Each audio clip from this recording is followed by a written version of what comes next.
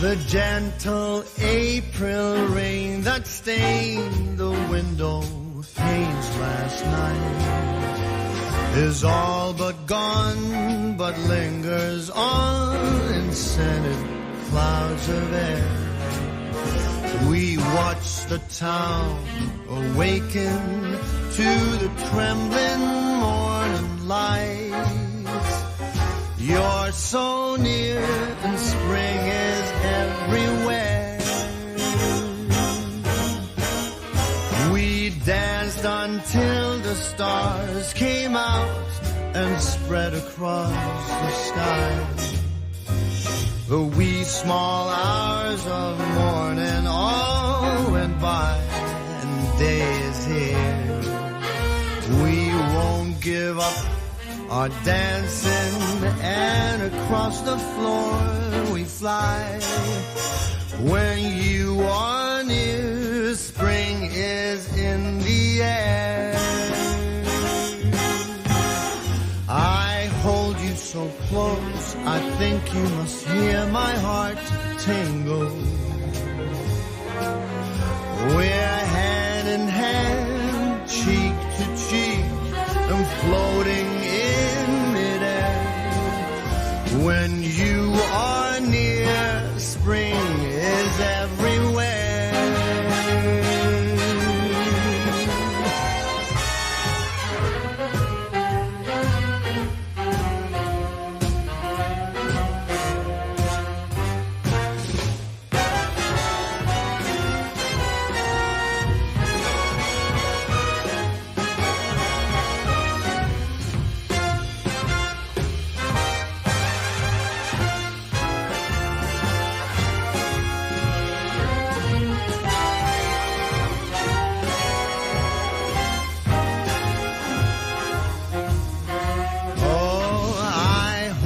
So close, I think you must feel my heart tremble.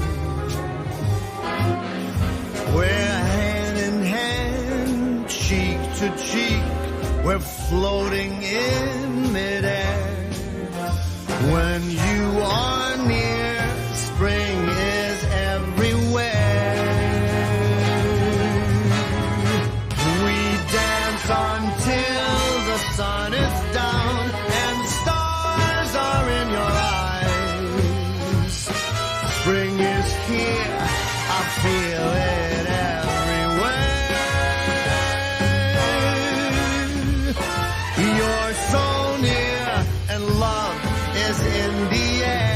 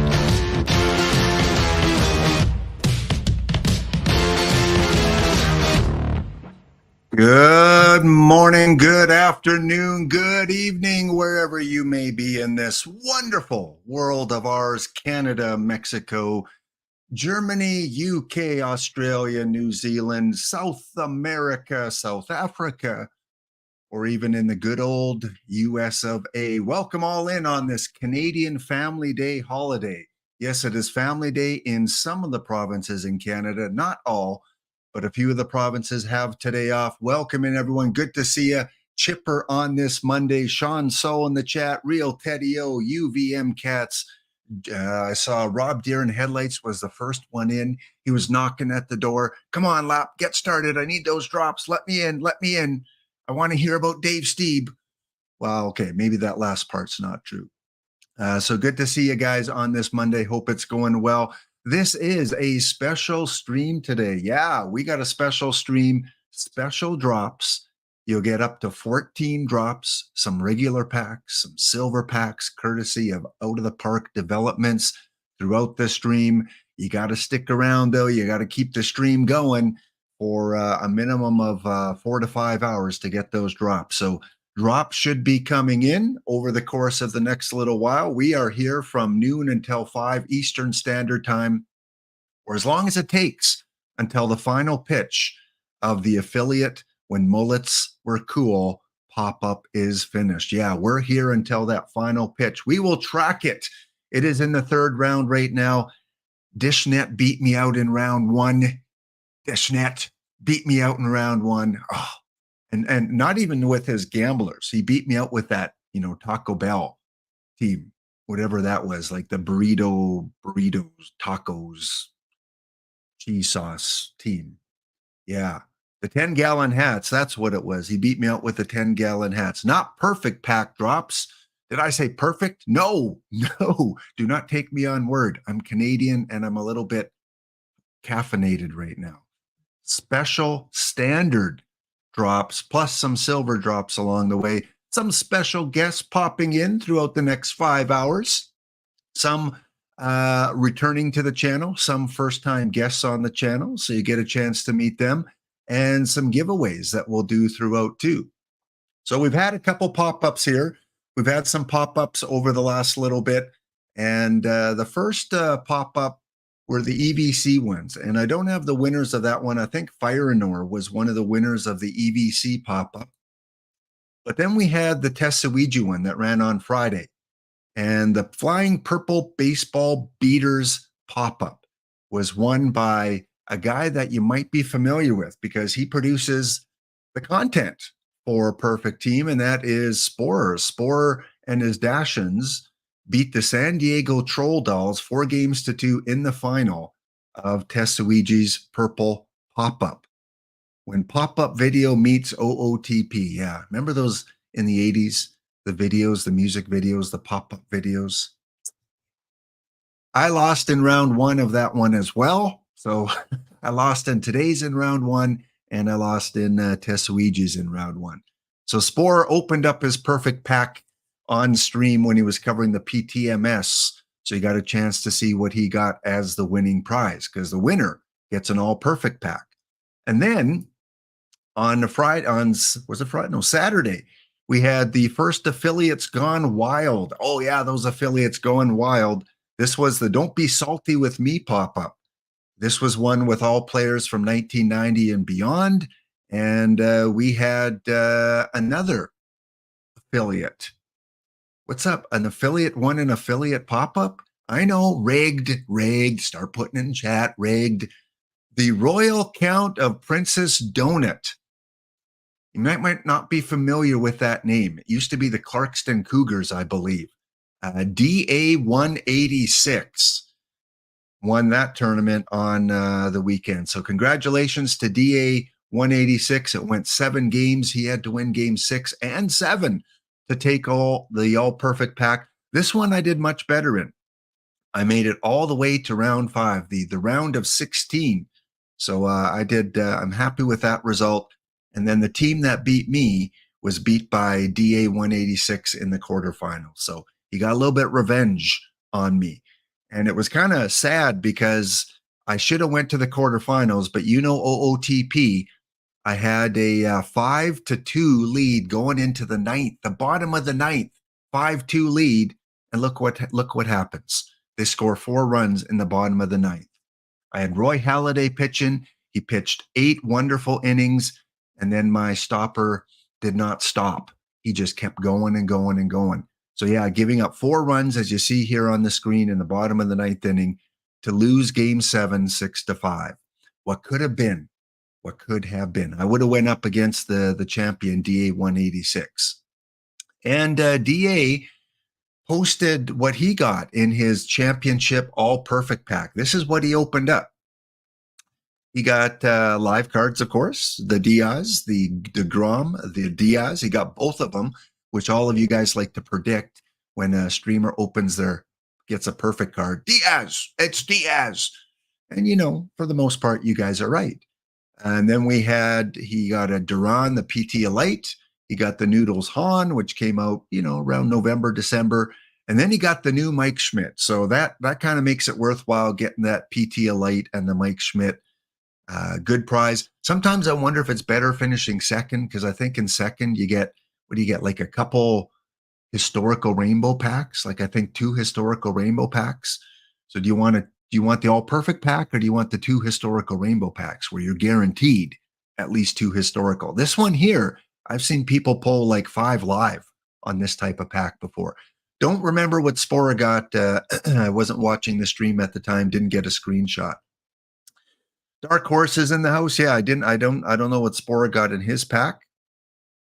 So there is the first, the more recent pop-ups that we've had. Congrats again to DA 186, and congrats to Spore for winning the last 2. Well, you guys, let's get this off with a giveaway here. Exclamation ticket, exclamation enter for your chance to win our first 5 packs of the stream. We will be doing drops. We will be doing giveaways throughout. And my first guest is coming up in about 15 minutes. So yeah, get involved with that. Enter. Going to go through a few perfect team, a few OOTP things, because this is the company that supports us streamers and allows us to do drops, and especially special drops like today. So I'd like to recognize the team, Rich Grisham, Nicolino, Dishnet, Spore, Matt Walsh, all the devs, everyone that is part of the team, including the beta testers who are busily beta testing OOTP 25. Unless you've been living under a rock, which maybe might be true for some of you, OOTP 25 is on pre-order. Yes, 30% off. You can get it now for 30% off. And then when it comes out on March the 12th, the beta version, you're going to be able to play 3 days before the official version on March the 15th. So pre-order now gives you access to that beta version. Unless you're on Steam, if you're on Steam, you can go wish list it, click the little wish list button, and that will give you access when it's released on March the 15th. You can't play the beta version on Steam, but you can go wish list it to save 30% off. So go check that out. Also, FHM Hockey 10 is available. It's been there since November. You can get OOTP on the go. And of course, check out the forums, the Discord, and the most recent podcast by the one, the only, Rich Grisham, who had a great conversation with Spore. And in that conversation, they talked OOTP 24 and OOTP 25 and some of the things we can expect. The big takeaway was there is no PT Plus coming in OOTP 25, at least as we knew it. Nothing at launch in terms of a subscription package. Rich Grisham did say, that don't rule out the possibility of something later in the cycle to come out that might give you some sort of perks or bonuses, but nothing at the beginning. So no PT Plus. Everyone will start on that equal level. We don't know tournament-wise if you're going to get 2 slots for traditionals or 3 slots or 4 slots, or if they're going to revamp the whole tournament thing. We don't know. We don't have that information. All we know is that both gentlemen said, be ready to play on day 1. Yeah. Remember how you used to get into entry pools and wait till Monday? Not anymore. Apparently, we will be able to get involved in competition right on Friday, March the 15th. So go pre-order it. Get it now. It is the hottest game in simulation baseball, OOTP 25. We've got of course, the player development in the base game. We've got a sandbox feature coming in, and we'll learn all about that on the road to release, starting with drdynastic, his voice, his show, and his guest Marcus Heinsohn on February the 28th. Monday, that's a Monday, or February 26th on a Monday, you'll be able to catch it on YouTube. It won't be a live stream. It'll be a YouTube kind of video that they put out there, which will interview Marcus Heinsohn and show you the trailer, the first look at OOTP 25's trailer, February the 26th. So yeah, 1 week from today, we're going to see that interview and be able to see the first trailer. Also, don't forget, this is the team always wants to pass along some little tidbits here. One of them is you can view all your previous cards. If you played Perfect Team in the past, you can click on that link, enter in your team name, and check out your standings, your record, your championships, the cards that you owned. You can do all that with the Perfect Team Historical Viewer. And you can get Perfect Team points in OOTP 24 permanently on sale for 20% off until the game disappears, except on the lowest level. You can't get any kind of discount on the lowest level. And one more for you from OOTP. Let me put the link out here. If you have time, please, if you haven't done this already, go ahead and fill out their survey, because it will make a difference. They will consider your input for content that's released in OOTP 25. So go fill this survey out, mentioning some of the cards that were special to you, memorable cards from any version of Perfect Team, right from OOTP 19 up until the current one. So take a few minutes when you have a chance, fill that out. And if you don't remember what cards you had, go click on the viewer here and reminisce about some of those cards. Coming up this week, here is my sked for the upcoming week. We've got the affiliate coverage today, special drops, special guests, special giveaways.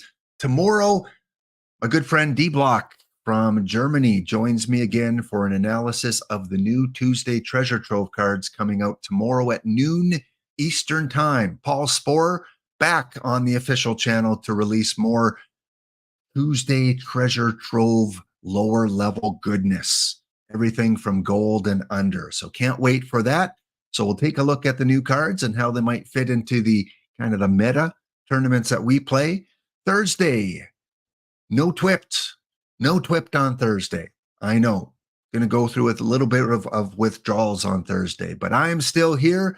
There won't be a Hawk report because there are no cards to analyze on Thursday, but I will have a special guest from the community. He joined me last year in OOTP 23. He will be back for his annual end of cycle mega pack rip. Hulkamat, who we see once in a while in the chat, he will be ripping hundreds and hundreds of specialty packs that he's saved up since the beginning of the cycle. And we'll see what he rips. There'll be some contests where you guys can predict what Hulkamat will get.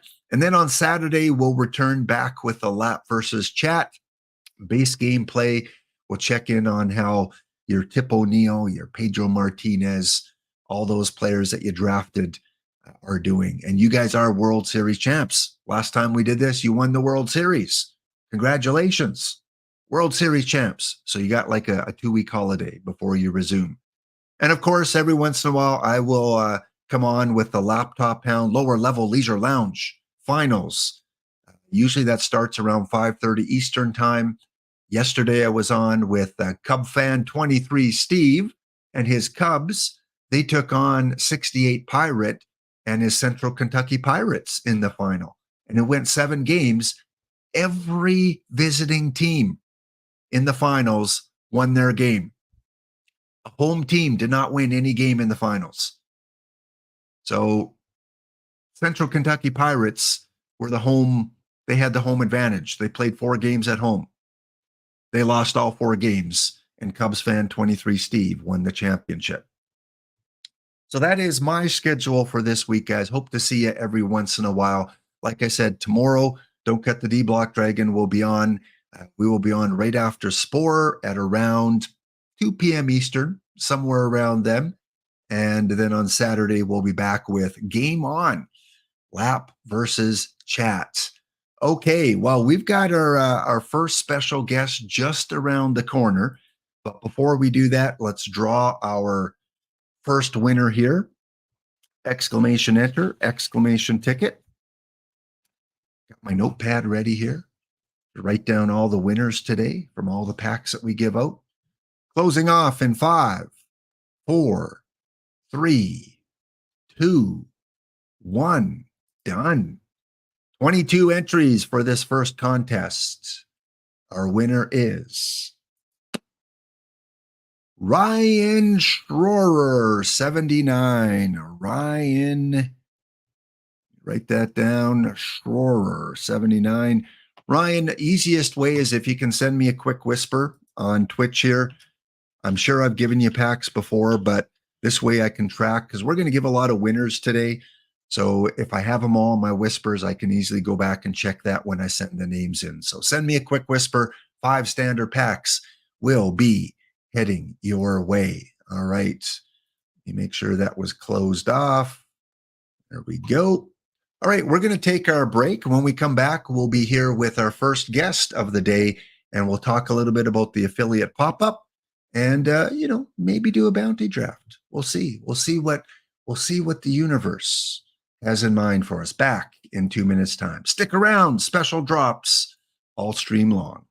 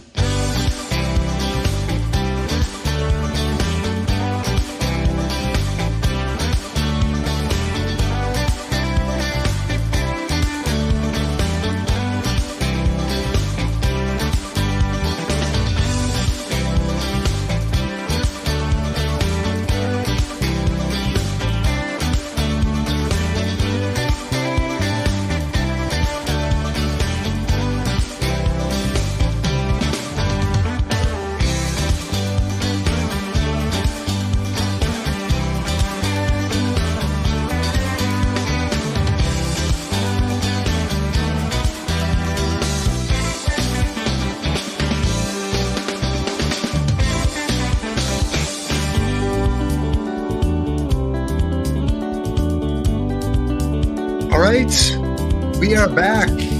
Welcome in.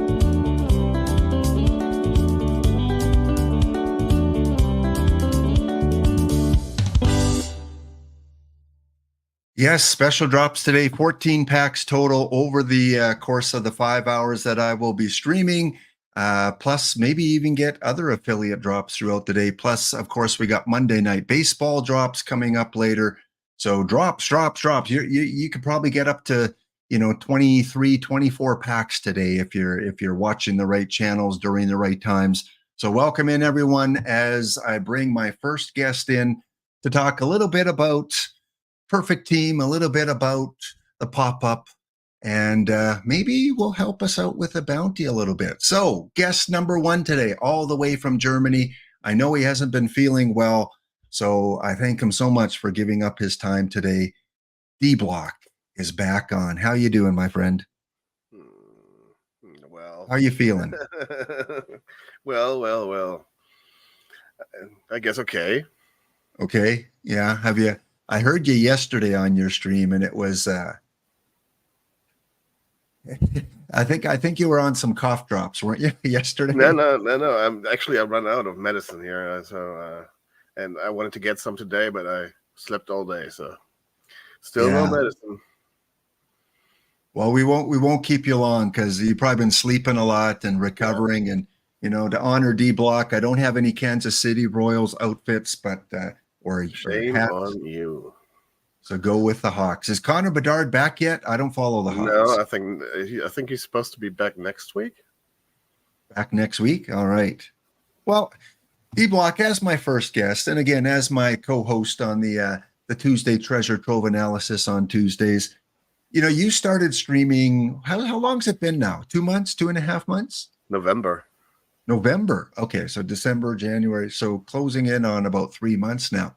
And as a new streamer of OOTP, you've done videos before and YouTube and things like that, I believe. Yeah. But for OOTP, you're relatively new, and there are a lot of people out there that have been watching the streamers, and there might be some saying, "Hey, I want to do that. I can do that. I enjoy OOTP."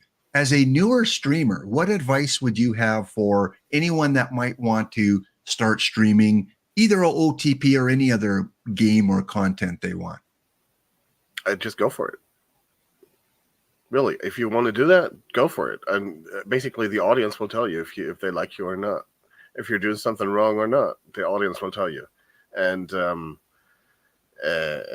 maybe not in the exact words, but and ask. Basically, ask. If you see that there's an experienced streamer in the chat, just ask him via DM and Discord or something like that. Hey, what do you think I can do better? Those are just the things. Just be open to criticism. That's not meant to be no diss against you. It's just they're trying to help you. And but first thing is, if you don't start, you will never know. And if it's not for you, well, just then stop again. Nobody is counting on you streaming or anything. So just start and have fun with it. And if you don't have fun, just stop again.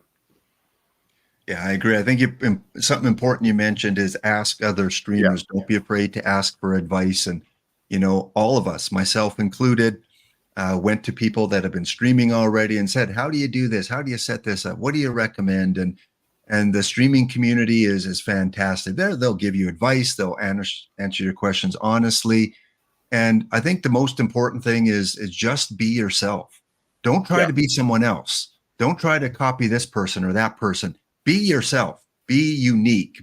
Come up with, content creativity that maybe you enjoy doing rather than what someone else is doing. I think you probably agree with me on that.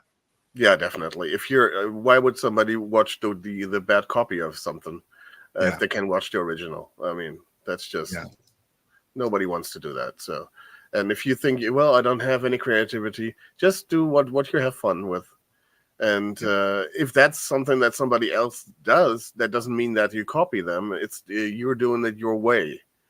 For example, if you're doing there are a lot of streamers who do the base game. If you're having fun with the base game, do the base game. Maybe try to do some. Think about if there's something fun you can do, a twist to it. For example, no trades or something like that.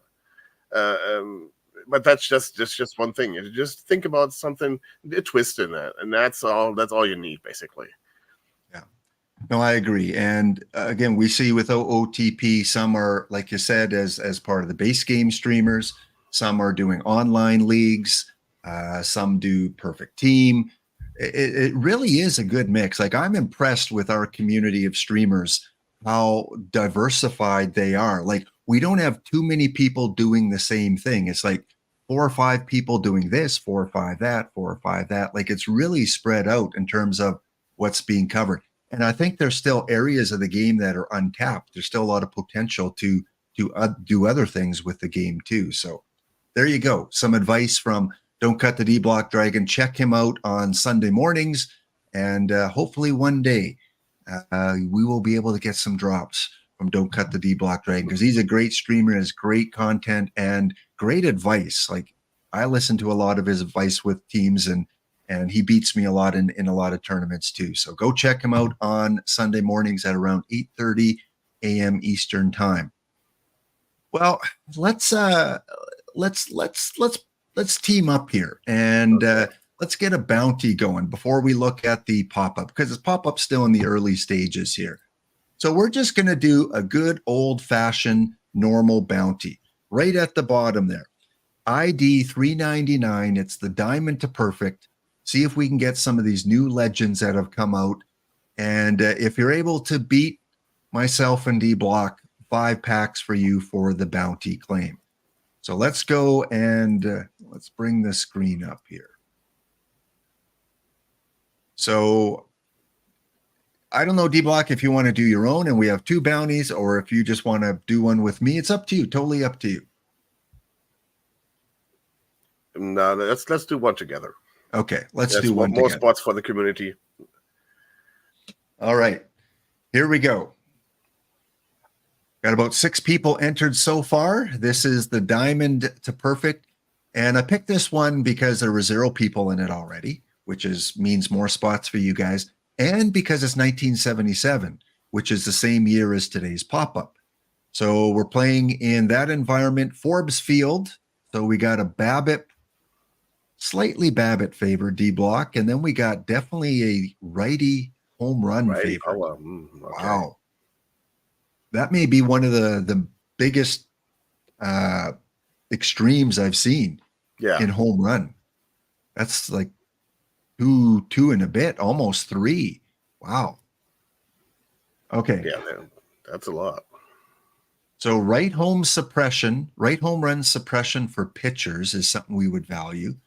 And then right-handed hitters home run. Babbitt's pretty neutral. So anyone jump out at you here? We've got a mix of old and new. Yeah, Acuna, of course. See a righty? Yeah, Acuna. Yeah. Maybe Cabrera, he's a righty. Or Tris. Yeah. Tris is a lefty, though, but... Yeah, Tris is more a Babbitt guy anyway. So, but I like Tris, of course. He's at the center position because of his defense there. But yeah. I think it's Acuna and Tris here. I agree, yeah. Miguel, you came close. Oh, we got the new Ichiro card, but again, that's not a power card. He's a lefty Babbitt guy, but good defense in right field. We got Babe, who's a lefty, and left home is really low. So we don't want left-handed hitters if we can avoid it. Garrett Cole, I think, is an that's a must there. Yeah. Garrett Cole. Votto is left-handed, right? Yeah. Yeah, he's a lefty. How are And you K-Line? against home run suppression? Not bad. K-Line is, I think, righty, right? Yeah, he's a righty. Yeah. We'd have to move Acuna to left, which we could do. You thinking that? I'm thinking that, yeah.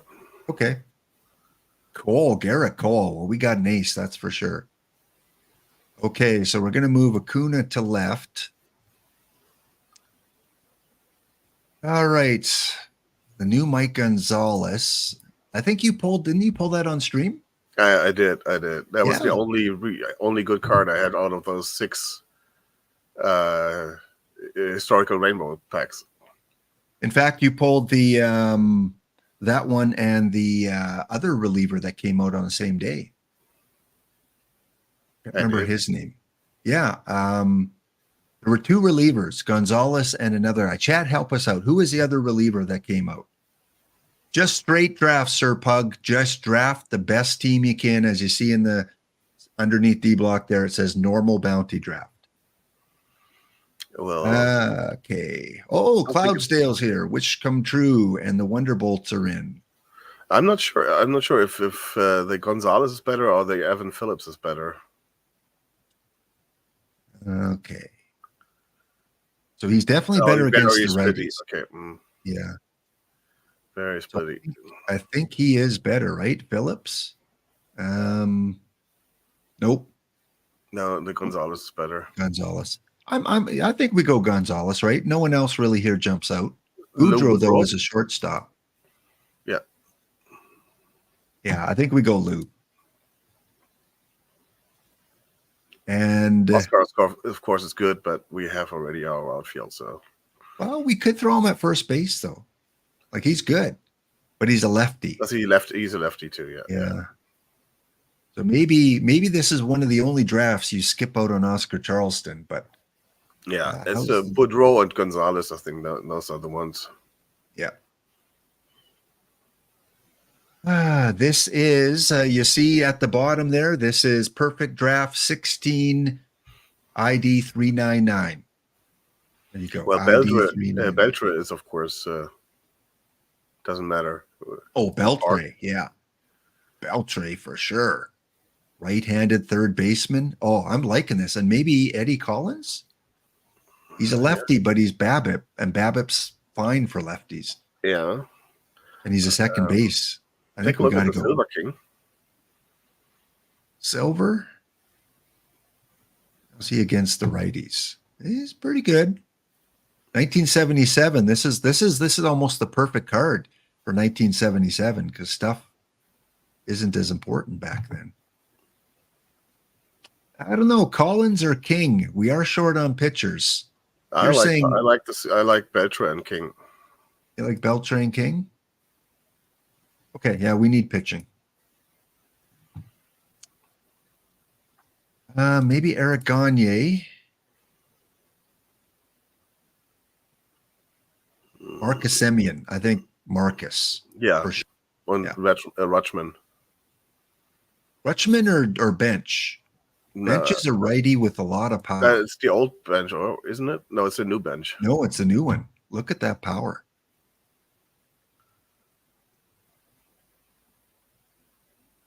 Power. Yeah, I think we go with the power. Bench. Yeah, let's do that.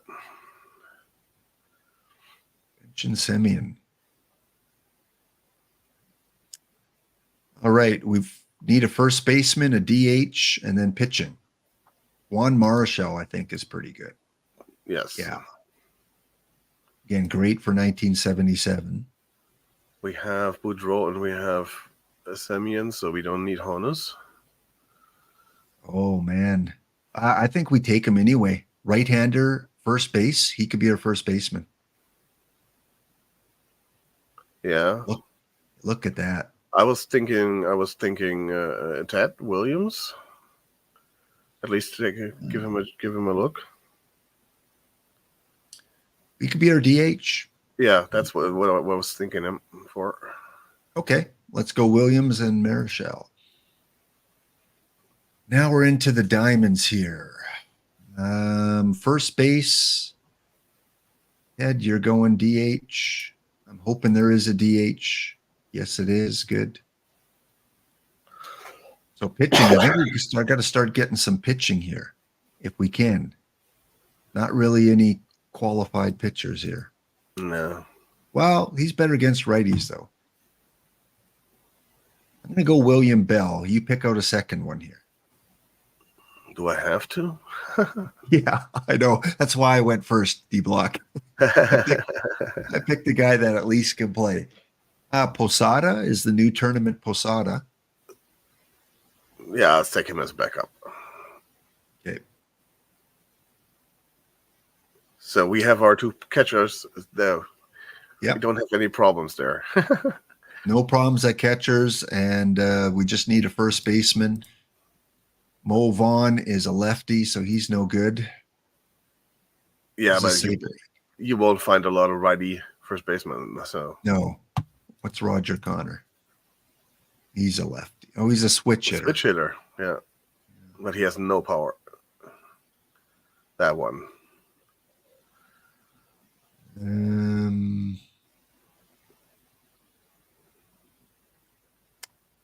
Rio Muto can play first, but has no power.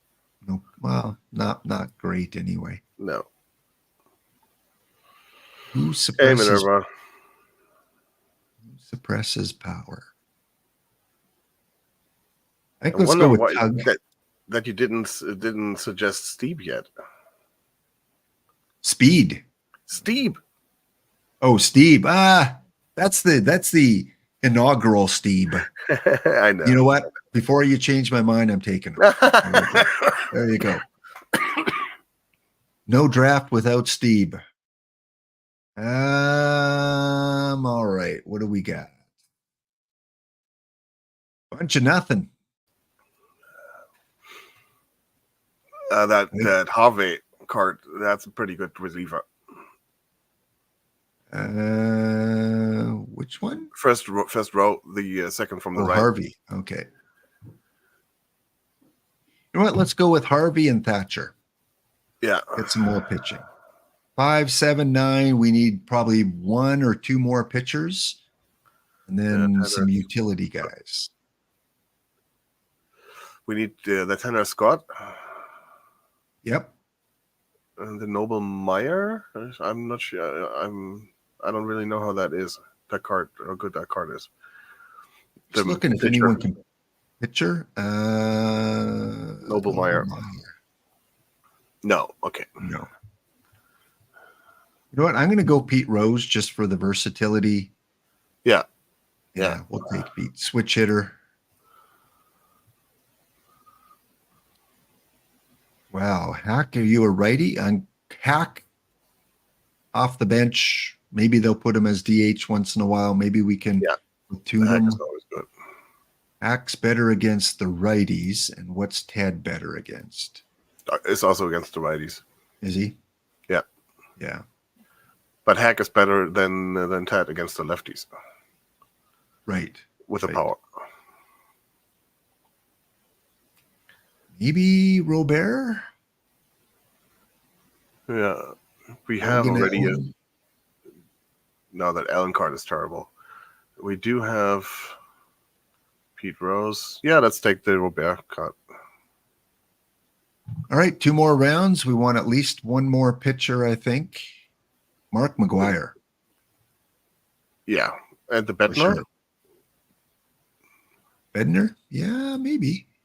Yeah. It's good against the righties. Last round. Willie McCovey. He's a lefty, though. Yeah, it doesn't matter.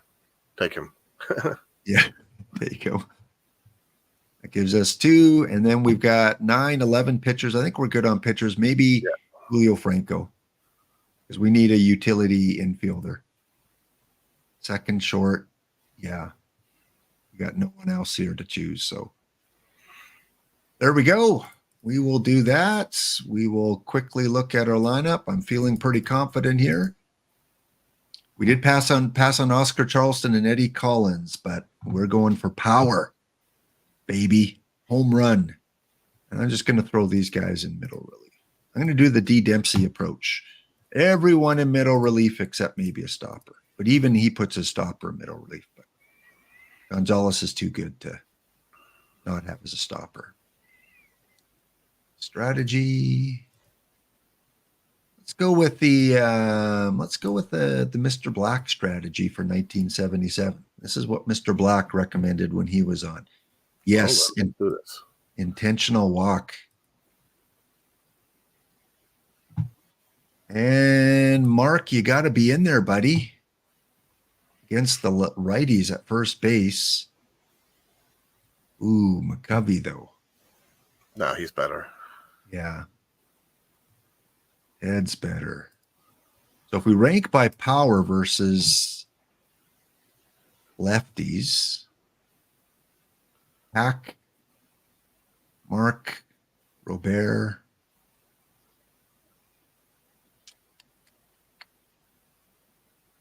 You know what? When you're looking at Speaker, Kaline, Acuna Jr., Beltre, Bench, Williams, Boudreaux, McCovey, Semyon, I don't think you need to mess too much with that.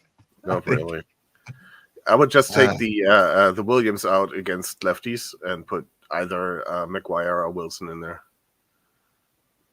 Yeah, I think Wilson.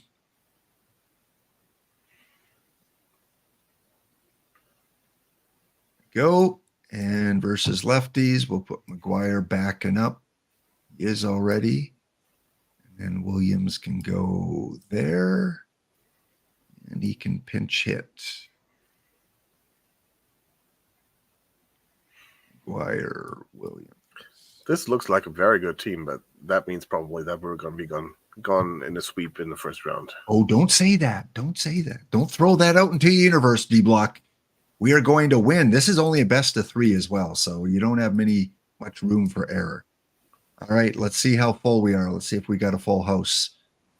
Where is it here? It is full. Thank you guys for filling up the bounty there. We have 16 teams, so we'll give that a chance to fill up a little bit. And let's check something here. Yeah, we're still good on time. Okay, let's go into the affiliates gone wild. I'm already out. Are you? Yeah, me too. Yeah. Losing to Dishnet. I lost to Dishnet. So what I think is the final pop-up for this cycle, affiliates gone wild. And again, this is the one where we had ezradenney contribute to Willie Mays. I put in the perfect Dave Stieb. We have the Jackie Robinson for Dr. D. Ryne Sandberg for Attica. Gorgo with his Cincinnati Reds, Frank Robinson. And to represent the non-affiliates, all you guys that do wonderful content out there, including D-Block, Johnny Dickshot. And for those that don't know D-Block, tell us the story of your evolution with Johnny Dickshot. Well, first of all, he came out with all those funny names cards with Little Stoner and well, of course, Johnny Dickshot, and it's kind of like the 15-year-old D-Block is just kind of chuckling, of course, Dickshot, and but then first of all, the card is a very good card. Especially when it came out, it was a really, really good card in the outfield in bronze, and to me, it kept being very good right up to the end now, and especially against the lefties, we did get a lot of new cards in the outfield. They were all good against the righties, but Dickshot still was better against the lefties, in my opinion. He didn't have much power, so it's a very accurate card, and I don't know, once you get kind of like attached to one card, you especially with a player you've of course never heard of before, you get to just put him into Google and just look him up a little bit. And I think he's a very interesting player. He played for 17 years, and I love those lifers. I mean, those players who were never a big star on any team, got cut several times, had to play several years in the minors because and still they played 17 years, and I love those. So that's the community card that I requested. The Rex Hutler is kind of like the same thing. Rex Hutler, for example, he played for 10 years in the minors and 12 years in the majors, and he was never on an all-star ballot. Not an all-star, but not even on a ballot. And I love those type of players. And Dickshot is that kind of player. And I mean, Dickshot is not his real name. It was Dixus. Of course, when you know guys in the locker room, that becomes Dickshot. And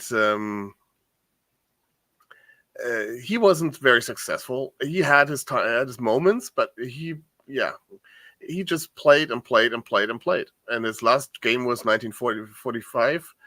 I think 1927 was his first game, and acknowledging that that he gave himself the nickname the most ugliest guy in baseball. I just like this.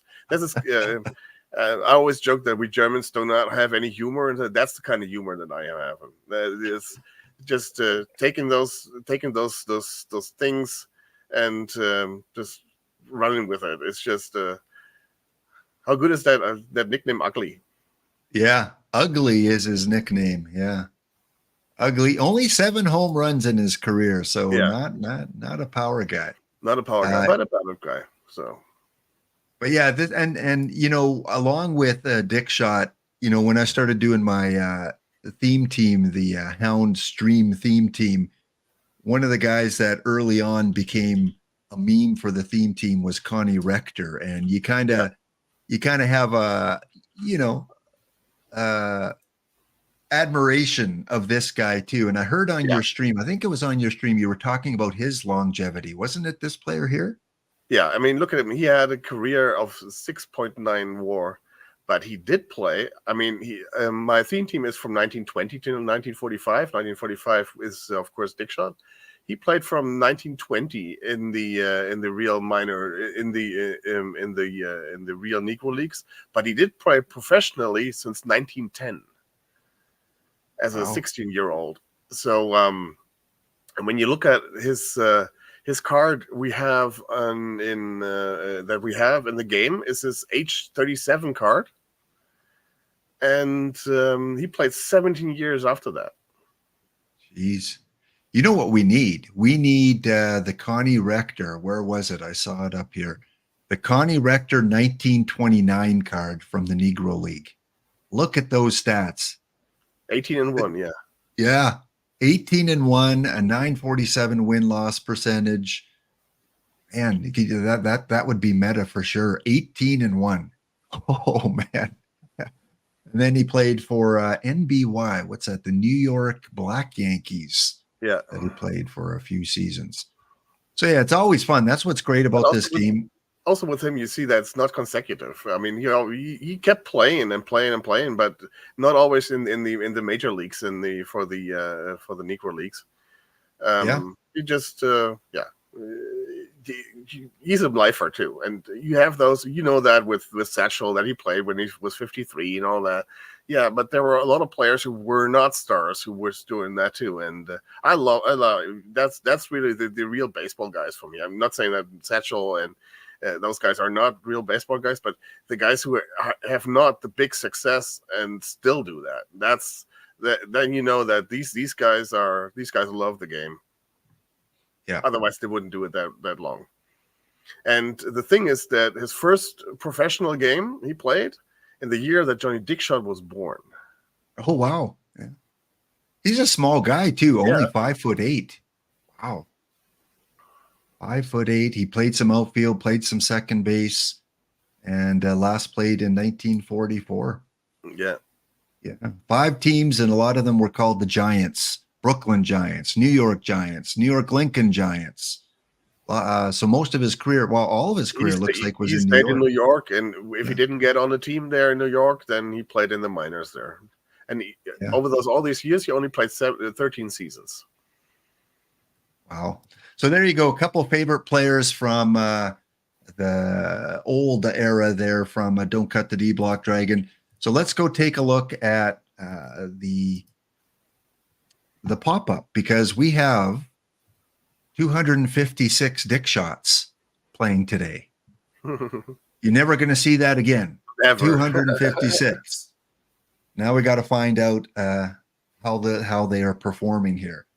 So again, I lost out in round 1 to Dishnet and his 10-gallon hats, and it looks like we are just starting round 4. So round number 4. Yeah, we're just starting round 4. So let's shout out those that have made round 4. We've got the Gunner Gnomes playing the Palm Bay Wild Riders. We got the Mud Hens taking on Hartford Dragons. The Winnipeg Blue Jays and Shifted taking on the Seattle Pulsars. Alston Wolf Spiders, another good manager, taking on the Sharks. The Giraffes and the Ryne. The Dumb Waiters taking on the Outs, the Flippin' Outs. The Bunt Holes taking on the Orange Birds. The Blue Claws and the Hammers. The Pac-Men and the Logger. The Toros and the Castroville Mashers. The Badmen taking on the Skinks. The Edisons and the Donuts. The Colors and the Bulls. Busmucker representing, taking on Erie representing, and the Seawolves. And then the Red Raiders, the Puyallup Fair by IBDB to you. And then a Chicago Cubs TTC team taking on, an Oilers. We got an Oiler team there.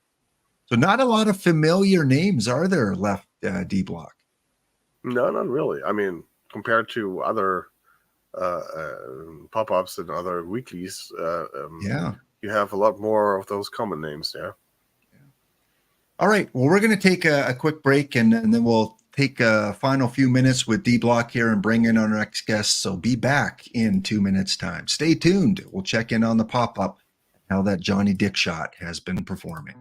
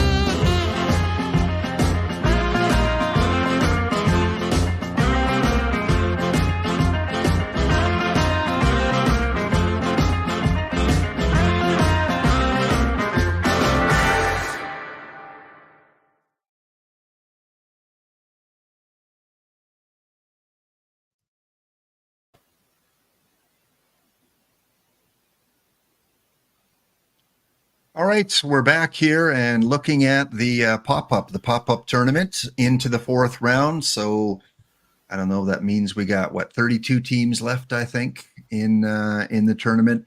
And taking a look on how Johnny Dickshot, the card representing all those non-affiliates out there that we want to give some love to.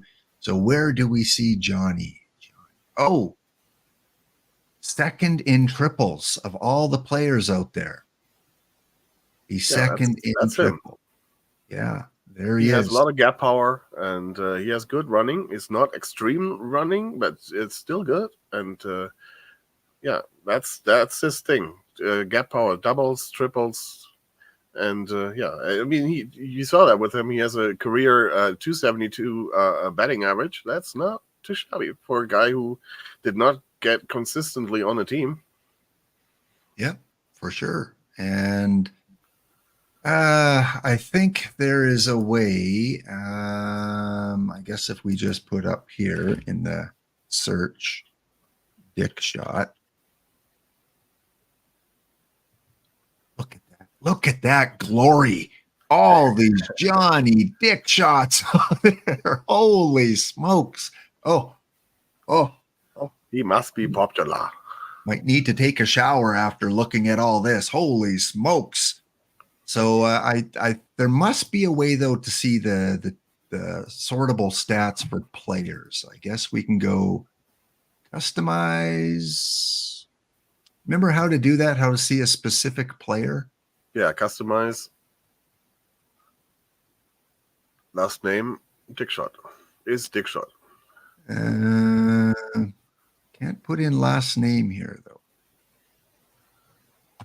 Filter, You are on team stats, not player stats. Oh, yeah. We need to be on filter. So plus. No, you are on team stats, not player stats. Yeah, no, I think we're good now. I think we're good. General name Dickshot. And okay. Because you're on team stats, not on player stats. Got to be on player stats. There we go. Sortable stats. Sortable stats. Okay, and then batting leaders. No. Sortable stats, and then do that what we did again here with the filter. Filter. There we go. Okay, let's clear that one, and let's go choose last name is Dickshot. Dickshot. All right, let's find out how these Dickshots are doing. What do we want to check? Hit-wise. This Johnny Dickshot here hitting 377 D block. Yeah. It's pretty good. 377, 72 plate appearances, so fairly decent sample size, 23 hits. 1081 OPS and just 173 OPS plus. That's nice. Yeah, that's good. So if we sort by WRC even, well, that's a small sample size, but yeah. This guy looks pretty good. 396 for the Halloween Town Ghosts. This is one of the better Dickshots. Look at that. Ooh. Fortunately, they're not in the tournament, so this ugly is gone. What do you like to sort at to kind of show? Look at that bats. When you see somebody who's still in there. BABIP? At bats. Oh, at bats. Okay. So, 65. So we got a 362 and a 353. So look at this for BABIP wise anyway. Where's average? 377, 300, 291, 315. So yeah, that it's a card that is useful in this tournament. For sure. War-wise, we got a couple at 0.8 war, the 377 from the Velociraptors, and this one here from the Ghosts. So the Ghosts and the Velociraptors so far, early in the tournament, have the two best Dickshots out there. And then we have the Roadrunners with the 396 Dickshot, another good performance. And coming in at number 4 war-wise is the Spiders, 367 average. Yeah, doing well. Johnny's doing well. So you lost out, you said round 1, and I lost out in round 1. So we cannot represent no streamers that I can see on those team names. No. In tournament. So the streak will be broken at 2 with Spore winning and with DA 186 winning. All right, to close off D Block, I've got a few quick questions for you. Laps 4 quick questions, and then we'll bring on our next guest here. While we're doing that, I'm going to start the next contest. So let me get that set up here quickly for you guys. We will start the next one. Exclamation enter exclamation ticket for your next chance at some packs. Okay, question number 1. If you could have coffee, sit down and have a coffee for an hour, beverage with any baseball player, former or present, who would it be? Oh, that's hard. I'm not a big fan guy. But just to hear stories, to talk to not so much not a ooh Justin Bieber, not that kind of. Okay, all right, okay. But to have a conversation about baseball and what baseball is like, that kind of thing. I think Satchel Paige. Satchel Paige. Okay, good I think choice. that would be very interesting to hear how that you always hear how that was for older players in the as a white guy, but how it was for older players for players who was with the Negro Leagues. I think that's very interesting. I was with the Negro Leagues Museum in Kansas City, and that was so interesting. And that's so I can. If you are in Kansas City, you have to go there. It's really nice, and I guess Satchel Paige would be my guy. All right, question 2. You're a sports guy. You played sports. You like watching sports. If you could go back in time and have a finals replayed because it didn't turn out your way, which finals would you have replayed? Any sport? Any sport. 1986 World Cup final, Germany against Argentina. What was the final score in that one?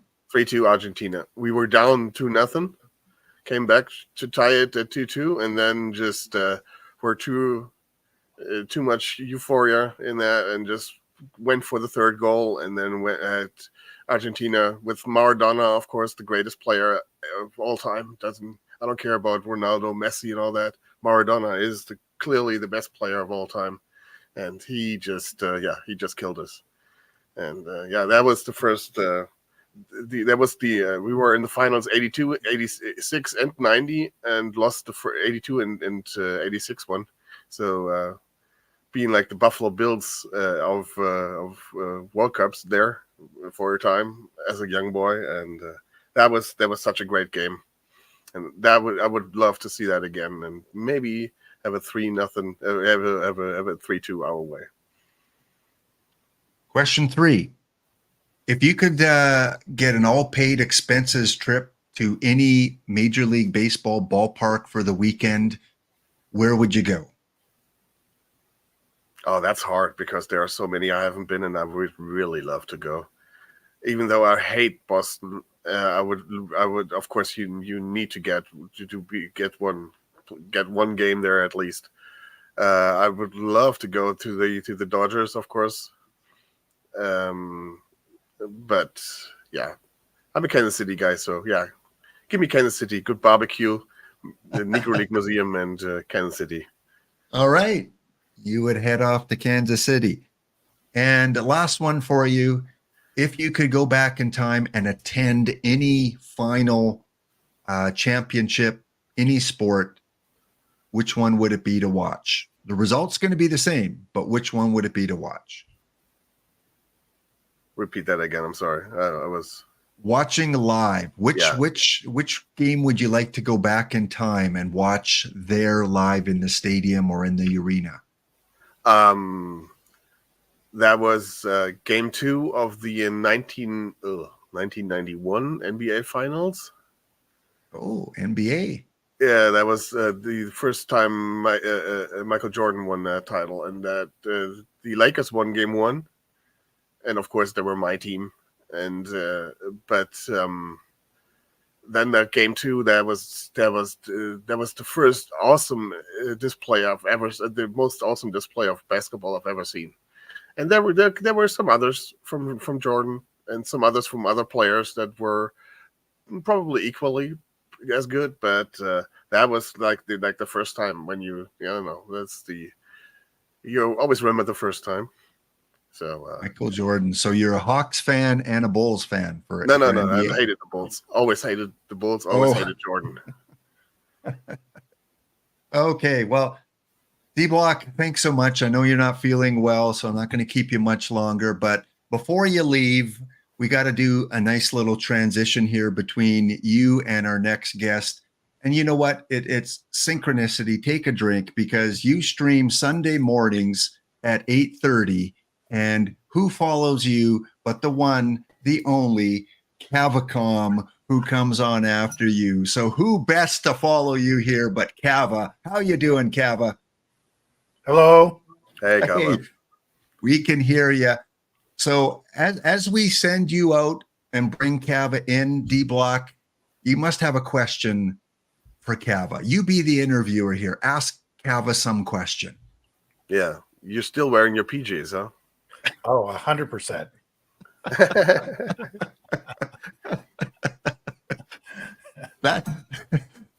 That's quite the question to end off on there, D Block. So yeah, Cavacom is here from Canada. We will interview him and talk to him a little bit about his OOTP history and background and streaming and favorites and all that kind of stuff. D Block, have a wonderful day. Get rested up, and we'll see you tomorrow. Bye-bye. All right, everyone in the chat, give it up for Don't Cut the D Block Dragon. Go check out his channel. One of my mods, shout him out. One of my mods, wink, wink, shout him out in the chat. All right, thanks, D Block. We'll catch you later. All right, well, first time guest on the channel here. We've got Cava here. You know him, you love him, you listen to him Sundays. So let's start off because it's the first time I've ever talked to you on stream. And I know a little bit about you, but there's still a lot I don't know, like the community. Probably a lot they don't know. Many call you one of the OGs for OOTP streaming.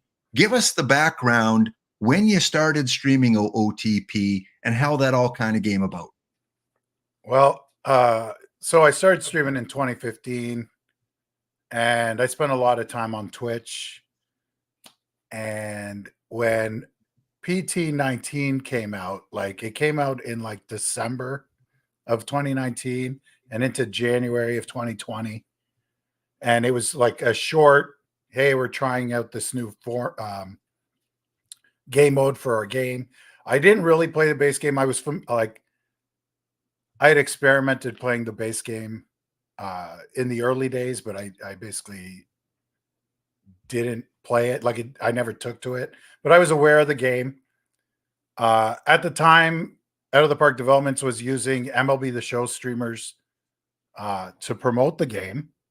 And there were some big ones like Spore, Daddy Demu, Mills. And I was on a Mills stream and he was playing and they were introducing the Perfect Team mode. And the game happened to be on sale for $5. So I decided to buy it and try it. And of course, I fell in love and got addicted and enjoyed the game very much. And I'm like, this is easy to stream, right? At the time I was streaming Sid Meier's Civilization. And I'm like, you know what? I'm going to try streaming this. The Sims are every 30 minutes. We can replay. A full replay takes about 20 minutes, 27 minutes, and we'll talk about it while we wait for the next sim. And it worked out. And I was doing that. I was streaming Perfect Team. And I was the only one streaming Perfect Team on Sundays during the playoffs, which I thought was odd. The other streamers that streamed Out of the Park Developments were either streaming the base game, like PBE Sim would stream their online league, and other streamers would stream the base game only, and Spore would be streaming MLB The Show, and he would look into his Perfect Team, but he wasn't doing Perfect Team exclusive streams back then. He was mostly MLB The Show, fantasy baseball, but he would look into his Perfect Team whenever I was in his chat and I'd ask him to, but he didn't do exclusive Perfect Team streams. So that's how I started in PT19. Now, back then, it was league play only. There were no tournaments. There were no missions. It was every 30 minutes, you had a sim. On Mondays, it was April. On Tuesdays, it was May, and so on and so on. Sundays would be the playoffs. And, I would do all the playoffs in the same format I do now. I would do the playoffs from 10 a.m. and sims were every 30 minutes. So if I made it to Game 7 of the World Series, it would be 1:30 in the morning, Monday morning. So I'd stream from 10 a.m. Sunday morning to 1:30 in the morning, Monday morning, if I happened to make it to Game 7 of the World Series. And I would also stream during the week if I was laid off, because I'm a seasonal worker. So if I was off for the month of January and February, I would stream regular season replays during the week. And one time I tried to stream an entire 162 game season. It didn't quite work out because I was called back to work. So the season was interrupted. But yeah, that's the origins. And other streamers, came and went, obviously. This was before the affiliate program. And then in March of that year, Out of the Park 20 came out and introduced tournaments and missions. And my stream really picked up with a bunch of new people picking up the game, the release of the game. And yeah, that's basically my origin story. And I've been here ever since. And of course, the MLB The Show streamers like Spore and Respawn would stream Perfect Team on a more regular basis. And of course, we got a bunch of, like, Angered Unicorn showed up back then. And when he first started, he was just opening packs. And then he very smartly started doing tournament analytics. And at the time, we both didn't know it, but there was a hunger for that material, for that. There were lots of viewers on Twitch who wanted tournament analytics, and his Discord blew up and his stream blew up, and he eventually joined the affiliate program. As you know, the original affiliate program had Yuka, Angered Unicorn, and a bunch of guys that don't stream anymore. And I was never part of that, but I think Respawn was part of that. And yeah, our game just grew. And then with 21, 22, just more and more streamers, more progress in the game, more features added to Perfect Team, like perfect drafts. I forget what year, it might have been 22, PT 22 with perfect drafts. The missions became more complicated, more content every week on This Week in Perfect Team. This Week in Perfect Team used to air on Monday nights with Snaggle J, and the content wasn't new cards or game pieces for the game, but it was recapping the previous week, right? So This Week in Perfect Team was a recap show. So they would list all the champions of league, and they would talk about interesting statistics, like who had the longest hitting game streak, like Joe DiMaggio's record, if anyone broke it, or just things of that nature. And of course, that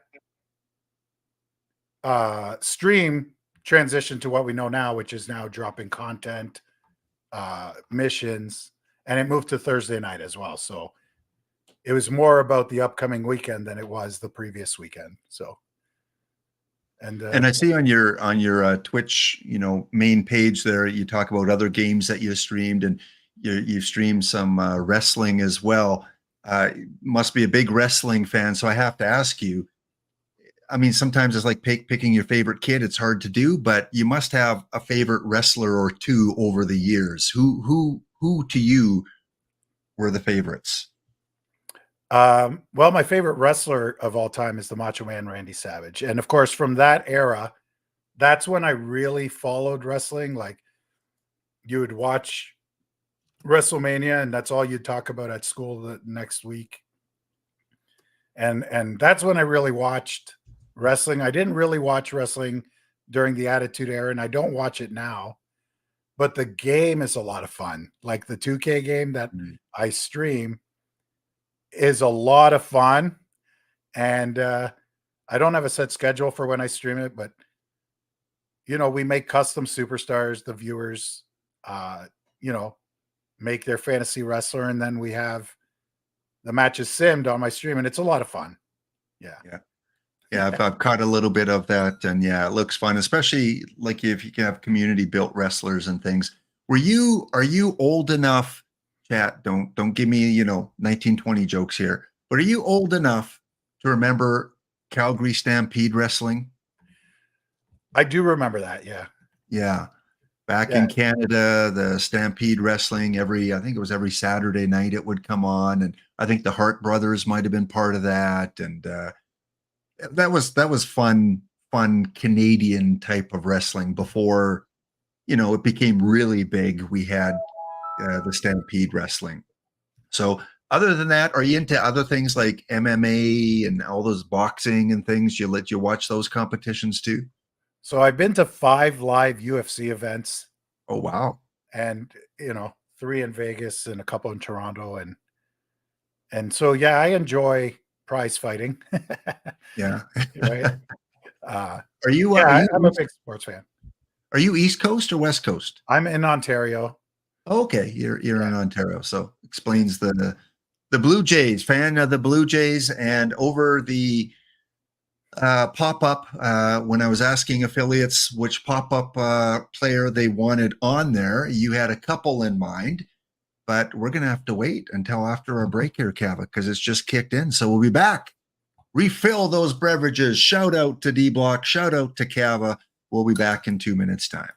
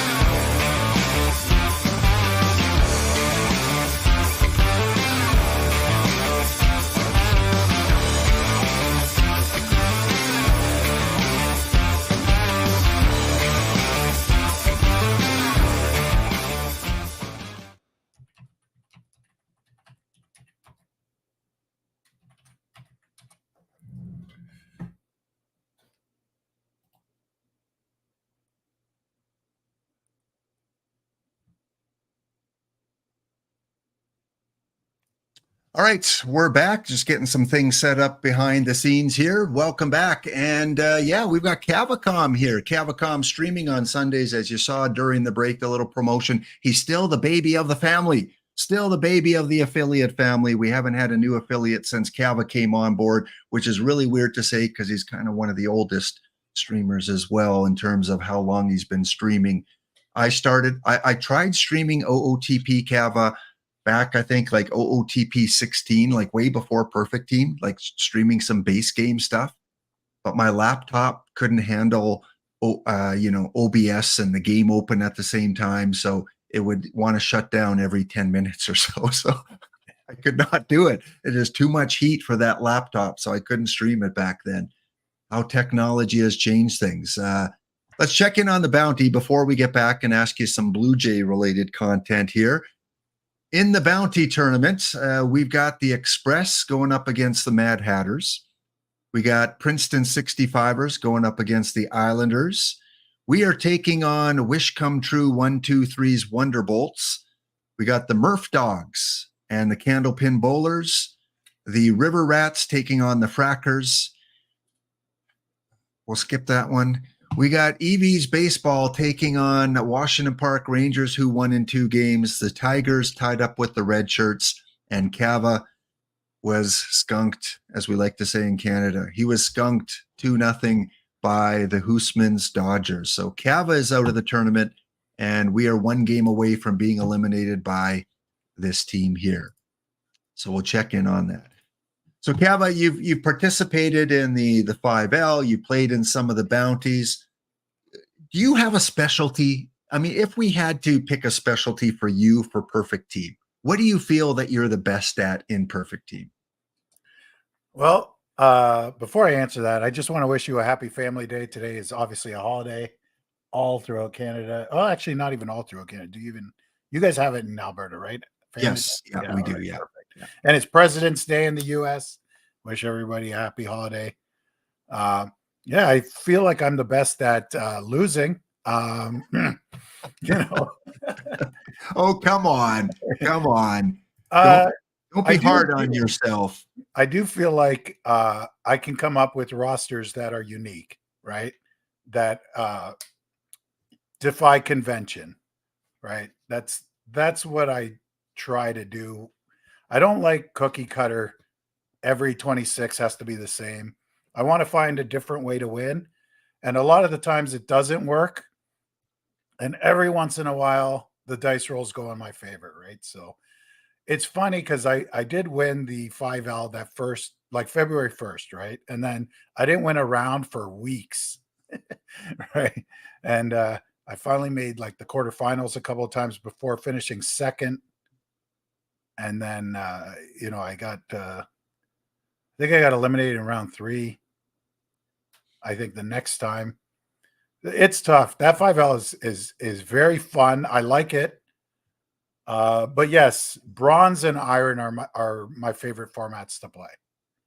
Right. Well, yes, I like you more even now because bronze and iron are my favorites too. And I mean, I don't win. I lose all the time. He's fifth. He's fifth in overall standings for February. He's got a first place finish. He's got a second place finish. Don't let Cava fool you, folks. Don't let him fool you. He's like Mr. Audit that, I never win. I never win. And then they're like champions all over the place. Yeah. Really, have we seen Mr. Audit and Cava in the same room? We haven't. We've never seen them on the same stream.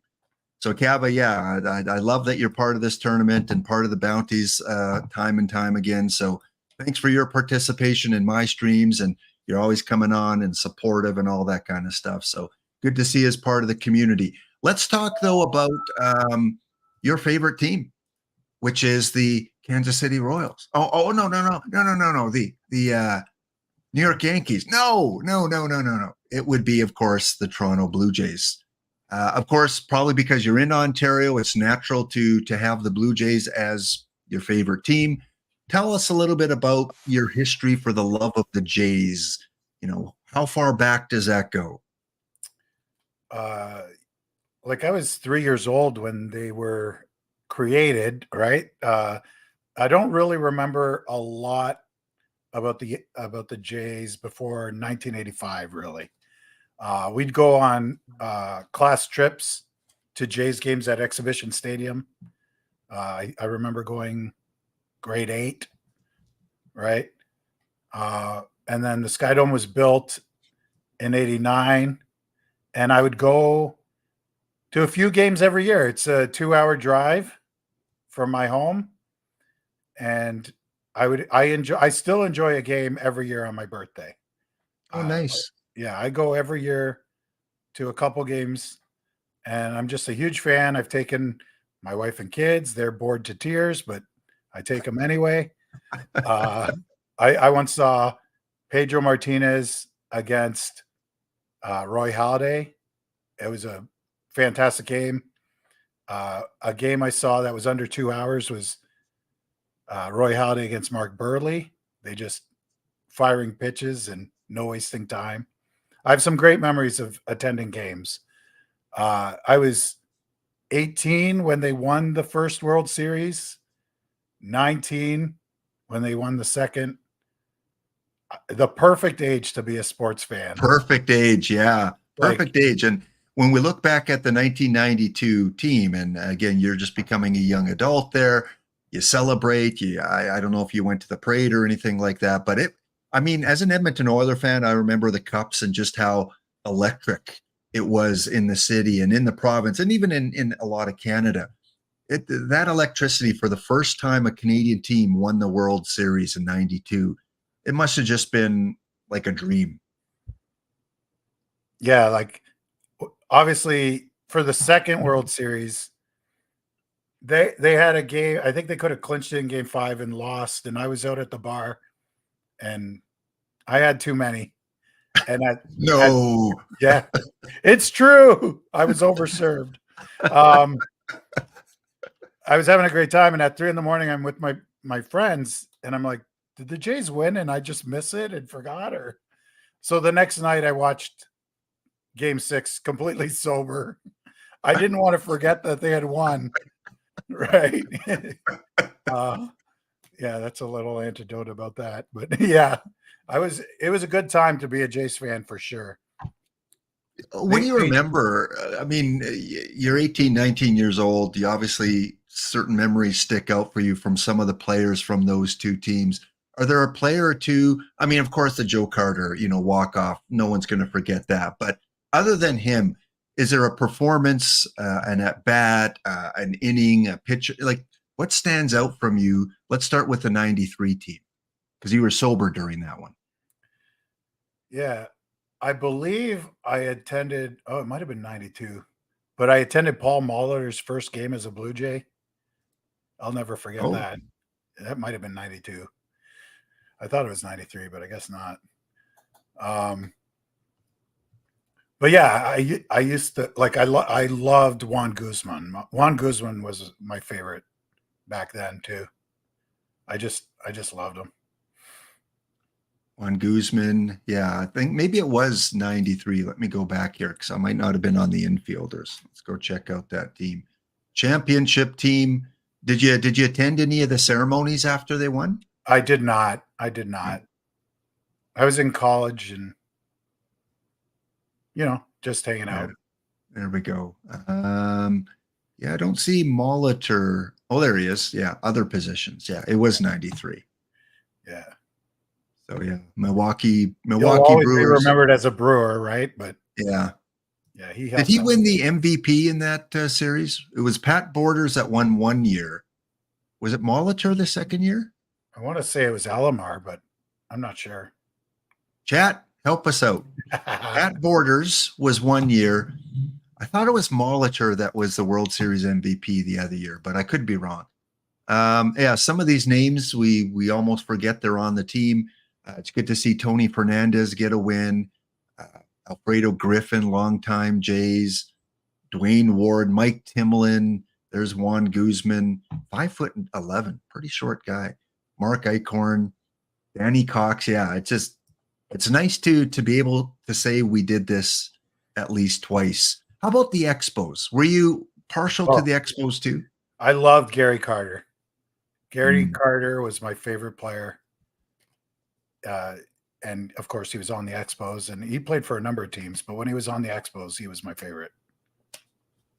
Yeah. When he went to New York, kind of a sour taste too, when asked about which cap he wanted for his Hall of Fame plaque. Like, a lot of these Expos break in as young guys, and then it's almost like we were a farm team for the Yankees and Red Sox and Mets, and they would move on. Same with Guerrero and Sean Green with the Blue Jays, Larry Walker. Like, a lot of these guys we drafted well, and then they moved on. So yeah, good choice there. And that strike year, was it strike or lockout? I can't remember the situation where the Expos were like top of the league and never got a chance to go to the World Series. Yeah, I think officially it was a lockout. Right. Yeah. We call it the 94 strike, but I think officially it was the owners doing, because the players wanted to play. Right. Yeah. And I mean, just man, Hall of Famer after Hall of Famer that played on the Expos. Nicolino mentions Andre Dawson, going to Chicago. And, I'm almost looking at a Hall of Fame class here. You had Tim Raines, you had Cliff Floyd, Rondell White, Pedro, of course, Martinez. What could have been with the Expos. And, selfishly, as a Canadian baseball fan, a Jays Expos matchup is what you're always hoping for, right? And never got to that. So, yeah. Well, okay. Enough reminiscing about Canadian baseball. Let's go on and talk a little bit about the pop-up. When I asked you to submit names, who are a couple of the names that you wanted to see as cards in the pop-up? I would have loved to have seen an Ichiro. I really think Ichiro is my kind of card, right? Yeah. A lot of BABIP, a lot of speed, a lot of... Yeah, I like having a batter with speed who can hit, right? Who gets on base and can hit. Yeah. Yeah. Ultimately, you went with yeah. you went with a couple, and this was the first affiliate pop-up. This was the post 1991. You went with you wanted Roy Halladay and you wanted John Olerud as part of the pop-ups, and we put in the John Olerud. So, yeah, is it something about Olerud? Did you choose him because of the playability of the card, or because you were just a big fan of his? That one is just a big fan. I loved him when he played for the Jays. He's underrated. Like, as good of a hitter as he was, he's still underrated in my opinion. Yeah, yeah, right. I agree. And just his demeanor on the field, like just a quiet, a true non-aggressive, very professional player. And he went on to, I think, play with the Mets or the Yankees. Which New York team did he go to? I think it was the Mets, wasn't it? I think it was the Mets. Yeah, I don't have a clear recollection. Yeah, later on. But yeah, great player. So we have the John Olerud as part of the first pop-up. We had Roy Halladay as part of the first pop-up. How did you do in that? Did you get in and make it very far? It around 3. Yeah. I didn't go as far as I would have liked. I did better in the EVC tournament. Yes. Yes. So, I did like the format, though. The format was interesting. I did like that. So. And you said you bought Perfect Team or OOTP on sale when it came out in 19, right? Right from the beginning?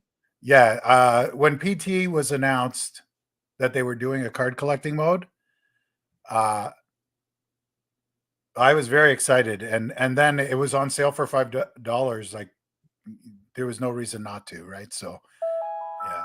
That was thanks to Mills. Mills is still a huge MLB The Show streamer. Right. I think he's got MLB in terms of graphics and things like that, it is, you can't touch MLB, and they've come a long way too over the years. You've seen the evolution of Perfect Team for 4 or 5 years now. What are some of the favorite improvements you've seen over the years with Perfect Team? What have you liked that they've done in terms of playability? Well, my number one, and this is mostly because it really helps my stream, is the playoff sims are reduced to 15 minutes in between each sim as opposed to a half hour. So I can end my stream at 7 instead of 1 a.m. So that's a selfish thing, but that is the greatest thing they could have done. But I really like the tournaments. Tournaments is up there, and Perfect Draft. Those are my favorite things. Yeah, for sure. Well, a couple shout outs here. We got a shout out EVC, who's back from his vacation, and he should be back on Wednesday. Awake and back in New York City, and look what's on my screen, the OG Cavacom and Laptop Hound. Well, thank you, EVC, for re-upping the sub. And, you know, someone cashed in their Hound biscuits, because apparently it's you're celebrating number 70 today, Cavacom, and it's your birthday. So chat with me now. Happy birthday to you. Happy birthday to you. Happy birthday, dear Cavacom. Happy 70th to you. There you go. All right. Cava put that in there. There you go. Those darn Hound biscuits, when people redeem them, you have to follow through. There's only 2 things wrong with that one. Yeah, well, 2 out of 3 ain't bad, right? 2 out of 3 ain't bad. I mean, it's like your redemptions was shaving your beard. Mr. Audit cashed that in recently, didn't he? Yeah. Yeah, I think I had my beard for 3 months, and it was cashed in on Friday. Yeah. So. And then the song that never ends, you got to keep playing that, and you know, you gotta please the masses here. And yeah, like you said, you like the fact that the time limits have been decreased. I completely agree for streaming. I'd even like to see it like 10 minutes. Like, who micromanages anyway, right? 10 minutes, or, you know, instead of having 20 minutes to draft, let's cut it to 10. You know, speed things up a little. Let's get things moving. We live in a quick burst kind of society today. So yeah, maybe we'll see some changes for the next version. But I agree, 30 minutes was too long in between the streams. Anything else that has changed over the years with Perfect Team, or something else you would like to see as part of Perfect Team? Oh man, let's see if I wrote anything down. I can't really recall. I know that they're always accepting feedback and working to make changes, and they're doing a good job. Like every year it is better, and I really don't know what they mean by no entry pool next year. I'm like, I can't wait to find out what that actually means, right? Because I have no idea what they mean with no entry pool, right? So yeah, it's crazy. Yeah, it's crazy. Yeah, I am excited about the sandbox. Sandbox, yeah. It all depends on the, you know, right, the limitations, right? What we're allowed to do. Like if it's completely open, it's going to be fantastic. But if it's like very limited in what you can do, like you can only have 4 people and you can only do this with it, but it's just starting out, right? So it gets better over time. No PT plus, PT live. I think in the podcast they mentioned that maybe they didn't really say much about whether PT live will be back. So we don't know about that, but it's always exciting when a new game comes out and the new things that they have. I know you still play the old versions of the game too, correct? You still once in a while dabble into other versions? Yeah, so I continue my Perfect Team until the Sims stop. So I keep playing until they shut down the servers. And I still play some OOTP 23. That's right. Yes. I've got mine up here, and Rocky Mountain Gladiators 5 and 2. I don't know. Are you in Diamond with your teams right now? Yeah, I have a team called the Twitch Drops, and they're in Diamond. Fantastic name, by the way. Like, great name. Did you come up with that? Yeah. Okay. I didn't want to miss anyone giving credit for that one. And I came up with that. Ghost Town Ghost Ships. What's the story behind that? Well, I don't micro, right? Like I have never have. And I wasn't sure how much I was going to play PT in 24. It turns out a lot, but at the time I didn't know. So I thought I'd call them the Ghost Ship in case I abandoned the team at some point. But it turns out I didn't ever abandon them, but I thought the name was funny. And then you've got the one that's in the bounty today, the launch pads. Is that some sort of, I don't know, military reference? Well, that's actually a reference to it being a power focused team, like all the batters hit for power. And I was going to try to do a pitching staff with low movement, but I abandoned that idea and just went with whatever best pitchers I packed, right? So if I opened a pitcher in a pack and he was good, he went in the rotation. But yeah, launch pads is like the nickname for like a ballpark in the Arizona Fall League. Like it's just home runs are being hit, right? And then what's your fourth team? There's another one. Which other name am I missing? The Ring Bearers, which is part of the theme team crew. Shout out to EVC and NYC2 for his theme team crew. And the 26-man roster, every player on that roster has 3 championship rings in their career. And so that's the theme. And they are in silver right now. All right. Well, before we end off and move on to our next guest, we gotta open a couple perfect packs from OOTP 23 just to reminisce a little bit. I know you're still looking for completing missions, aren't you? And some of those platinum cards you're still looking out for. So yes, I loved when, I think it might have been Mr. Audit that suggested it, but putting back the platinum cards into the packs, good idea for those people playing. Did you ever get the Ricky Henderson? The Platinum Series rookie? No. Yeah, no. Maybe the most sought after card in OOTP 23 is this one right here. Oh yeah, the limited. There's still 2 people willing to pay over 2 million perfect points for it, Yeah, Cava. that's crazy. I don't even know if my card art, there it is. The Christmas, because he was born on Christmas Day, so they kind of celebrated his birthday on December 25th of that version of the game, and people are still looking for it. Are there any big cards you're still looking for in OOTP 23? I'm just trying to complete the Platinum Series missions, and there are a lot of cards left. I don't think I'm going to be able to do it before it shuts down. Yeah. But yeah, as a request, I see Nicolino in the chat, and I just put the exclusive cards in standard packs for PT24, right? Like that's, and then we can complete those missions, right? and throw in the PTMS and PTCS card. Just throw them in the pack. Let's not go overboard, but yeah. All right, let's open up a couple perfect packs, see what we got here. Awesome. From OOTP 23. Well, it's not a perfect pack. I want my money back. Okay.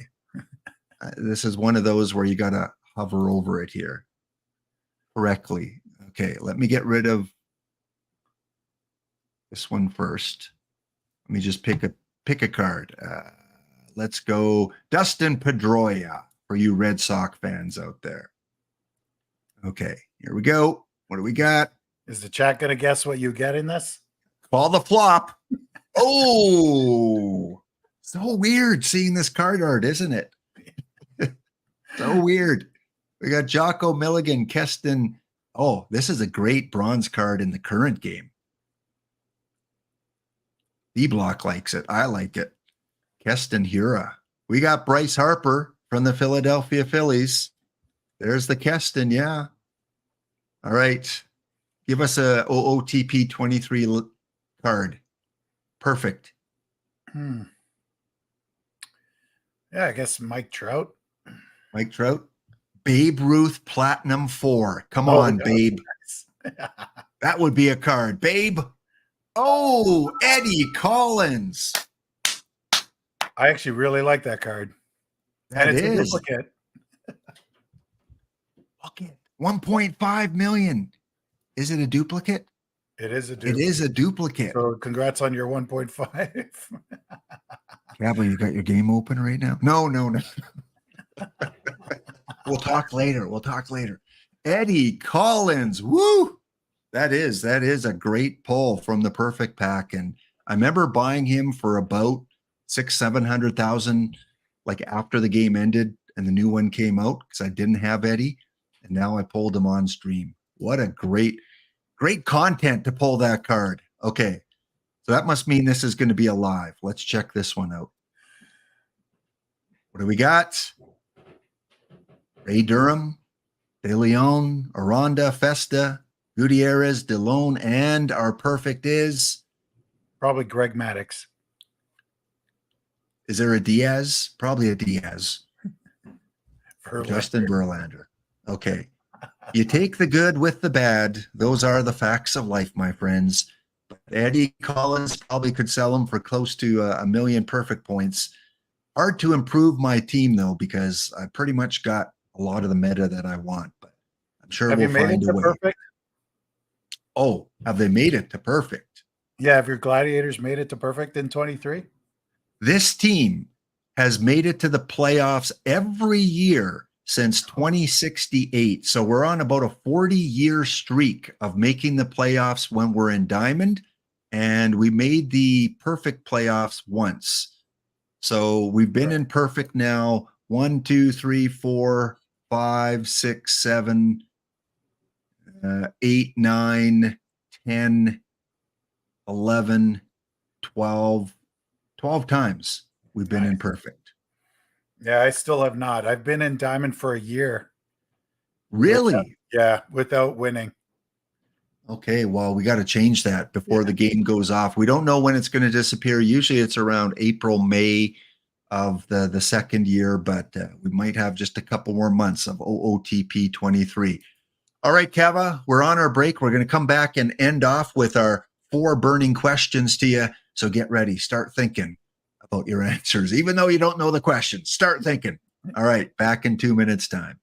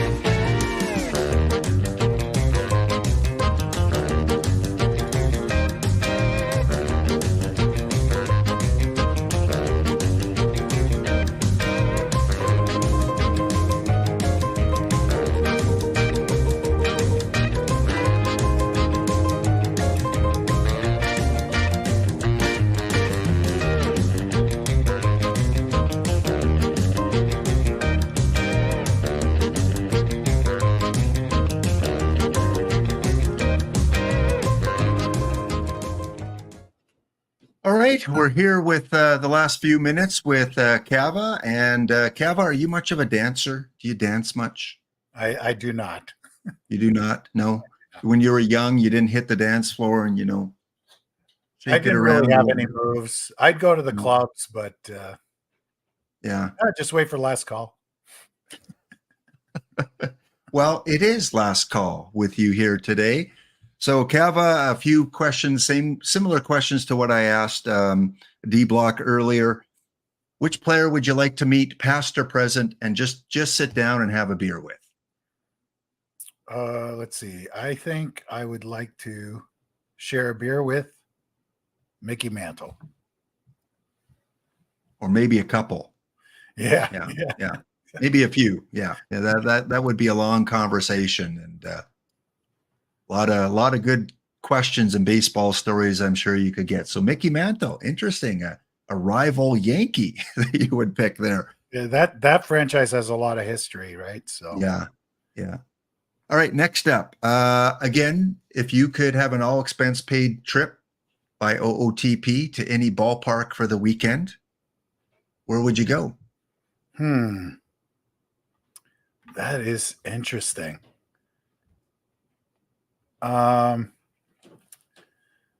Man, that's a tough one.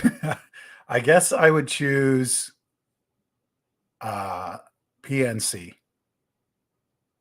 Me too. That's San Francisco, right? I thought it was Pittsburgh. Okay. Yeah, I don't know. Okay. I guess I want to go San Francisco. Sit in the boat. Pirates. Yeah. Rob Deere with a great answer right there. What did he add? Oh. Yeah. Well. Yeah, PNC is Pittsburgh Pirates. Yeah. Oh, it is? Okay. Yeah. Pittsburgh Pirates. Excellent. Good. Question number 3.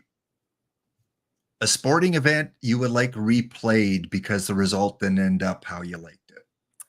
Well, I'm going to go with the World Cup result, and that's 1966 semifinal, Portugal against England.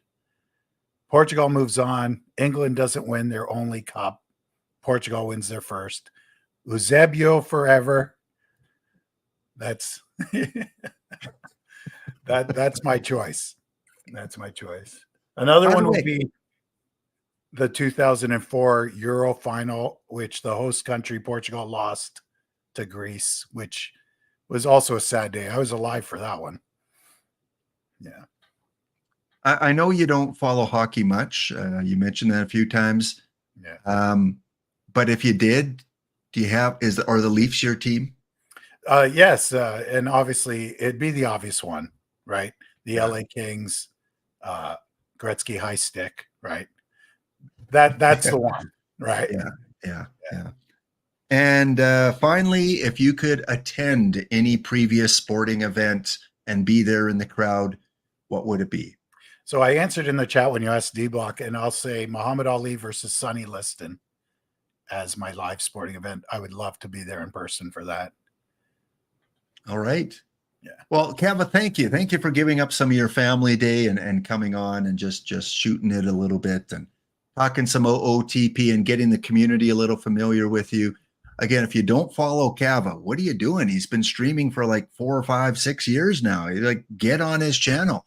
So follow Cavacom, twitch.tv/Cavacom, and you'll enjoy the content. It's fun community. They razz them, they tease them, they get things trending on Twitch and Twitter and all those other kind of things. And Cava just takes it with a smile. So great to have you here. Before we let you go, we're going to transition over to our next guest, who is going to be starting to stream a little bit more from what I hear, including this upcoming weekend. He's a big part of the online league community. You see him in a lot of chats for different online. I think you may be familiar, Cava, with Attica, who is now online. Welcome, Attica. Hello. Hi, guys. Hey, we can hear you. You are coming in clear.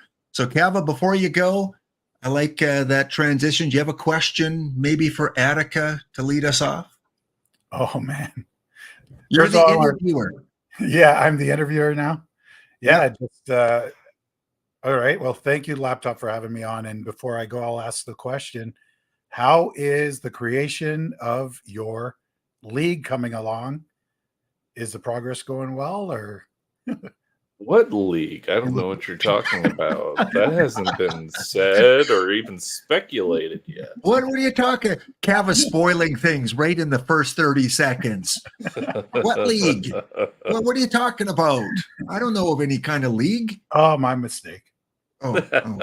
Or I mistook you for somebody else. I'm sorry. Oh, yes. This isn't FKN Kamish. You know, it's not him. I will say, though, that writing a constitution requires a lot of brain power. I hear that. Well, don't ask Cava for the brain power when he was 19 before Game 6 of the World Series, because he probably couldn't have helped you back then. All right, Cava, thanks so much for being on. We'll see you on Sunday on your stream. Take care. All right, chat. Say goodbye to Cava. Come on, give him a round of applause. Give him some emotes. Captain Kegleg in the house. Captain, thank you so much for gifting out the sub there. And Captain Kegleg, I always do this every week, but let me do this quickly here before we talk to Attica. But subscribers and followers from the past week, Sean Soul 10, 12, 1 year. You get to be purple now, Sean Soul. You are purple, 1 year anniversary. Congratulations, Sean, a big fan of the Colorado Rockies, and Larry Walker. And Sean, if you're still listening, if you're here, there's a new Larry Walker emote for you now. I changed it up a little bit for your 1 year anniversary. Dr. Dynastic, congratulations. It's a bouncing baby broadcaster. 9 months for Dr. D. Thank you, Doctor. And Captain Kegleg re-upped his for 5 months and also gifted a couple, including one today. Captain Kegleg, a big part of the community. And Captain, for all your work you did in helping to raise money over last week, plus for all the support you give all of us affiliates and streamers out there. Captain, a new emote is there for you as well. It is the Dustin Pedroia Let's Go emote for you. Use it, enjoy it, and thank you for all the support you've given all of us in the community. few follows last week as well. Thank you to the follows. Ryne, Raven Steel, Beast Beeman, Curling. Oh, I like Curling. Curling, Lou Cat, B1 Crunch, John F. Chino, Orbops, Dogberry. Dog, I thought you were following already. I don't know. Maybe this is Dogberry 98 that was following. We had the Jackal, WGPC, Ning, Cami, and JC Swishman, plus the follows that came in today. And Blue Void, just saw that come in. Blue Void 17. Big cheers to you. Glasses up. Raise your glasses for EVC re-upping, Captain Kegleg with the gift sub, and Blue Void 17. Thank you for supporting the Hound, and welcome to the Dog Pound. All right, Attica, tell us a little bit about your journey into streaming, online gaming, OOTP. Give us kind of a couple minutes of how you got involved and became part of this crazy community.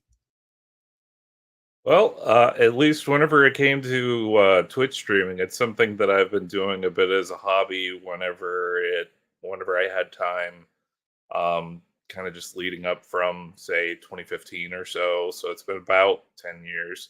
At that time, the affiliate program was a little bit more daunting, so it wasn't really something that was in the cards. I did go through and try a few different things. One of the games that actually put me a little bit more out there to be recognized by at least a group, not necessarily a great group, but Pokemon Go was something that I had done previously. Then during that time as well, I was doing a baseball blog. I met up with a bunch of other people who were writing for. I'm going to completely blank on the name, but their site was Fantasy Baseball Cracker Jacks. They were eventually bought out, and we were all in a dynasty league.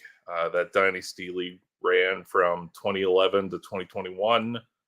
And after that happened, after we decided to shutter that league, just because it became so much like a revolving door, that we decided to just end it. The commissioner didn't want to continue. Nobody else wanted to pick up the reins. So I looked for something else. We were still kind of in, mid-pandemic at the time. Baseball wasn't really in full swing just yet. So I picked up OOTP 20 for cheap at the time.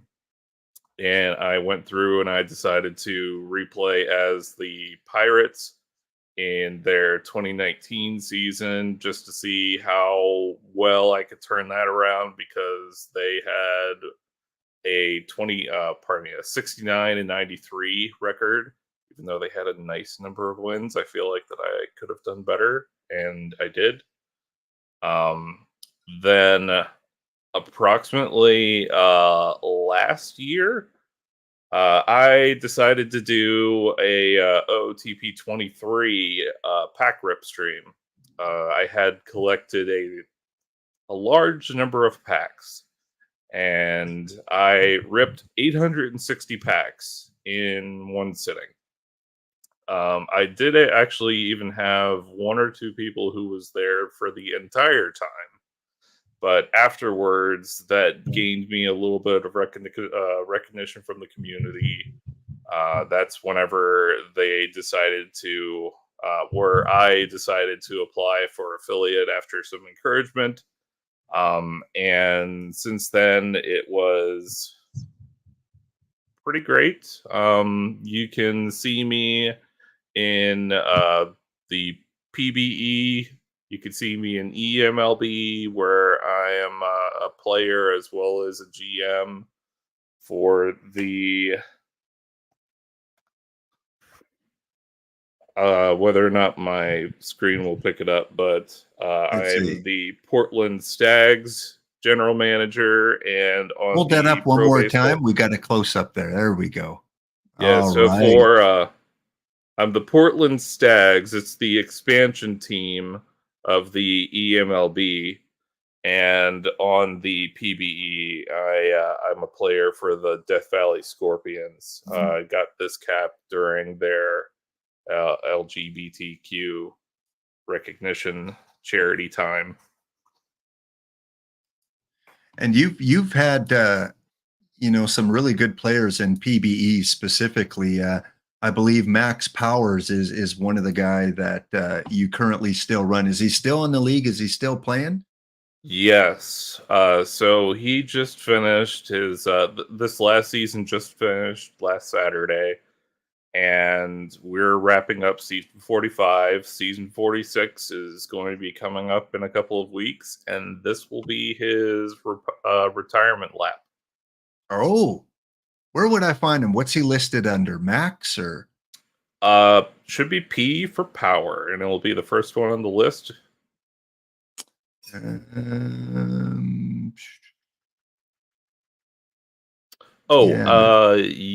are looking under the minor league, I believe. Oh, okay. So BNN index. Oh, you're in EMLB. That's the issue. Oh, that's why I'm in EMLB. This is the one I want. Index. Okay. League home players. P for power. There he is. So this is a retirement lap next season or this season? Next season. So next season. There's one record that I am striving towards, and I should be able to hit it next season. If you look at career numbers for home runs, right now I am sitting at 324, if I recall. 321. I need 10. And that will place me 4th on the all-time career leaderboard. Good luck. All right. And you have another player in the league as well? No. So in the PBE, you are limited to one player at a time. So once I do declare his retirement, I'm going to be creating another player afterwards. And how about go ahead. Go ahead. No, finish your thought there. I was just going to say that the funny thought with Max Power is going to be that he's actually going to continue living on as far as my role playing of him in this league. He's simply just going to get a small bit of reprogramming. He's going to continue on as a pitcher. There you go. And there you go. Kind of like polar opposite. And how about in EMLB? What's the name of your player? So the first player that I have is Qui-Gon Jim. So you can find him under J. All right. So he's currently on the major league team? Yes. He is playing for the Los Angeles Angels of Anaheim in California. There he is. Right there. 22 years old. Looks like he's well-rounded. Got 5 different pitches there, and focusing on movement and control right now. 10-3, and then 17-8 in 2028. So you enjoy your online leagues, don't you, Attica? And I used to play online leagues back in 2013, 14, and 15. I was part of a few online leagues. Really, really fun. But they are time consuming, especially since I was rural and didn't have high speed internet at the time. So it's chugging, downloading the latest game files. But always enjoyed the online leagues. They were fun, and lots out there for people to join, not just EMLB or PBE, but there are a few others too that people can go to the OOTP forums. If you go to the forums, and within the forums, you can go to Out of the Park Developments, and you'll see OOTP online leagues. And usually managers that are looking for new players will, or commissions that are looking for new players will advertise there. Okay, next up, we are going to give away our second 5-pack giveaway here. So last chance to get in for this round here, exclamation enter, exclamation ticket. We started this one when Cava came on, and now we're going to end it in 5, 4, 3, 2, 1. Giveaway is closed. 28 entries. Giveaway was closed. Our winner is Tiger Cub 366. Tiger Cub 366. I believe the manager of the Michigan Wolves.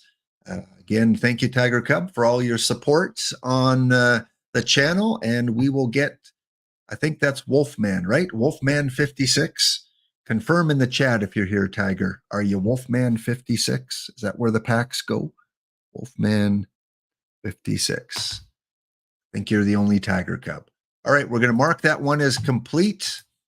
And we are going to start the next one up here. So if you missed out on that one, here we go again. Exclamation enter, exclamation ticket for your chance to get a few packs. Also, while we're here, we're going to take a look at the bounty and see if anyone has claimed the bounty yet. Do you play a lot of tournaments in OOTP, Attica? Are you a tournament guy? I definitely was, at least initially, because I didn't really have. I'm not a whale by any means, so I'm usually going for the free packs. I'm that lurker. I'm that barnacle on your streams, getting those drops. But it's always fun to go into those tournaments and to not just play with cards that you wouldn't have expected to have gotten yourself, but also to try in a different environment. Right. Whether it's hopping into course field, whether it's going back in time and playing in the dead ball era and trying to figure out a good team that's going to pan out in those different types of environments. I always find that both aspects very fun. All right, the bounty is into the semifinals here. Congratulations to Wish Come True and the team that beat us, the Wonderbolts. So the Wonderbolts claim the 5-pack bounty. The rest of the competitors going for the in-game packs. Washington Park Rangers and the Toronto Express each have a 1-game lead in the best-of-3 semifinals. So again, congratulations to those Wonderbolts. All right, Attica, back in 2 minutes. We're going to talk about the pop-up, the player that you requested to be in the pop-up, and then some of the other ventures you have coming up with OOTP. So stick around. We'll be back in 2 minutes' time.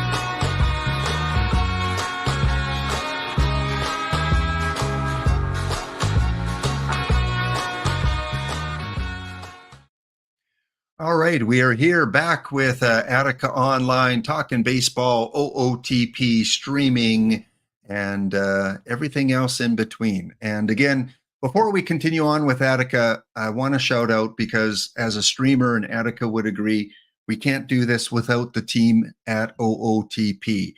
You don't see this very often with video games, where you get as much support and recognition and opportunities as you do with Out of the Park Baseball. The drops that they provide, the giveaways that they allow us to do, the recognition that they give us. So here's our chance to kind of thank them and the team. And I don't know if you're aware of it, but when you go into your Perfect Team, you can go and actually check out who's all involved in Perfect Team simply by clicking on the little credits at the bottom of your screen. It brings this up. Again, Marcus Heinsohn, who will be interviewed by Dr. Dynastic 1 week from today. Check that out. You'll see the official trailer for Out of the Park Baseball 25. You see all these other names. Matt Arnold. I want to apologize to Matt, because I kept saying Matt Walsh for some reason. It was Matt Arnold. Yeah, Matt Arnold is part of the dev team, one of the lead developers. So Matt Arnold, for all the work you do. And I believe maybe Dr. Dynastic might be interviewing him. Usually Matt comes on and talks about the base game, every new version. Of course, we got Chris, we got another Mark, Will Bear, Alexander, Eric, Rich Grisham, Director of Operations, Nicolino, the Perfect Team Product Manager, TJ Lauerman, the Community Lead, Paul Spohr, Alex Murray, who was part of the tech support for a long time on OOTP. And then, of course, the artwork team. Like all those great cards. Big shout out to the artwork team, all the graphics team. They've got different licenses for the sounds that you see in the game. So again, every once in a while, I like to shout these guys out, because they allow us to play this game and have fun with this game. And even the beta testers. If you're a beta tester, usually you get some recognition on the credits screen as well. So thank you. Again, apologies to Matt Arnold for calling you Matt. See, I forgot whatever name I used now. See, it's gone out of the memory. It is now forever Matt Arnold. And of course, Dishnet, who goes on here by his official name, Rob Tomlinson. There he is, the Perfect Team hype man. Just great work that you guys do behind the scenes, in front of the camera. So thank you to OOTP. Okay, let's talk a little bit before we talk about the pop-up. Let's talk a little bit about your future plans in streaming and the near future, and then anything you want to reveal about what's coming along later down the line. Sure. So if you are on, I know at least the OOTP official server for their Discord server, I've promoted it into a graphic. But like I mentioned a little earlier here, approximately a year ago, I did an 860 pack rip.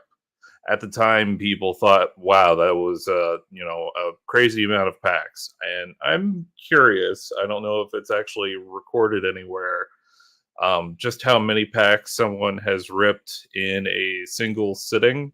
But I am ripping 2,024 packs on this upcoming Sunday, at starting at 1 p.m. Central.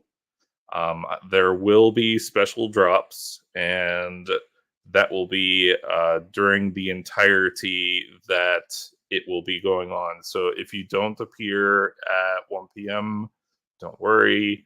The packs will still be coming as long as I am live, which will probably be a long time. All right. And you said you've done this before. You've ripped some packs. Any memorable cards you remember from your last big pack rip where you just went, wow, I got that guy? Honestly, I do not recall. I know that there were a couple of Topps bump cards. Those were a lot more rare last year. And I tried to go through and pull up percentages just to show, like, okay, let's see exactly what we did pull. I think in the end I got out of 860 packs, there were 6 perfects and 2 tops bunt. I still have clips and highlights from that particular VOD, but I don't recall off the top of my head for certain. All right, so we have that big pack rip coming up. So that is on Sunday, February the 25th. You see it on the screen there. Join in, 4 hours of pack drops. So similar to what I've got going on today, where you can probably earn up to about 14 packs for tuning in and get to see some of the great cards. Hopefully, some of those legends that just came out that you're going to. And is this on a main account, an alt account, or just an account you just kind of left untouched and got drops and the login bonuses for? How did you get all these packs? This will be all 3. So between the 3 of them, there'll be 2,024 packs total. I'm planning to have. What's that? Can you repeat that? Sure. So it's going to be 2,024 packs total. And that'll be distributed between 3 different accounts. It will be 500 for my 2 alt accounts, and then the 1,024 on my main account. 2 of those accounts are EVC theme teams. That'll be the Pittsburgh Irates and the Max Power. And then the third one is just a general run-of-the-mill perfect team, no theme. Okay. Wow, that's a lot of packs. I love the synchronicity. Take a drink. Synchronicity, 2,024 packs that are going to be opened up next Sunday. Next Sunday. All right, other adventures. You sent me a couple images to in the private chat here. Do you want me to bring those up now, or is this sure? Sure. Okay. We got some sort of ballpark here. Tell us what we're looking at.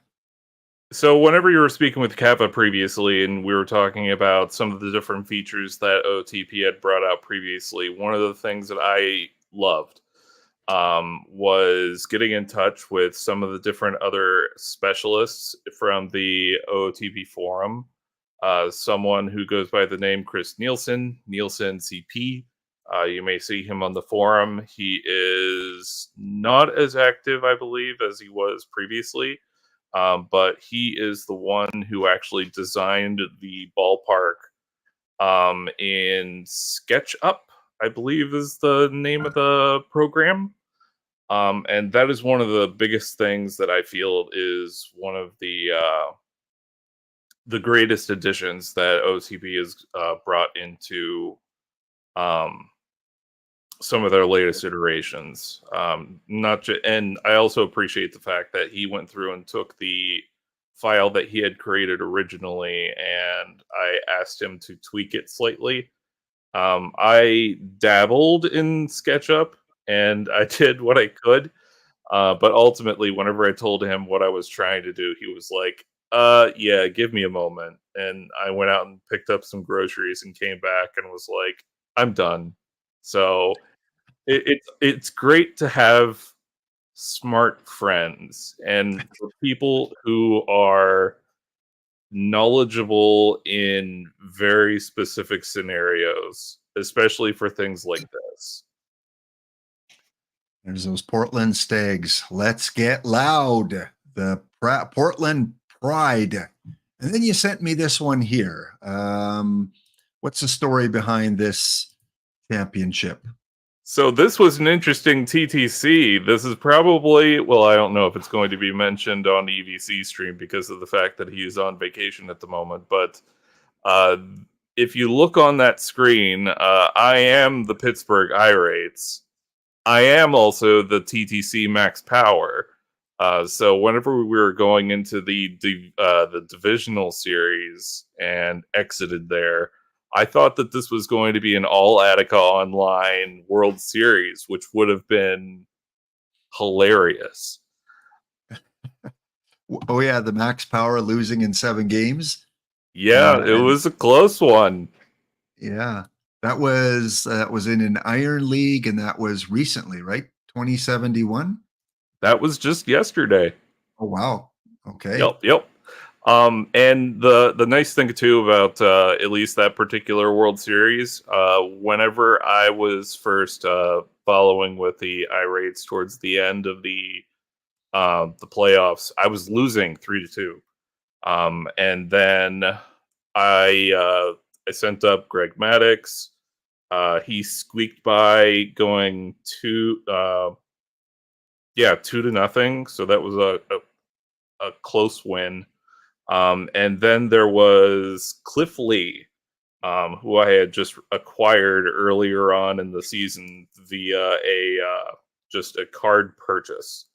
And it doesn't say it in my in the World Series log, but I feel, should have been my World Series MVP. He did something like 17.1 innings pitched and a 0.73 ERA or something along those lines.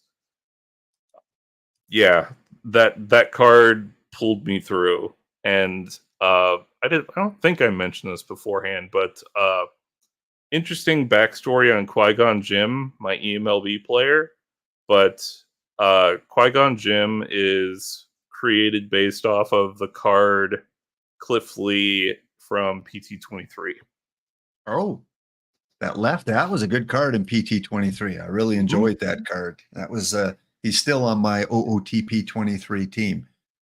Cliff Lee, of course, one of the best bronze pitchers out there as well this year. Yes, I've said it. I'm going to keep saying it. He and Dontrell Willis are the two best bronze pitchers, at least in the 5L. Any before we talk about the pop-up, any other news you want to announce right now or talk about, or you're waiting on that for a bit? We're going to wait on it a little bit. It is a little bit of a teaser if you do pay attention to what's going on in my graphic. I tried to make it a little bit, I don't want to say obvious, but there's something going on there. I know that my dog tried to eat my graphic, but it looks like there's something going on behind that screen. Okay. More coming from Attica. Maybe we'll hear more about it on his big Sunday pack rip, because he's going to have to, there's going to be a lot you're going to have to talk about, because you're going to be going on for a while. You're going to have to find some topics to engage in. All right. There will be plenty of time. Oh yeah, plenty of time. Let's get back to the pop-up. So when I asked affiliates which card they would like to see in one of the two pop-ups, you gave me a few names, and I said, well, we can't use that one. We can't use that one. We can't use that one, because the way that it's programmed, you can only use one player per position for the mandatory cards. So you couldn't pick a center fielder or a starting pitcher or a shortstop. But eventually you came around and chose a card that wasn't in the game when I first asked you, but that week it came into the game. Tell us a little bit about why Ryne Sandberg. Yeah, so I thought this was especially funny at the time. Whenever I was looking for this particular card, it shocked me at the time that somebody who was in the Hall of Fame and recognized for their offense in an offensive light position only had one card in the game at the time. I went through and filled out your form. I sent a DM to Spore, and the funny thing is that as soon as I sent that message to Spore, he's like, it's funny you should ask about that. I already have plans. Yeah. So what's funny is that even though I asked for it, it looked like it was already going to be implemented. Now, the story behind Ryne Sandberg is that whenever I was growing up, I have a sister, and her favorite player growing up was Ryne Sandberg. Now, I don't know why. I don't know if it was like a brotherly love thing, like my name in real life is Ryan, but I grew up in the Pittsburgh area, so it's like you have a favorite player who was, a divisional rival, and I don't know the whole backstory behind that with her, but this is a little bit of a homage to my sister.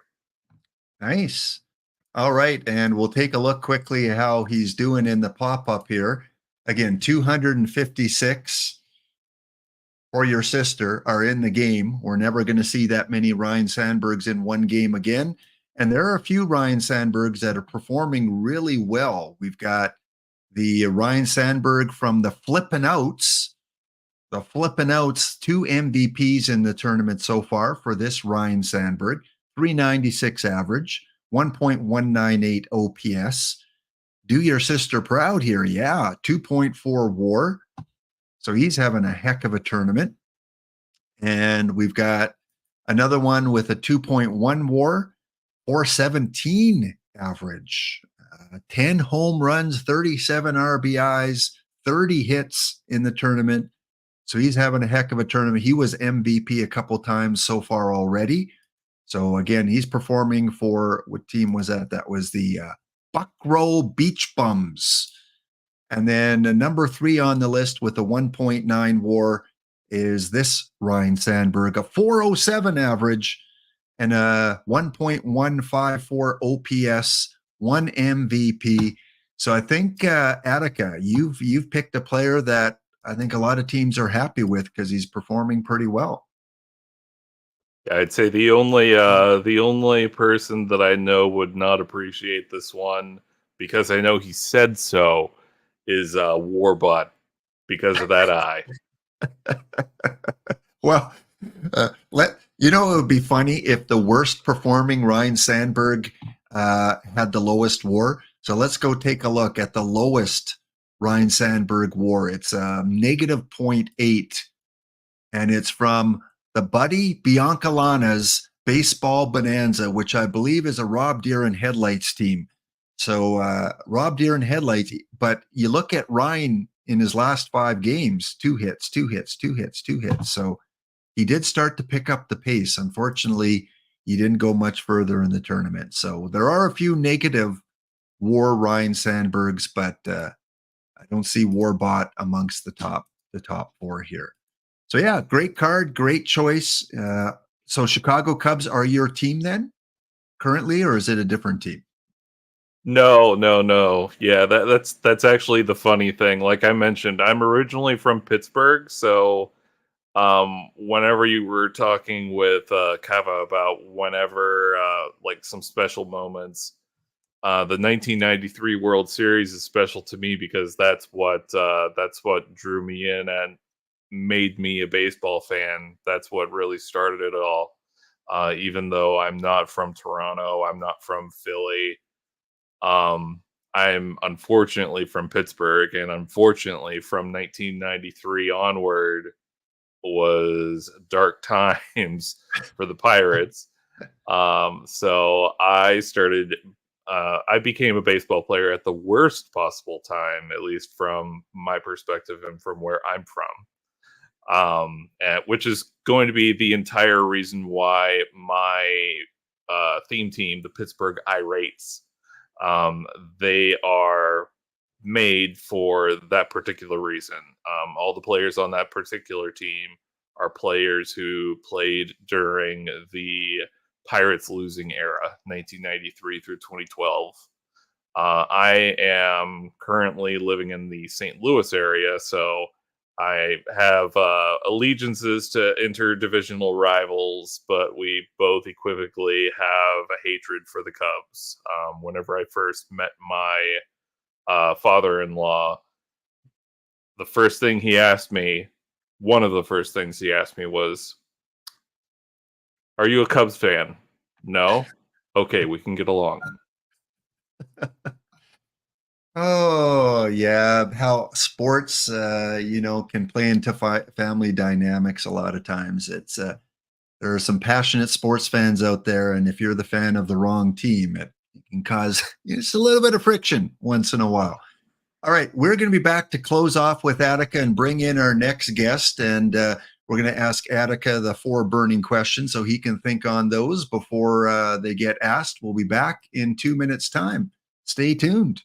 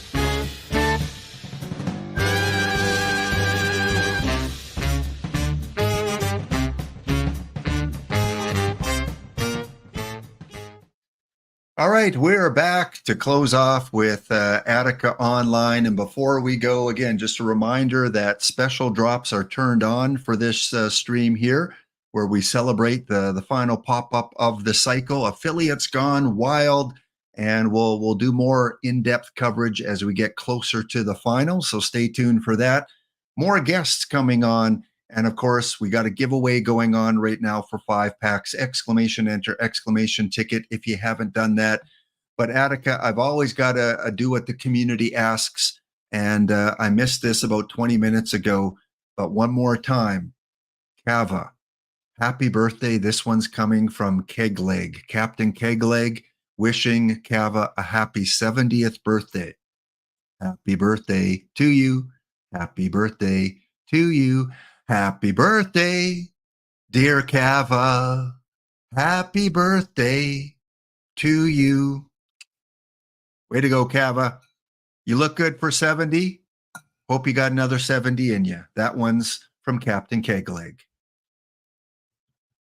All right. The fun that we have. Attica, closing off with some burning questions for you. First one, ball player, sports figure you'd like to have a coffee with. So this one's going to be a little bit more of a recent one, at least comparatively to the others that I'd heard. But I really enjoy Adam Wainwright's personality, and I know that he likes to play table tennis. So I'm hoping that I've been to a couple of table tennis tournaments, so that would be something that I would love to not just sit down and have a chat with him, but maybe we can like hop on the table tennis and get a couple of games in. That's something I would love to do. All right, Adam Wainwright. That's the name I didn't really expect, but again, great pitcher, St. Louis Cardinals. Like you said, a great personality. And Mr. Wainwright, if you're listening, give Attica a call. Best of 3 table tennis matchup. That in Canada we call it ping pong. Same thing, right? Ping pong table Same tennis. thing. Yep. Okay. So ping pong matchup. Attica will even stream it, Mr. Wainwright. He'll even have it on camera, and we can watch a Wainwright versus Attica table tennis match. Okay, question number 2. If you could have any sport event repeated for a different outcome, what would it be? The 1994 Major League Baseball season. Oh, the whole season. Oh. Okay, because of the strike or lockout, Right. or yeah. Because you have to keep in mind too, I became a fan after the 1993 World Series. So, like I said, it was extremely unfortunately timed, and I actually got a chance to go with my dad to the All-Star game. It was played at Three Rivers Stadium on that year. So I got to go to the All-Star game with my dad. Got to see all of these great players. It was a great game. The National League won. All of these different records were, on the approach of getting broken, and then lockout. Yeah, I know. As an Expo fan, again, it was the wrong year for that to happen. So we'll never know. But of course, hey, OOTP allows you to play that season out. You can play it in OOTP and find out who wins the 1994 World Series. And last one for you, or 2 more for you. OOTP is paying an all expense trip for you to go to any ballpark for the weekend. Where do you go?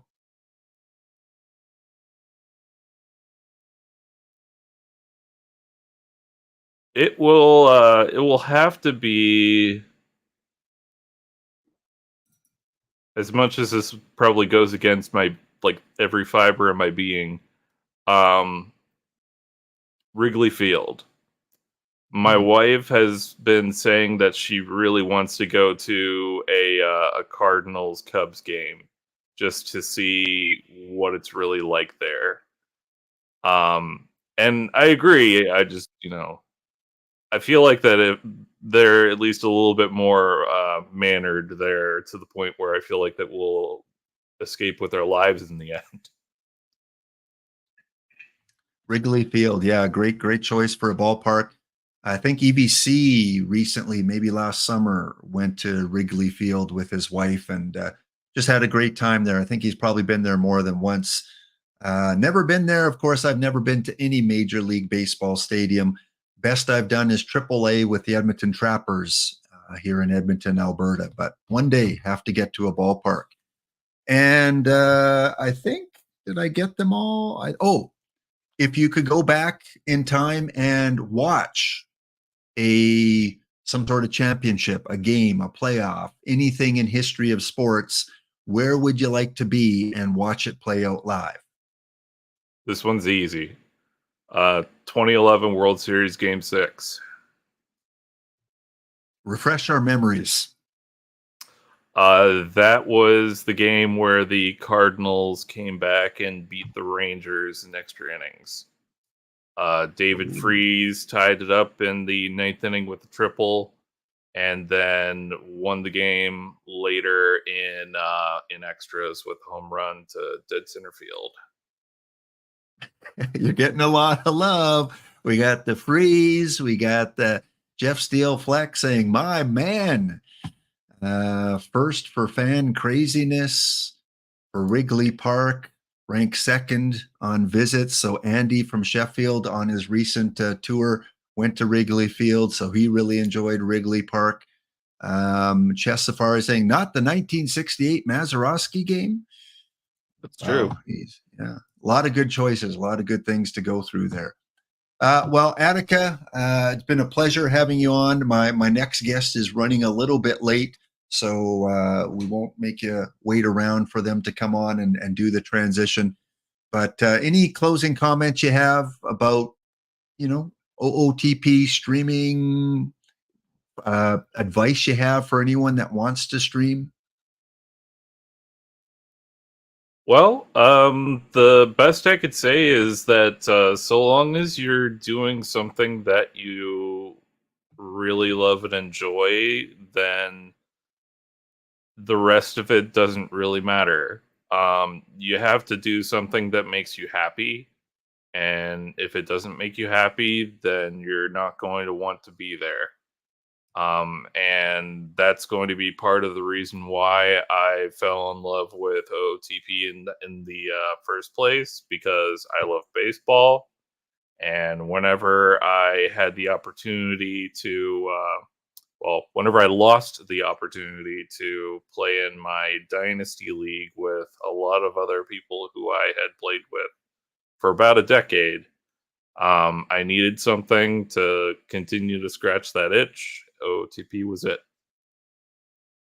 Great advice. And speaking of being happy, streaming and doing something that you love, there's not many other streamers out there that I know that love to stream as much as this guy right here. Welcome in our next guest from San Francisco, wearing the orange and the hat and the glasses, loves to stream, Ezradenney. So as we've been doing, Attica, transitioning from one guest to the other, do you have a question for Ezra? Just why? Anything you'd like to ask Ezra? You're the interviewer now, Attica. Practice your interviewing skills. What do you want to know from Ezra? Ooh,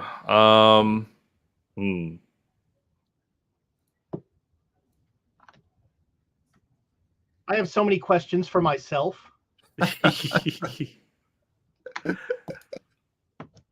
Do you find yourself going into a different avenue once do you see yourself streaming anything other than the Giants in the future at all, or do you think that you're going to keep going until you reach the present day? Well, I think I want to play around with some stuff. I actually was watching not an affiliate, but Ripley the Oriole was doing a really interesting thing with creating a expansion team in a league and building up several years of minor league stuff beforehand, and was just doing things with like the back end of the OOTP engine that I can't even imagine. Some really fascinating stuff, and I kind of want to play around with that some, but my goal is to finish Willie Mays' career. It'll probably be like OOTP 37 by the time that I actually get to that, but it's, I say this all the time, but what really I enjoy about OOTP, and everybody has, everybody has sort of a different way they want to play the game. Some people really want to do, lap, now that's beautiful. It's Orange Friday on a Monday. But some people want to just like build a team and sim an entire season and see how it all falls apart. For me, it's the day-to-day story of baseball that, if you sim a season, you kind of miss weird little moments. Like, I'll give an example from my stream. The 1959 Giants played a 17-inning game, and then that very next day they had to go to Cincinnati and start a series there. And the starter, all of my bullpen was shot. And so the starter for that game, I basically said, "You're taking one for the team, buddy." And he went 8 innings, completed the game, saved the bullpen. And, if I'm just sitting the season, that becomes, that was a terrible start. But because I have that through line of the story, instead I'm like, Frank Larry might have just saved this series for us because he took one for the team and got shelled, but our relievers were now ready for the next 3 games. And those sort of narrative things are what I really enjoy about the game. All right, great question and a great answer from Ezra. Hey, Ezra with the orange. Well, as we transition from a Pirate to a Giant, I want to thank you, Attica. All the best in your pack ripping on Sunday. I know you'll have a wonderful time doing that, streaming that, and great Attica, interaction with the community. Have you been to the Pittsburgh Park? Who, Attica? Yeah. Have you been? Oh, absolutely, yeah. Yeah, that is the #1 park on my list that I want to see. I hear only good things about it. Yeah, the only competition to it, in my opinion, is San Francisco. Which, you it's funny, you live in a town and you're sort of like, oh, cable cars, they're lovely. And then somebody comes to visit and they're like, cable cars are the coolest thing in the world. And Pac Bell is kind of like that. We take it for granted, but then you go and you're sitting in the upper deck. And if the Giants are losing, heaven forbid, you can just look at the bay and have that incredible view.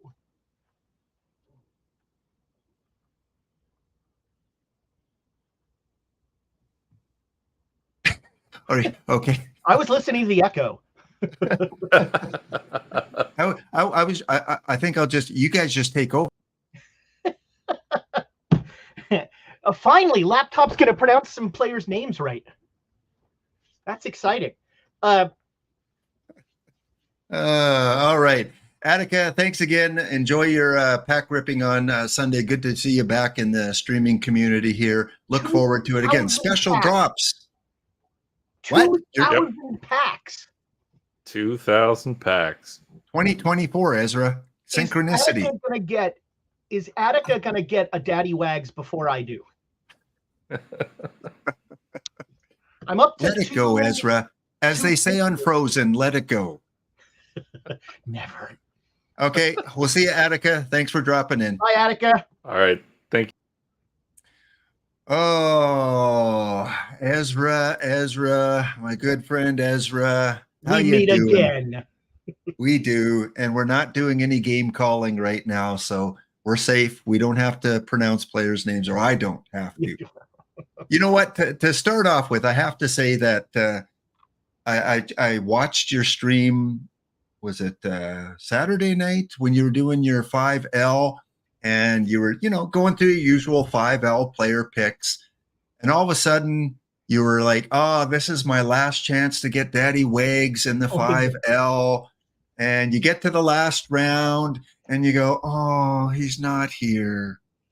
And then you look again, and he's down in the bottom. And you're like, yeah, the noise. I'm glad you didn't clip that picture. And you finally, at least in a draft, got your Daddy Wags. And I'm telling you, I looked at the results after. He did pretty good for you. Yeah. Well, and Sporer shouted out he got Daddy Wags in that same draft, and his Daddy Wags was like the MVP of his team. Right? You put him up against the, is it righties or lefties he's better against? Righties. Yeah. Put him up against them, and he's going to put up some numbers. So Leon Wagner, if you see him in your perfect drafts as a bronze card, 61 bronze.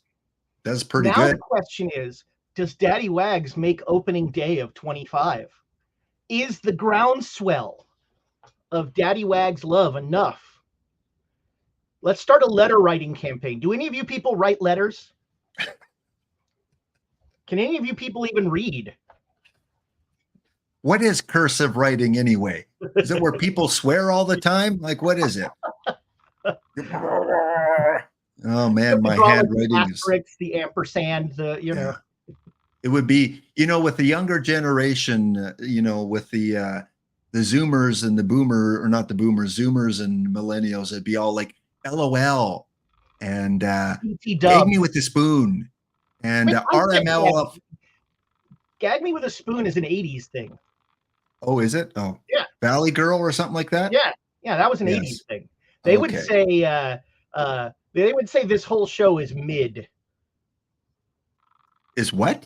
Mid. Mid? Mid. Is that like meh? Yeah, the kids use it for something that's highly mediocre. Oh. And I can't think of a better description for mid. We are the definition of mid. Oh yeah, we're the definition of meh. Yeah. Meh. We're one level below meh. Somewhere your kidneys is shivering. Oh Yeah, there it man. is. He's talking about Spores giving us the stats for his daddy wags. Oh, is he? 142. Whoa, 142 weighted runs created. Not bad. Yeah. See, I know my current terminology. Where's the beef? Where's the beef? That commercial made it to Canada? Yeah.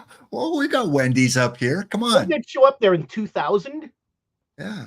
Well, we got the good commercials like the little Chihuahua from Taco Bell. We had that one.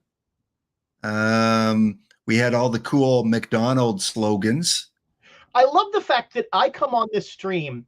Everybody else comes on this stream and you talk baseball. I come on this stream and we talk anything but baseball. So, what kind of game shows you want? You got the Game Show Network on your TV package there, Ezra?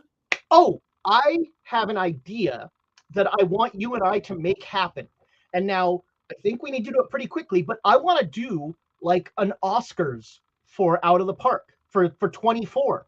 I want to create like I don't know, maybe the Streamies or the OOTPs or something, and like give awards to cards in the various series that like were super exceptional, and just have like, I don't know, have either the streamers or the fans vote.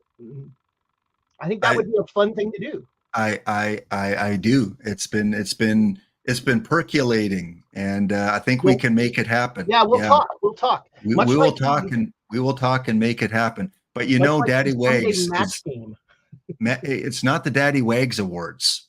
All right. The Waggies. The Waggies. There you go. What are you here for, Ezra? Oh, baseball. What am I here for? Yeah, you're here for baseball. Okay. Stockdale. Why am I here? Ezra, always good to talk to Ezra. Well, let's do our giveaway first. Between guests, we like to do a giveaway. So last chance, enter, ticket. I never win these things, except when I say I never win them on stream. Well, there's always a first. I mean, it took you a while to get. I won one when I was on your stream. There was like a day when all the affiliates won all your awards, all your giveaways. I thought that wasn't my stream, was it? Oh, or was that EVC? That might have been EVC. Might have been EVC. No, I've got you guys all blocked all from winning. So. Guys kind of running all together. Yeah.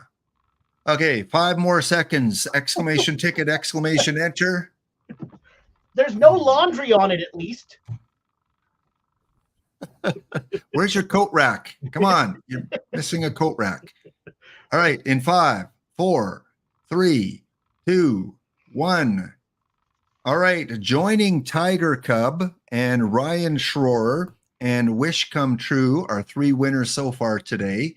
We have our winner, GT Sundown. There we go. Congratulations. All right. GT Sundown. I'd like to accept this award on GT Sundown's behalf. He couldn't be with us today. I'm sure he's with us. Thank his Lord and Savior Satan, and his mother, and his favorite streamer, Cavacom. All right, there you go. That's the shortest acceptance speech ever. Well, Ezra, you have in your choice of cards, when I asked you to fill out that form and pick a card to contribute to the pop-up, you had a lot of choices, and you kind of went back and forth on a couple. Of course, Daddy Wags was not in the game at that point. But you went with Willie. Do I even need to ask why you went with Willie Mays? Well, actually, the way you pitched this was that we needed cards at different levels. And so I was trying to think of, I was looking at some of the giants at the lower levels. I almost went with that bronze Walker Cooper, Walker Cooper, I think it is, the catcher, who has ridiculous power, but he's not a very good catcher, just because I thought that might be interesting. But I mean, it's Willie Mays. It's the best to ever do it. It's hard to not, and he's such a big part of OOTP After Dark that, if it couldn't have been Daddy Wags, Willie Mays is like the next name that comes. Yeah. Well, we'll talk more baseball. We will. We'll talk baseball coming up in 2 minutes. We got a break coming up. Exclamation enter, exclamation ticket. We're going to set the next one in motion here. So I'm going to do that right now. Give it a second and enter for your chance to win 5 standard packs. Back in 2 minutes time.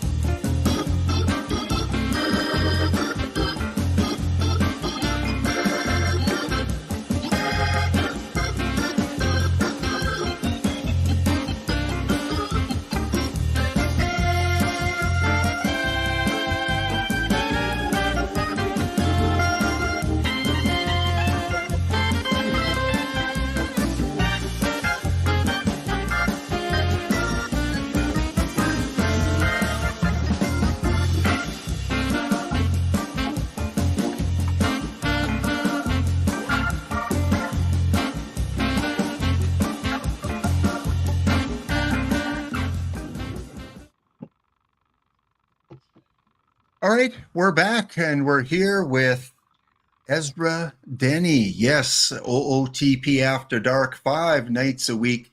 What is it, Saturday and Monday you don't stream usually? Saturday and Monday.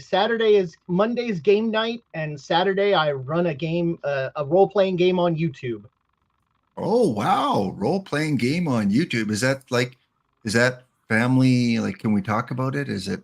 Yeah. It's super silly. It's nominally a horror game, but it's kind of horror in the same way that Scooby-Doo is, because my players are delightful idiots. But it's horror on the Orient Express, so they're finding horrible things on the Orient Express train in the 1920s. Oh, and you run that really enjoy every Saturday live on YouTube. Yep. My friends at Quests and Chaos. Nice. Okay, I see. That's something new. I did not know that you did that on YouTube.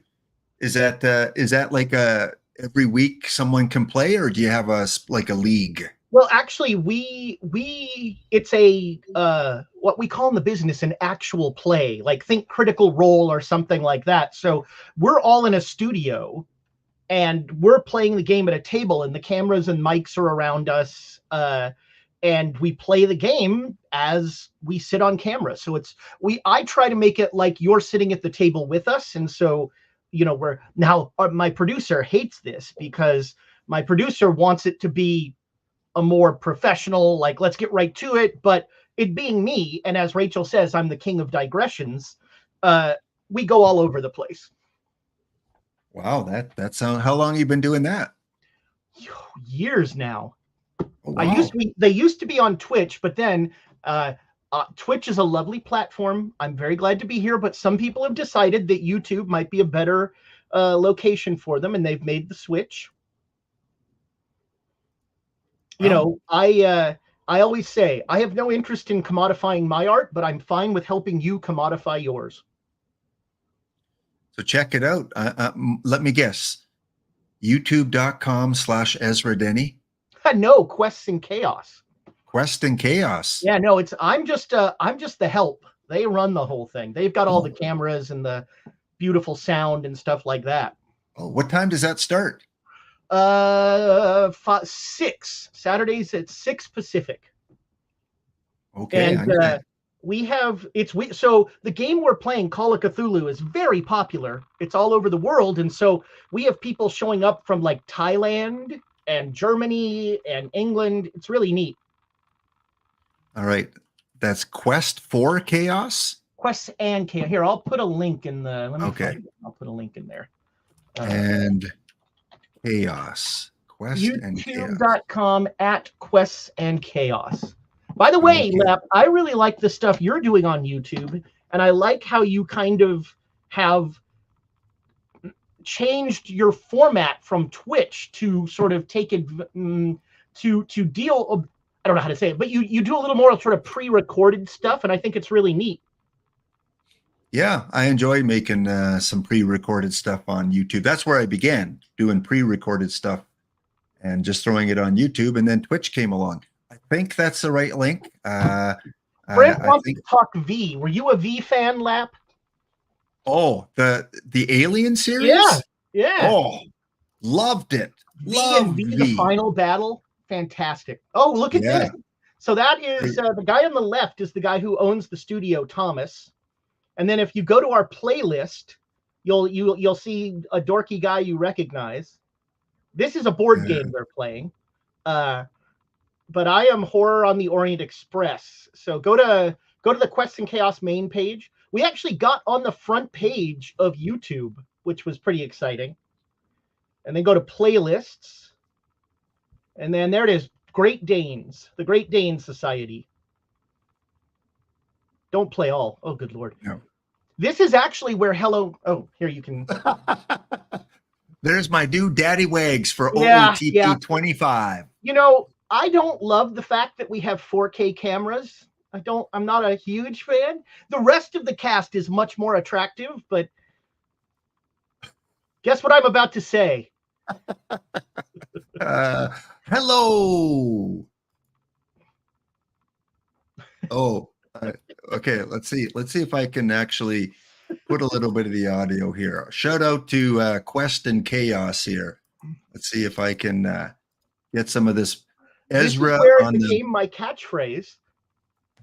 Hello, internet friends. It's been too long since I have said those words in this room, which is hotter than it used to be. We are so excited to be back with Quests and Chaos. I'm your keeper, ezradenney. My pronouns are he, him, and the Great Dane Society returns. We're playing Call of Cthulhu. Thank you so much for spending part of your geekend with us. Oh, wait, I have to push this again. That's right. All right. Never watch yourself on film. Oy. Yeah, I know. Especially in 4K. I know why actors don't like to watch themselves in movies because it's a little intimidating. Okay, Ezra, let's move on and can we talk baseball? Yes. Okay. Let's talk the 5L because you've been doing a lot better than me. So I thought if I brought you on, you're going to help me draft my team. Okay? Right. You're going to give me advice. We're playing in Munich Baseball Stadium, which looks to be very home run heavy here. Especially for the lefties there. Yeah. You know, I want to shout out again, if you guys go back and watch, there's a show that Lap and D-Block did where they were talking about the bronze players. And like, I have a list up here on my whiteboard of names that they called out. Lap went through and did the numbers of like the players that have had the most success in the tournament. and I think it's been really useful for my 5L. So there you go. That is the round table. If you go to the Twitch, video section there and look for the one with the round table, it's also on the YouTube channel. And there we go. Let me go and I got a second round elimination. I was just checking today's 5L.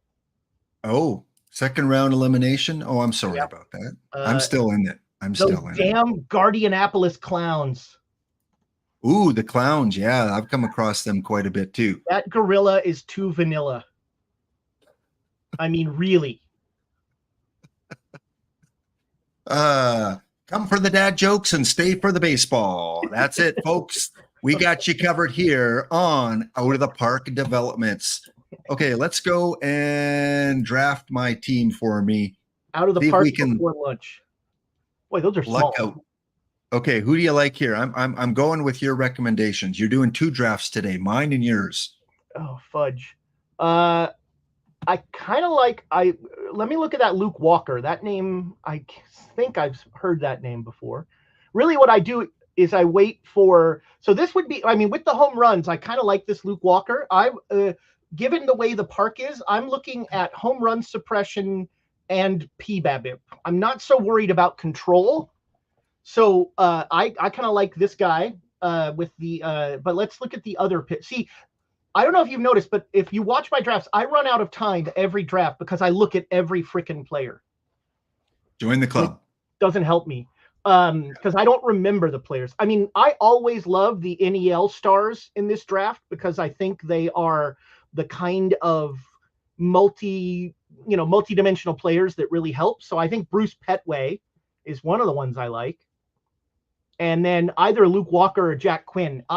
Another strategy I've had, and again, second round knockout. So when we say strategy, put some air quotes. But I try and get most of my pitchers in the bronze round because I think bronze pitchers are much better than iron pitchers. Yeah, there are a few good iron pitchers out there, but no. For the most part, I think if I can get most of my pitching staff in bronze, I would prefer that. So I don't know. So Porticaro isn't bad either. I'm not a big Quinn fan. So I would almost take Porticaro and Walker and call it, that's the start of a pretty good rotation. Okay.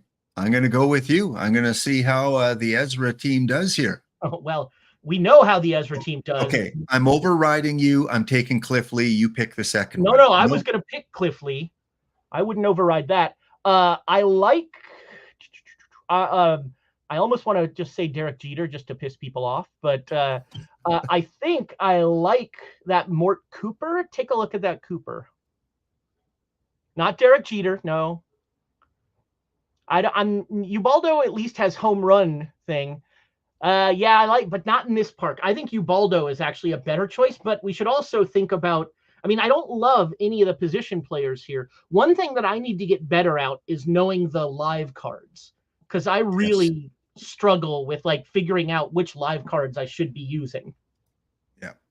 Yeah, Spore is really good at the live cards, so I'm always waiting for little tips about some of the live cards that he recommends, because that's kind of his jam, is more the live players. So Cliff Lee, and who do you think, Cooper or Eileen Jimenez? But boy, taking four pitchers early on, even for me, that's pretty. Let's take a look at that Connor Capel or Gabriel Arias. I think Cliff Lee. Oh wow, way to compare Ubaldo Jimenez to Ubaldo Jimenez. How does he stack up against himself? I was wondering I really like that guy on the left there. He's so much better. Look at Gabriel Arias. Let's see if there's maybe a live diamond in the rough here at shortstop. Or compare him to Ubaldo Jimenez. There you go.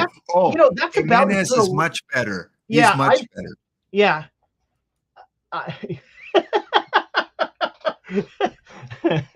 Well, okay, so Arias is not pitching, but I actually like the shape of that Arias card, especially he's a Swiss Army knife, plays a lot of spots, so I think we take Gabriel Arias. Okay. It's probably Gabriel Arias. Ezra, I think there's a little bit of a lag. Are you watching through StreamYard? Yeah, because it's bigger. Sorry, let Okay. me go in here and make this full screen. Okay, there we go. All All right, right, there we go. Arias and Lee. Next up, who am I taking? No daddy wags. So I always take a second and see if Xander Bogaerts clearly. And is that Jimmy Key? That Jimmy Key has pitched pretty well for me. Yeah. But that's a lot of pitchers. Even for me, that's a lot of pitchers. This has been a great pitcher draft so far. Yeah, we're getting all the good pitchers. And Sonny Gray is another one that is on my short list. What is that Fielder Jones like? He always makes me think of Astronaut Jones. Third down, second row, third over. I mean, good D. Let's take him just for the D since we're building around pitchers. Okay. Any of the usual suspects? I mean, in a Homer happy place, Kevin Moss isn't a terrible pick. I know people like that Keon Broxton card. I have had bad luck with it, but you know, I love the name Rick Vandenherk. Sounds like the fanciest vomit you've ever seen. Who do you like? I like Kevin Moss. I think let's get a home run hitter. We don't care about first base. And then I mean, catcher, I always go defense. How is Paulino? He's not one I remember. Yeah, no, that is forgettable. Take a look at, this guy. Oh, I like that shape. I don't love the defense, but I mean, if he's in a corner, I care less. I think we go with DeVore. Okay. This is also, you can just blame me, right? That's exactly. I like Dale Berra. I mean, we already have a slugging first baseman, but he can play a couple places. And I think that Bob Veal card is pretty nice. I like the home run suppression. I wish the control was a little high. I mean, the PBABIP was a little higher. Tyler Colvin was in my last team, and he actually hit the ball pretty well. And he plays a lot of positions. Let's go Colvin. I like positional flexibility. One of the most underrated cards in the 5L. I'm glad you went with him. You watched our video. Yes. Yeah. Tyler Colvin. Has the record for most RBIs in a laptop hound daily. There you go. I like the underrated players. Is this our last Daddy Wags chance? No. Can I squeal again? I think we got one more. Yeah. I don't like this round. How is that Ariel Prieto down in the bottom right? Yep. Yeah. I mean, I like the home run suppression, but I don't like anything else about that card. I think that should be an iron. What about Wickander? Actually, I know I don't like the Nen. I know. Nope, don't like any of the pitchers in this round. That's unfortunate. Nick Markakis, I kind of like the shape of. Let's take a look at him. As I'm once again behind time. Yeah, I think he's a bat for the bench more than anything else, and maybe an emergency tired replacement. Look at Leslie Green. I mean, Green can hit a little, and as long as he doesn't hit too many lefties, I kind of like, let's go with Leslie Green. Pitchers. Yeah, this is a no DH league too. Right. So. Pitchers that can hit are super useful in the 5L. I almost always take limited editions just because, they're usually really good. There's a couple that are not that good, but I don't see any of the usual suspects here. But I don't know this. Okay, so that's once again crazy home run suppression, but not. That's ironic for a Rocky. We are in a home run park. Home run suppression is important in pitchers here. Yeah, but the PBABIP on him is so crappy. Look at Mahler. Top right. Yeah, I should be. I mean, see, I like that shape a little better just because it's a little more PBABIP. I don't love his stamina. We need a second baseman, probably. Yeah, go with Mahler. Okay. Unless you have somebody you really love. Nope. The only guy I overrode you on was Cliff Lee, but you were going to take him anyway. So I'm a fan. Hunter Gaddis will never be picked. Go to hell, Hunter Gaddis. Go straight to hell. all right, we're taking Hunter Gaddis. No! Somewhere Rachel is smiling. And let's look at that Mark Koenig. The second row, third over. If he played more positions, maybe. I think that Brandon Morrow I've taken a couple times. He was okay. Let's take a look at him. 2, 4. Yeah, okay. No PBABIP, but I think with that stuff, as long as he's a reliever with that stuff, I'm okay with him. Is Silver Flint any good as a catcher? Might not be a bad backup. Let's get one catcher out of the way now and take Silver Flint. okay, round 9. Oy. 2, 4, 6 pitchers. So we need at least 2 more. We have 5 outfielders. We need middle infielders. Billy Ripken only plays second, right? I think is the... Yeah. Is Craig Paquette a utility? Let's see if he's a Swiss Army knife. Yeah, he is. Yeah, let's take Craig Paquette just to cover a lot of places. And then... Man. I don't like a lot of this other stuff. Let's see... I mean, he's the other direction. He's got stuff in PBABIP, but that home run terrifies me. Now, this is an interesting card. If he's just a reliever, that Lindsay card I kind of like. Because it'll boost his stuff a little, and the home run suppression and the control will be really nice. Yeah, let's go Lindsay. 10. Richie Aurelia. I like that Specs card, although you'd think a card named Specs would have a better eye. But I like the PBABIP and the gap power. We have 5 outfielders, but I don't love his. Well, he's not. I mean, POW 68 isn't bad. What about that Witek card, the bottom row second? Nope, only one position. Meh.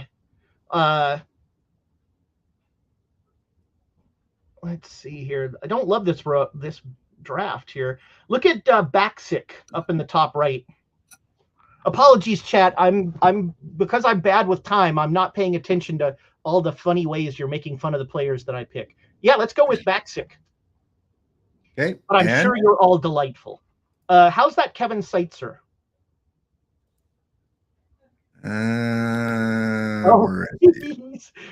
So people are wondering why I hate Hunter Gaddis.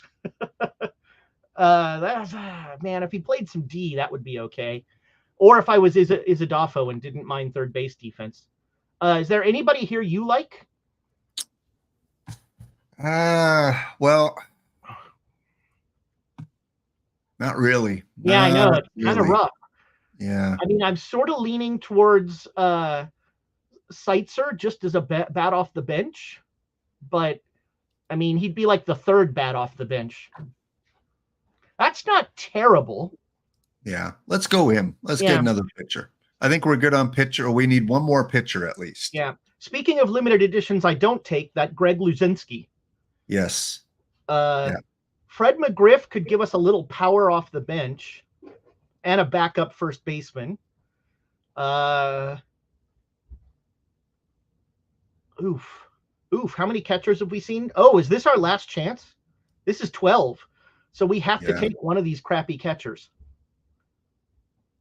So we've got Cesar Salazar, Austin Hedges, or Cam Gallagher. So just the best defender, I think. We did not win the catcher lottery. That would be Hedges. Yeah, I think we go with him. Oh, and I have, this is 2. I think the McGriff also. Is Walkenfuss much better than McGriff?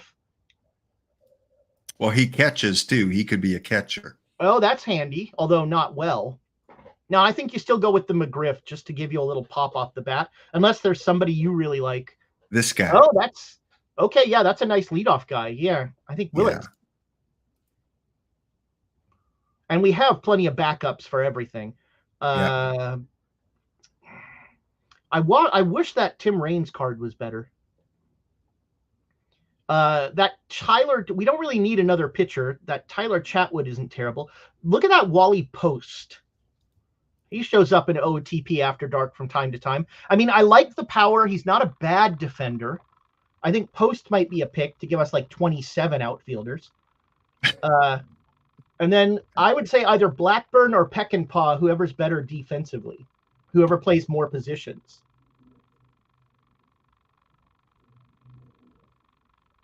So Peckinpah only plays short, but he plays it really well. Blackburn only plays second. Look at Crissetti. Let's look at Crissetti.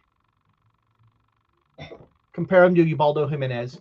I think then we take the really good defensive shortstop, Peckinpah. Okay. I'm going to override Post, and I'm going to go Rusty Kuntz, because just for lefties, yeah.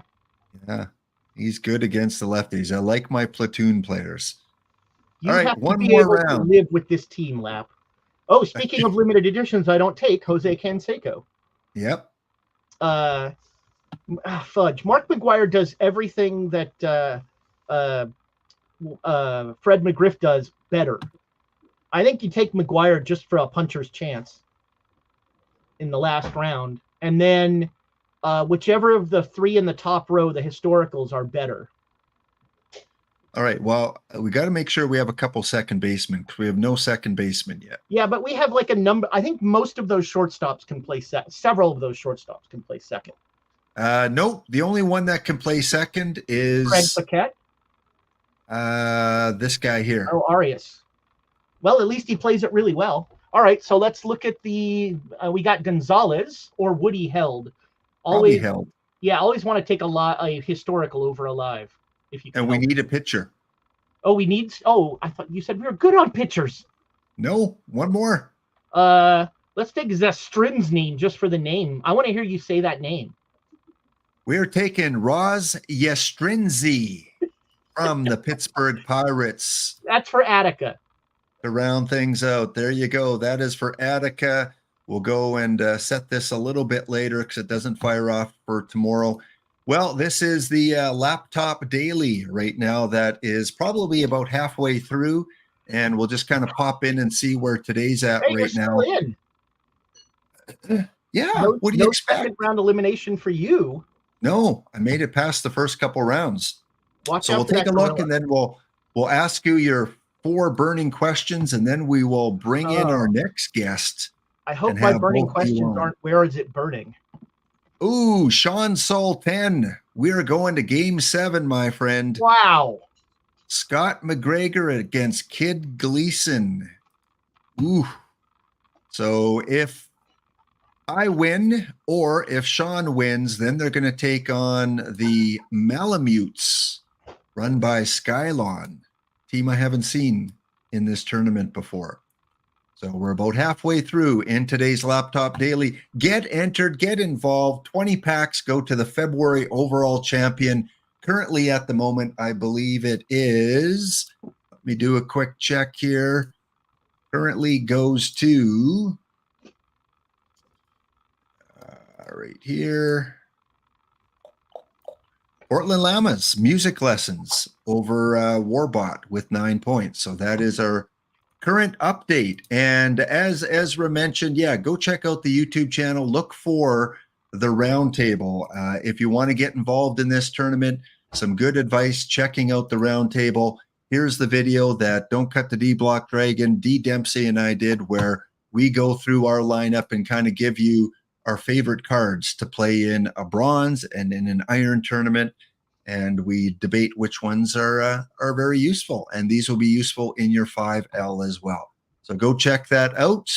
Let me put that in the chat too, to that specific video. And sign up for the 5L. It is a great tournament, and it fills up pretty quickly. As a matter of fact, I'm registering for, I pretty much register for the next one as soon as I get knocked out.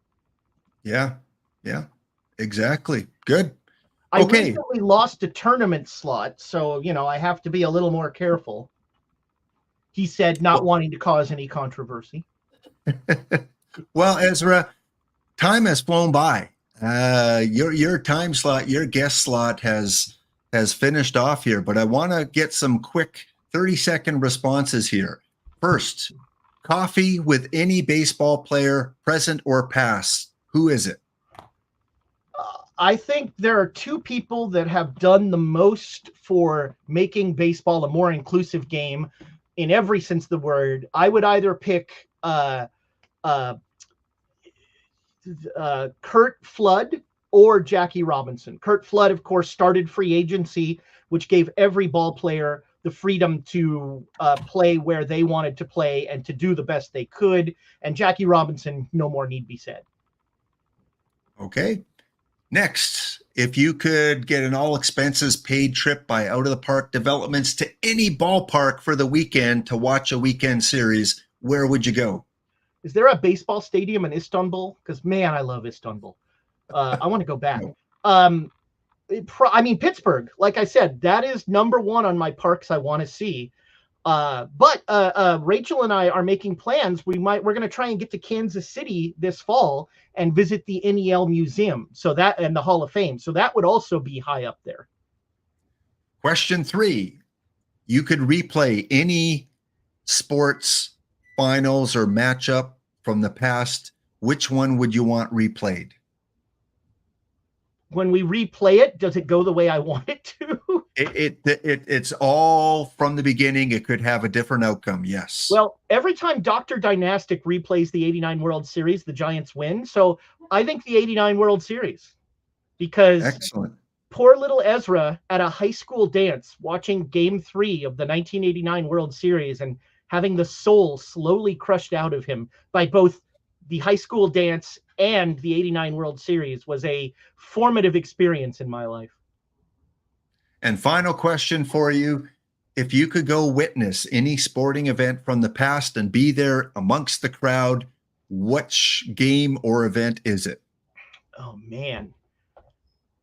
That is a great... I mean, there's a lot of weird historical choices. Like, how amazing would it be to see a chariot race in the Colosseum in, like, 1 AD? Like, that would be...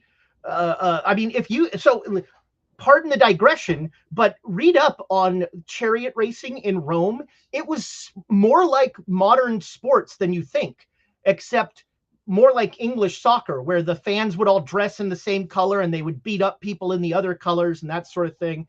That would be huge. The frickin' Pancration, where Greeks were ultimate fighting each other naked, is kind in the Olympics, would be sort of amazing to see. Seeing a game in the polo grounds, in the polo fields, just the weird shape of that ballpark and the fact that so much history happened there would be, I think, an easy choice. Leave it to Ezra to pick a chariot race from ancient Rome. Oh, Ezra, it's been fun as always. Again, the time has flown by. Before we let you go, as we do when this is Ezra. As we transition from you to our next guest, let's. I'm going to guess your next guess is Paul Lynn. Center square. Hey, that was a pretty good Paul Lynn. Yes. That was the first dirty joke I ever understood. I was watching, my mom was watching Hollywood Squares one night when I was home from school, and there's like, Paul, the question would go, Paul Lynn for the block. Paul, what do you and the leader of England have in common? Well, we're both a couple of old queens. All right. 7-year-old me was like, I get that joke. Our next guest, as we transition over, welcome to the stream, the one, the only, the legend streamer, Gorgo 2005 is in the house. Gorgo! Hey, everybody. Good to see you all. The Gorgo Shopping Network is open. That might be my greatest contribution to OOTP streaming, is that I came up with the Gorgo Shopping Network. That's marvelous. Oh, Hey, how are you Gorgo, doing, my friend? And I'm doing well, thank you, as well as can be expected. Oh, my camera just went away. I'm doing Oh. well. We lost Gorgo. Yeah, all right. Well, hang on a second. Let He's me. Gorgon. I've been having trouble getting. Oh, see, Ezra, way to go, Ezra. Way to go. I chased him off. I was terrible Ah, opening. Gorgo did, in his contract, Gorgo did not specifically said I should not open for him. And I went back again. Yeah, I have one of my alt accounts that has like 2,500 packs on it. Whoa, jeez, man, I don't enter enough tournaments clearly, or I don't win enough tournaments. That's mostly from drops. Wow. Yeah. jeez. Yeah, I'm not smart enough to do all those alt accounts and still. You must have like 2 iPads and like I actually have a El Cheapo laptop up here that I got for like $70 on Amazon's Overstock site called Woot. I got it for like $70 on deep discount, and that's one laptop up there that has one of my 3 accounts. I've got my PC right here in front of me that has my main account. Over here to my left, I have yet another like old work laptop that I have the other alt on. So I've got all 3 alts. Jeez. Or all 3 accounts grabbing drops right now. So 2 things stand out to me there. One, anytime you can get Gorgo to say woot, that's a good day. And 2, I think Gorgo's embezzling from his previous employer and just has laptops all over his house, The camera goes again. Hey, believe me, I would have loved to do it, and you lost me again. Okay, let's try this again. That was perfect timing. Gorgo's going to come back in a hoodie pulled over his face. The hacker Gorgo. Timing. Yes. I just see Gorgo like a raccoon at night when you see it. Yeah. This is WKRP in Cincinnati while we've got tech issues in Cincinnati. Well, my camera's not working, but at least it's keeping me here. Yes, so we can hear you. Yeah, as long as you can hear me, that's fine by me. Yep. I really don't care about the camera. I'm going to stop making dumb jokes because I want to listen to Gorgo. So I am going to leave and let you 2 educate me, because these folks, Gorgo was so kind and so generous when I was first starting streaming with advice and just mentioning me in the chat and engaging and that sort of thing. And Lap, we all know, but both of these guys are a big reason that we all enjoy what we're doing here. And for every affiliate, I'm so glad that I get the chance to say thank you to both of you for all that you have done, will do, and do now for the community. I love that I get the chance to do that for everybody. So Gorgo, it is so great to see you, and fabulous to hear that you are doing well. And I always hold out hope that someday the Gorgo Shopping Network will open again. But continued health and good life and prosperity and fun. And Lap, learn to pronounce baseball names. Well, Ezra, you're not going anywhere yet. Tradition is, as we transition one guest to the other, you're the interviewer. You get to ask Gorgo a question. What do you want to ask Gorgo? All right, Gorgo, what is your favorite of all the many iterations of Cincinnati ballparks? And I bet you've been to many of them. What is your favorite of the Cincinnati ballparks? Well, okay, you have to consider one major thing. I am not a native of the area. Oh, I'm a new kid in town. I've only lived here for 33 years.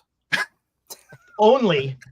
Look, Three Rivers are not a Three Rivers. Yeah, Riverfront was nobody's favorite stadium.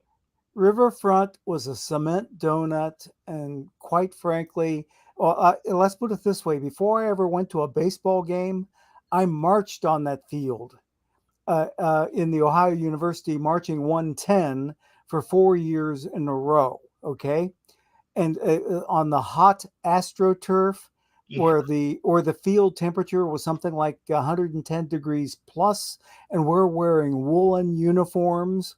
Okay, no fun. It's a great way to lose 5 pounds. Well, yeah, in one show. Yeah.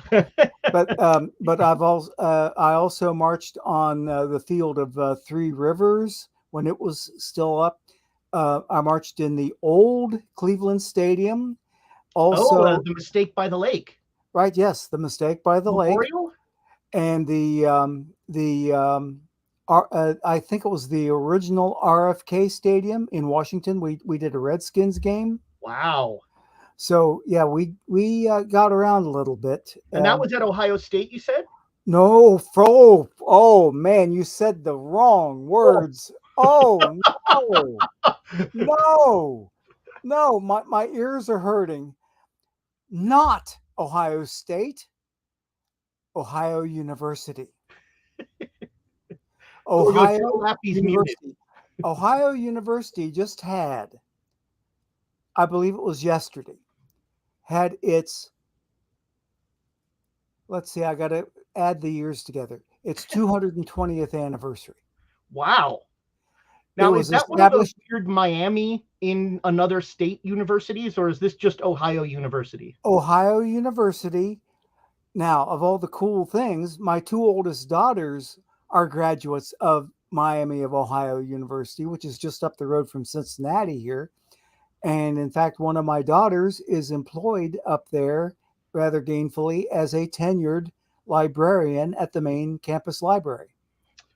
What is the deal with the Miami of Ohio thing? And I'm just going to, Lap said one question. I've now asked like 12.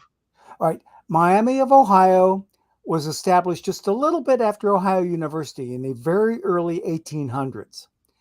The only problem is the Miami University down in Florida, in its boom time, it just exploded and just became a really huge athletic powerhouse.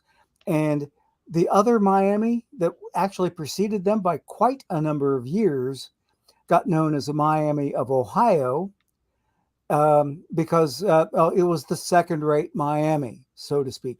But I'm here to tell you right now that the Miami just up the road in Oxford, Ohio, is a really top-notch academic institution. I don't know what Miami of Florida is like, except I've seen quite a number of thugs, that is athletic thugs, that came out of that school. I mean, like, I don't really care for their athletic tradition. They can have it. But why did they name it Miami? Was it a Native American name, or? Yes, the Miami Indian tribe. Ah, okay. Well, that makes sense. Right. Yeah. Gorgo, it is so good to have you back on Twitch. Thanks. Yeah, thank you. I appreciate the kind words there, Ezra, and your kind words you said before. But I'm only on for a brief time today only. I thought we were here for a good time, not a long time. Yeah. Oh, yeah. Matt, you're on a little bit of both. A little bit of both, because I need to head to the kitchen before too long and get some. We need a Gorgo cooking stream. We need a Gorgo cooking stream. Right. Yeah, I've got my my cod is ready to stick in the oven, and I've already prepared. That same said daughter that's the librarian up the road at Miami University gave us a keto cookbook. Nice. I've been on the keto routine for quite a number of months now, and I've lost a little over 100 pounds doing that, which is fantastic for me because I really needed to lose the weight. But she got me a Southern keto cookbook that has Southern cuisine that is done in keto style so that it is low in carbohydrates. And this particular dish is the first one that I made out of that. We've already had one helping out of it, a gigundous broccoli and cauliflower salad with 10 strips of bacon cooked up and floating around in there, a cup of mayonnaise, a healthy amount of apple cider vinegar, some other spices and stuff. And I'm here to tell you right now, that stuff is pretty doggone good. And we ate off of it last night. We'll have some more tonight. And I've got enough for another couple of suppers after this. So You know it's Southern or Midwest cooking when the recipe involves a cup of mayonnaise. yes. Well, the keto, And it's a salad. keto loves fat. Ah, See, that's one of the big things about keto is that you really tone down the carbohydrates and you really bump up the fat. If you went with a pure version of the keto diet, it would be 70% fat. Okay, holy cow. 25% protein and 5% carbohydrate. Well, I have to go eat a stick of butter and give his show back. Or if you want a real fat bomb, which is called for in the diet every now and then, go have yourself a shot of heavy whipping cream. Fat Bum was the name I danced under. And on that note, okay, you and Chris Farley. yeah, well, it's not far. It's not far. Lap, you actually have things you want to do. I have totally, just because I'm a Gorgo fanboy, have totally sidetracked this. But please, you guys have a great time. Talk all sorts of great baseball. I always think, Gorgo, of all the when I was talking about Joe Nuxel and you were telling stories about the old left-hander. I always enjoyed that. Yeah. He and I'm already playing ahead of the game here. But when Lap asks me who I would want to talk to and have coffee over, the old left-hander is going to come into that conversation. But we'll save it for later.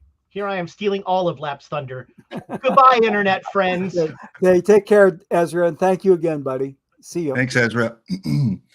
I love it though, Gorgo. You can see the excitement, and he loved talking to you. And I have to echo what Ezra said in terms of the help that you gave in the community, and still, because you're still on the Discord, you're still posting the league that you're in and the results that you're in.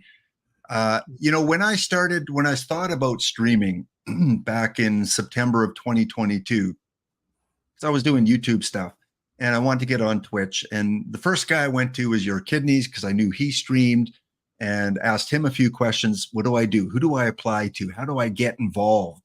And once I kind of got that set up, the next person I came to was you, because you were an experienced streamer. I had watched you. And I'm like, Gorgo, what is OBS? What do I need in terms of, a setup and camera and things? And you were kind enough to say, Lap, let's set up a call. Let's go on a video call. Let's do like a half hour, 45 minutes. I'll kind of walk you through some things on streaming. And I still remember that call that we had, even though it was almost a year and a half ago. So a big shout out to Gorgo for helping me get along on my streaming career and helping me get set up. And look what you've done since then. I mean, like you have far eclipsed my expectations of even myself. Okay. I mean, like, and I set a pretty high bar for myself as far as that went, even though I do come from a tech background. It was more on the software side, not necessarily the really geeky side. I was used to writing programs, not performing them. Okay.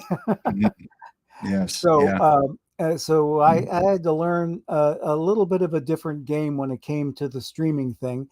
And even before I got to streaming, I had to learn some things about hardware. Because like I said, I was a software dude. I was a pretty talented coding person. I was a project leader in charge of business side projects at the Cincinnati Enquirer, where I worked for a shade over 25 years. And I got to write some pretty cool stuff there. But I had to learn some hardware because of a stupid contest I got into. If you're familiar with the hardware company called NVIDIA that makes graphic cards, okay? NVIDIA had a contest on Twitter, and anybody that wanted to enter could enter, but you had to submit a photograph of yourself with your existing rig, your existing computing rig, and indicate how you would use the grand prize in the contest. And for whatever reason, I must have put on a convincing enough show that my old computer rig was pathetic enough that I needed to upgrade, and they made me one of 10 worldwide winners of a 1660 Ti graphics card that at the time had a retail value of close to $400. Okay. Only problem is that card would not fit in my existing computing rig. Okay. So in order to use the thing, I figured, okay, I might as well build my own. So I built my own computing rig from the ground up and built it around this card. And there were, I got myself, talk about getting advice from outside. I went to YouTube to get how to build videos on the Paul's Hardware YouTube channel. He had stuff set up exactly for my hardware that I was going to try to build around. It had my graphics card in there. It had the computing chip that I was looking for. Instead of an Intel chip, I went with an AMD processor, which meant I had to get an AMD motherboard. The graphics card would work with either processor. That's not a thing. But I wanted to give the AMDs a shot and see if they were really as good as people said they were. And I've not regretted the decision to go with an AMD chip. But I built myself a computer and put it all together with all the video help that I got from Paul's Hardware, that particular YouTube channel. And I've been, let's see, I guess if I look at it in terms of time, I can't believe it. Next month will be 5 years I've had this rig, and it has run 24/7 practically since the time I fired it up. Wow. Yeah, computers, tech these days don't seem to last much longer than a couple of years. So good stuff. Yeah, this is five. Yeah, go ahead. I'm sorry. Oh, we just got a break kicking in here. So we're going to come back and talk baseball and Reds and the card that you chose for the pop-up. So stay tuned, folks. Gorgo is here. Even though the camera's not working, we're familiar with the voice. So be back in 2 minutes' time.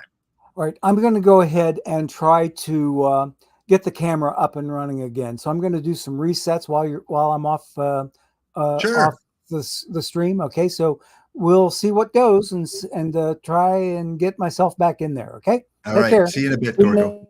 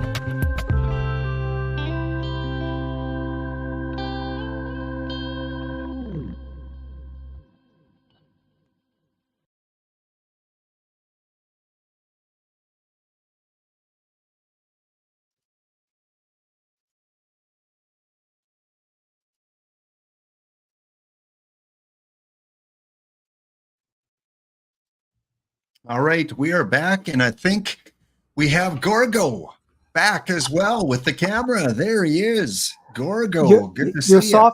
Your software was looking for a device that didn't exist. I did nickel for every time I heard that. Oh, yeah. Man. There I go again. I'm out. Oh, yeah. Well, we'll just have to go with the voice, I guess. And I guess like so, I said, yeah. Wait a minute. Hang on a second. Let me see if I can do it from within the settings here. Yeah. Let me try it from within the settings. All right. While Gorgo's doing that, let me remind you guys, if you're just tuning in, special broadcast today. We're covering the pop-up tournament. We're kind of waiting until we get to the semifinals and finals before we cover it in a little bit more detail. And I've invited some of the affiliates and streamers that have requested cards to be put as part of the pop-ups. And Gorgo is here today. And Gorgo, you and I, both educators in the past, were retired teachers. I in social studies, and I believe you in music. But you know, as a teacher, you pretty much teach everything. And maybe for those that don't know you, because there's so many new players that have come into the game since you stopped streaming, tell the community a little bit about how you, as an older streamer, got involved in this. Like what made you all of a sudden say, you know what, I want to stream OOTP? Well, let's put it this way. When I went through that building process of building my PC, I explained to you the process that I went through to get to that, you know, winning the card and building my own computer and that sort of thing. But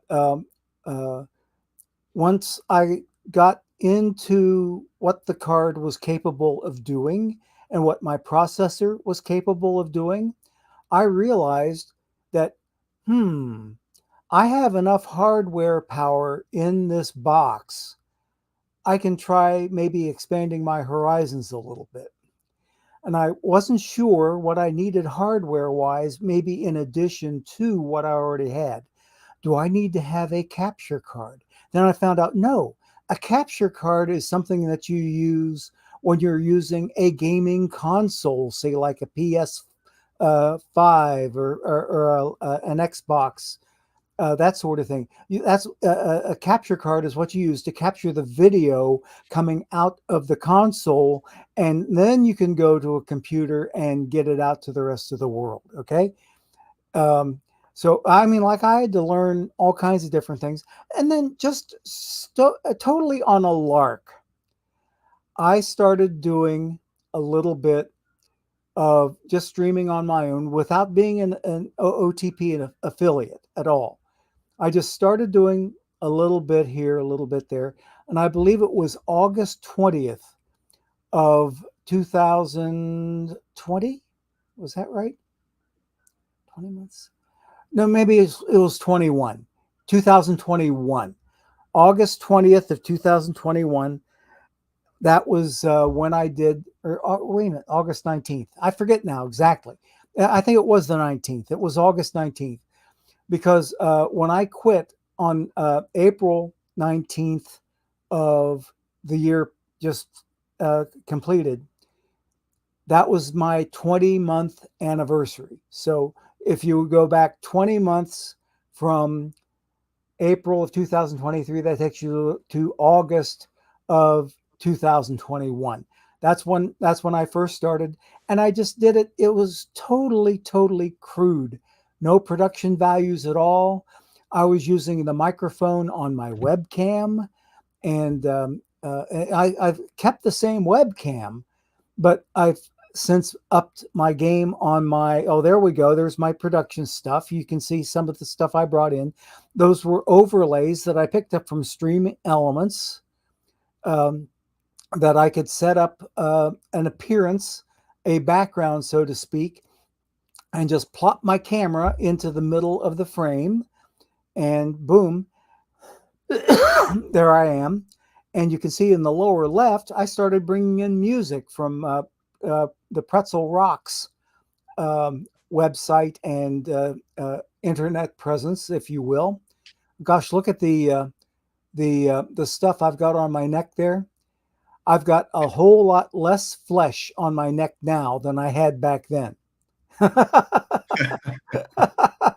mean, like I've got a little bit more of a turkey gobbler here now, but I'm in the same room, in the same man cave that I was way back when, and still using the same snowball microphone that came from the Blue company. I guess Blue is known for the snowballs and also for the Yeti microphone family. But one thing you wanted to ask me something about Frank Robinson, why I chose him? Yeah. Okay, well, as a 12-year-old, I was heartbroken when Frank Robinson was traded from the Reds. However old he was at the time, the general manager called him old. Let's say if he was 33, he's an old 33. I forget exactly how old Frank Robinson was. That he was old for his age. So they traded him to Baltimore. And I got to watching the World Series that year. Now, this one is a true story, and I can still tell about it, but my late brother is not around to corroborate it for me. We lost him back in 2019, or 2017, I'm sorry. But he put in a buck for me, and we got into a baseball pool. And there were $18 in the pool. Everybody in the pool got a half inning of baseball play, and wherever the winning run was going to be scored, that's the person who won the entire $18. Who hit a home run in that game in the World Series for Baltimore, and they ended up winning by that one run? I had Frank Robinson in that game in my half inning, and I won the $18 as a 12-year-old. And now, back in 1965, as a 12-year-old, $18 went one heck of a long way, a lot longer than it went than, say, today, or even 10 years ago, as far as that goes. But yeah, 1965 was the year, and you would have, oh, wait a minute, I take that back. It was 66. Oh, I was 13. I was 13. That was his first year in Baltimore. Boom. Okay, so I was 13 that year, and my brother put up the dollar, and he came to me afterwards and says, would you mind sharing some of those dollars with your brother? Since he put up the dollar for me to enter. And you know me, a 13-year-old, the hormones are just starting to flow. It wasn't just a no, it was a big old hell no.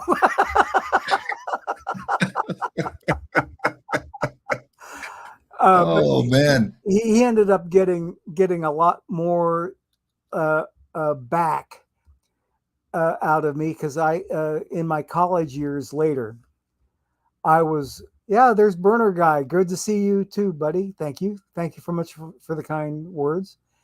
The thing I did to help pay him back, I helped him build his house.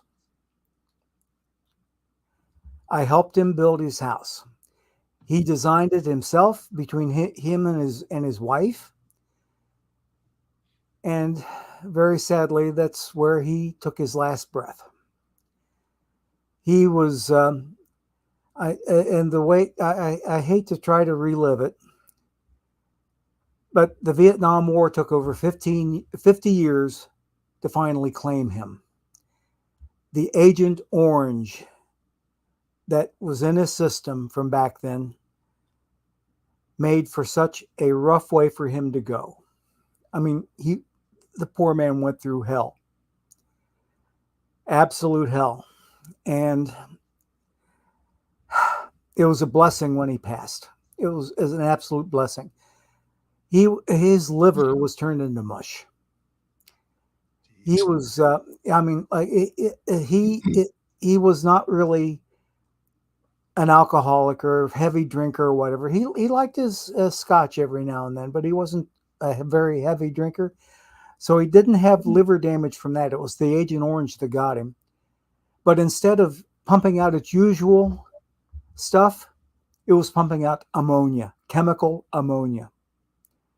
And just was not good for him at all. But anyway, enough on that. There's a lot of love for you, Gorgo, in the chat. See some hearts there for you, and just so many people happy to see you. Right. You know, and when we look at, I'm not in a position now where I can see the chat because I'm in the studio in this browser tab. Let me get over. Okay. Let me see. Well, I'll throw a few of them up there that you can kind of see on there. I see. Okay. I'm starting to see some stuff. Burner guy. Yeah. And Cava. Yep. $18 doesn't do much. He bought a today. house with $18. No, he got some free labor for $18. Well, Frank Robinson, he was in, like, there were some big guys that were part of the trades that he was in. Doyle Alexander was in one. We had Billy Grabowitz in one. Bobby Valentine, Andy Messersmith. Yeah, Andy Messersmith for sure, or as D Block says, Andy Messerschmitt. Yes. So yeah, he was part of some big trade. Why, you said you're not, originally from Cincinnati. So how did Cincinnati become your team as a young kid? Well, let's put it this way. When I was growing up, we only had a black and white TV, and we could pick up whatever the antenna could pull in. And one of the stations that the antenna could pull in was WSAZ TV out of Huntington, West Virginia. And WSAZ Channel 3 used to be on the Cincinnati Reds network, and they still are to this day, to the best of my knowledge. Okay, that when the Reds caravan goes out on the road, they make a trip and stop by Huntington, West Virginia, because there's such a built-in fan base there. And in Southeast Ohio, people had choices. Usually you could be an Indians fan or you could be a Pirates fan. But since I can remember watching Reds games on Channel 3 on WSAZ TV, then that was what drew me in there. And even when I was still living in Southeast Ohio, I happened to make a trip over here with my sister, her son, and a friend of her son. And we got to take in a Reds game, spent the night in a hotel down in northern Kentucky, and then drove back to Southeast Ohio. Now, fast forward just a few years.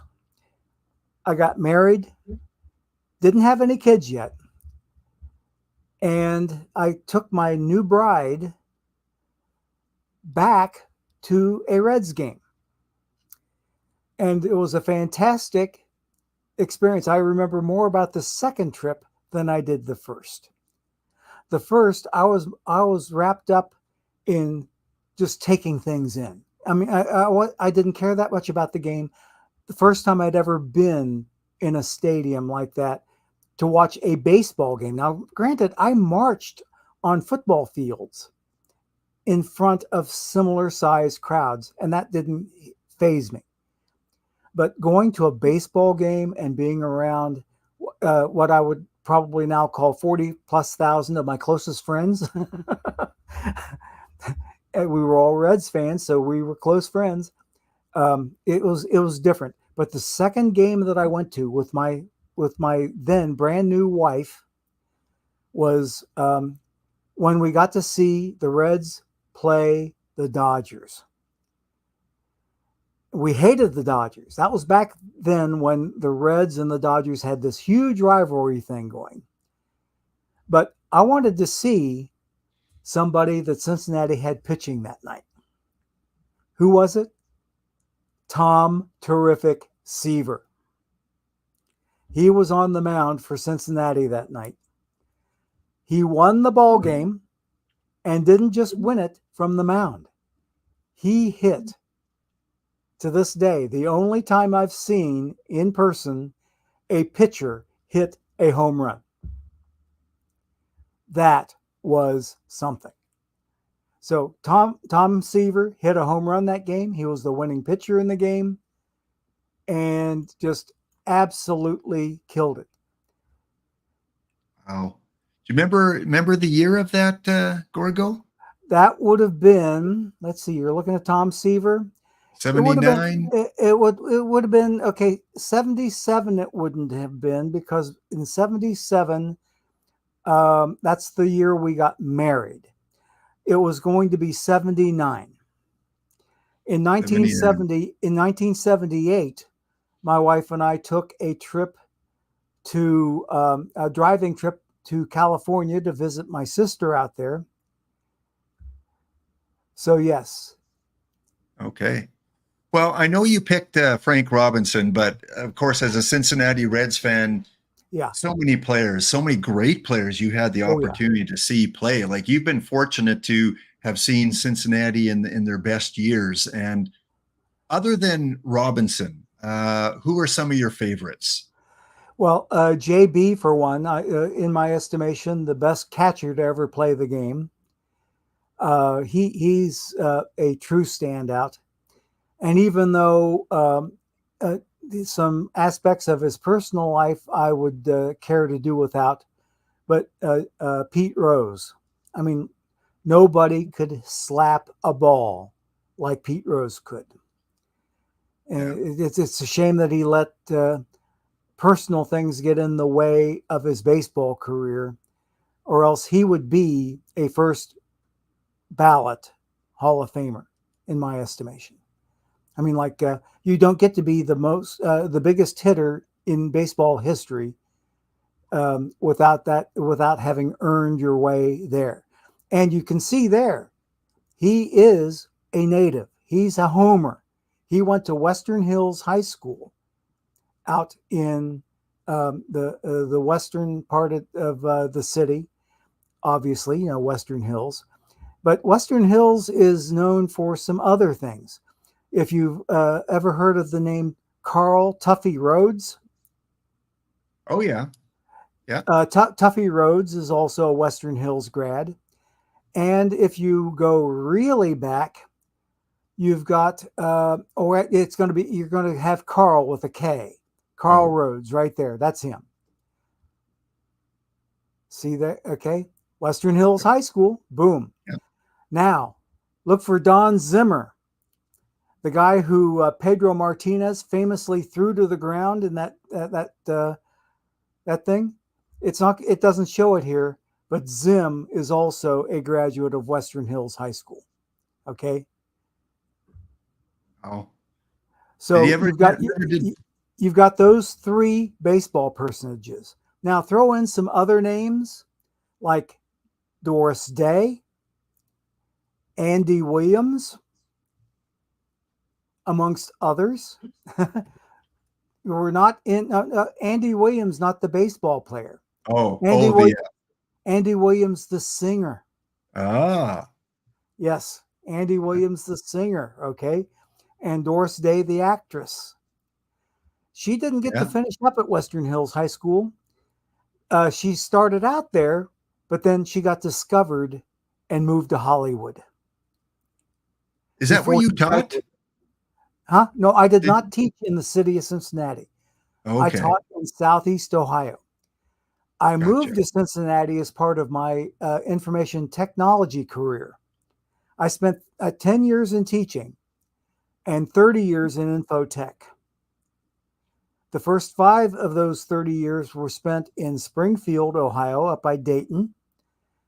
And then I came down here in 1990, the year that the Reds last won a World Series, and started working downtown at the Cincinnati Enquirer newspaper, writing programs for them.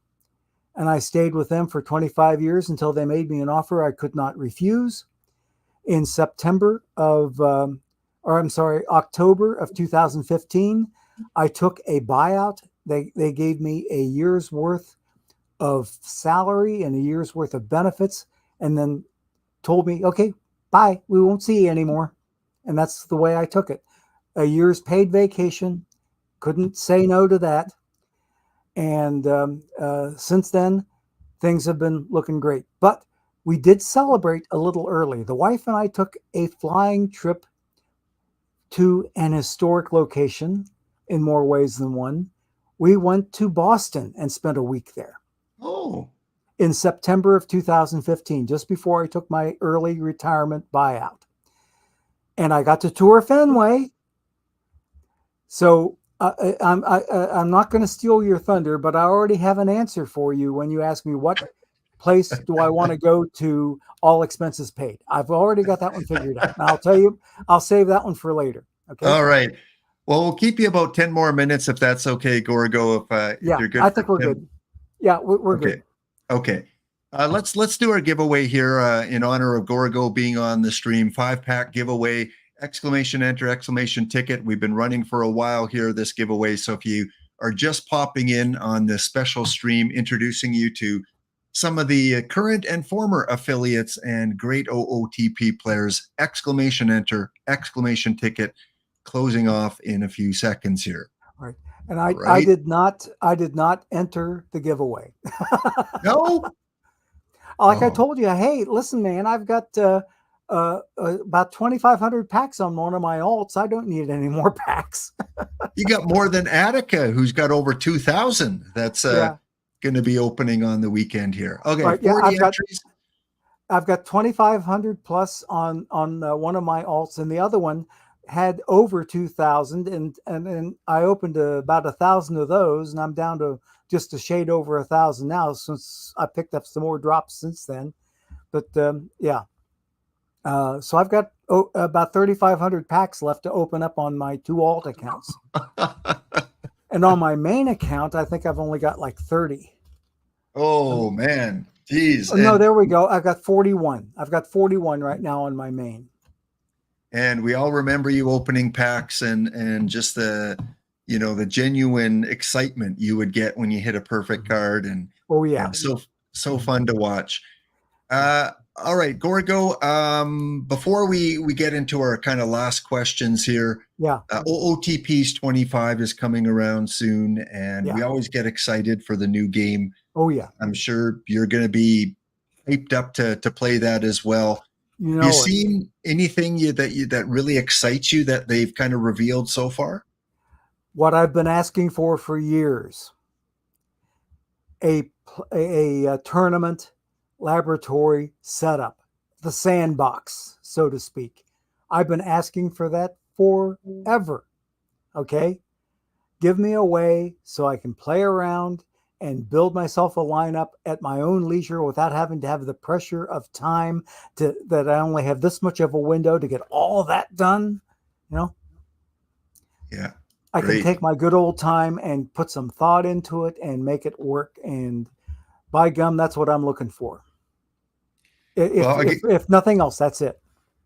And that's going to be fantastic. It's going to be a game changer. Gorgo, there's so much love for you in the chat. And, even amongst us affiliates, we're all honoring you. Tessawiji, of course, has the Gorgo 2005 banner. He sure does. Nursha Benko has, honored you. Drdynastic has a Gorgo emote. We've got EVC, who's got his bell ringing emote. I've had my perfect card, oh baby emote. And we've got a new emote for you as part of the lap stream. We've got, if you guys can spam that out, the new Gorgo laptop one. This is the Drdynastic one here. This is the EVC one, ringing the bell right there. And here is the laptop one, right there with the oh baby. And there we go. All right. Nice. Thank you so much to everybody involved with that. That's so cool. Yeah, there you go. There, Captain Keglake showing you the 3. Yeah. Oh, baby, one of your signature phrases. Okay, time for our closing part here where I get to ask you the 4 burning questions. Yeah. I know you've heard them before. You've prepped your answers. Question number 1, coffee. You get to sit down and have a chat with any player, present or past. Who would you be and what would you want to talk about? It would be a former player and his partner in crime. I would have Joe Nuxhall and Marty Brenneman sitting down together and having coffee at my place with my new toy that Santa brought us. Do you recognize this lap?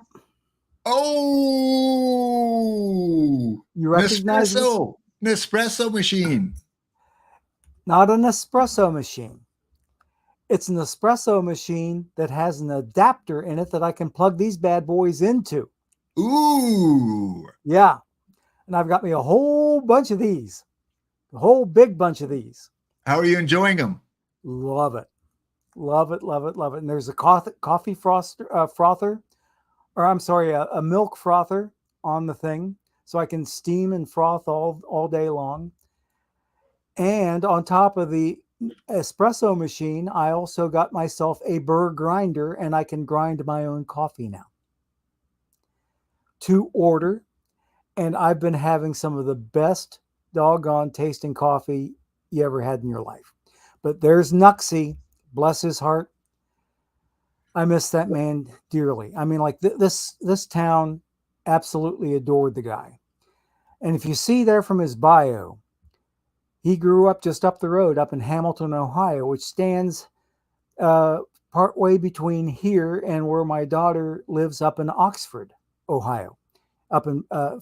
She's in extreme northwest Butler County, but Hamilton is the county seat of Butler County, which is the next county to the north of Cincinnati here.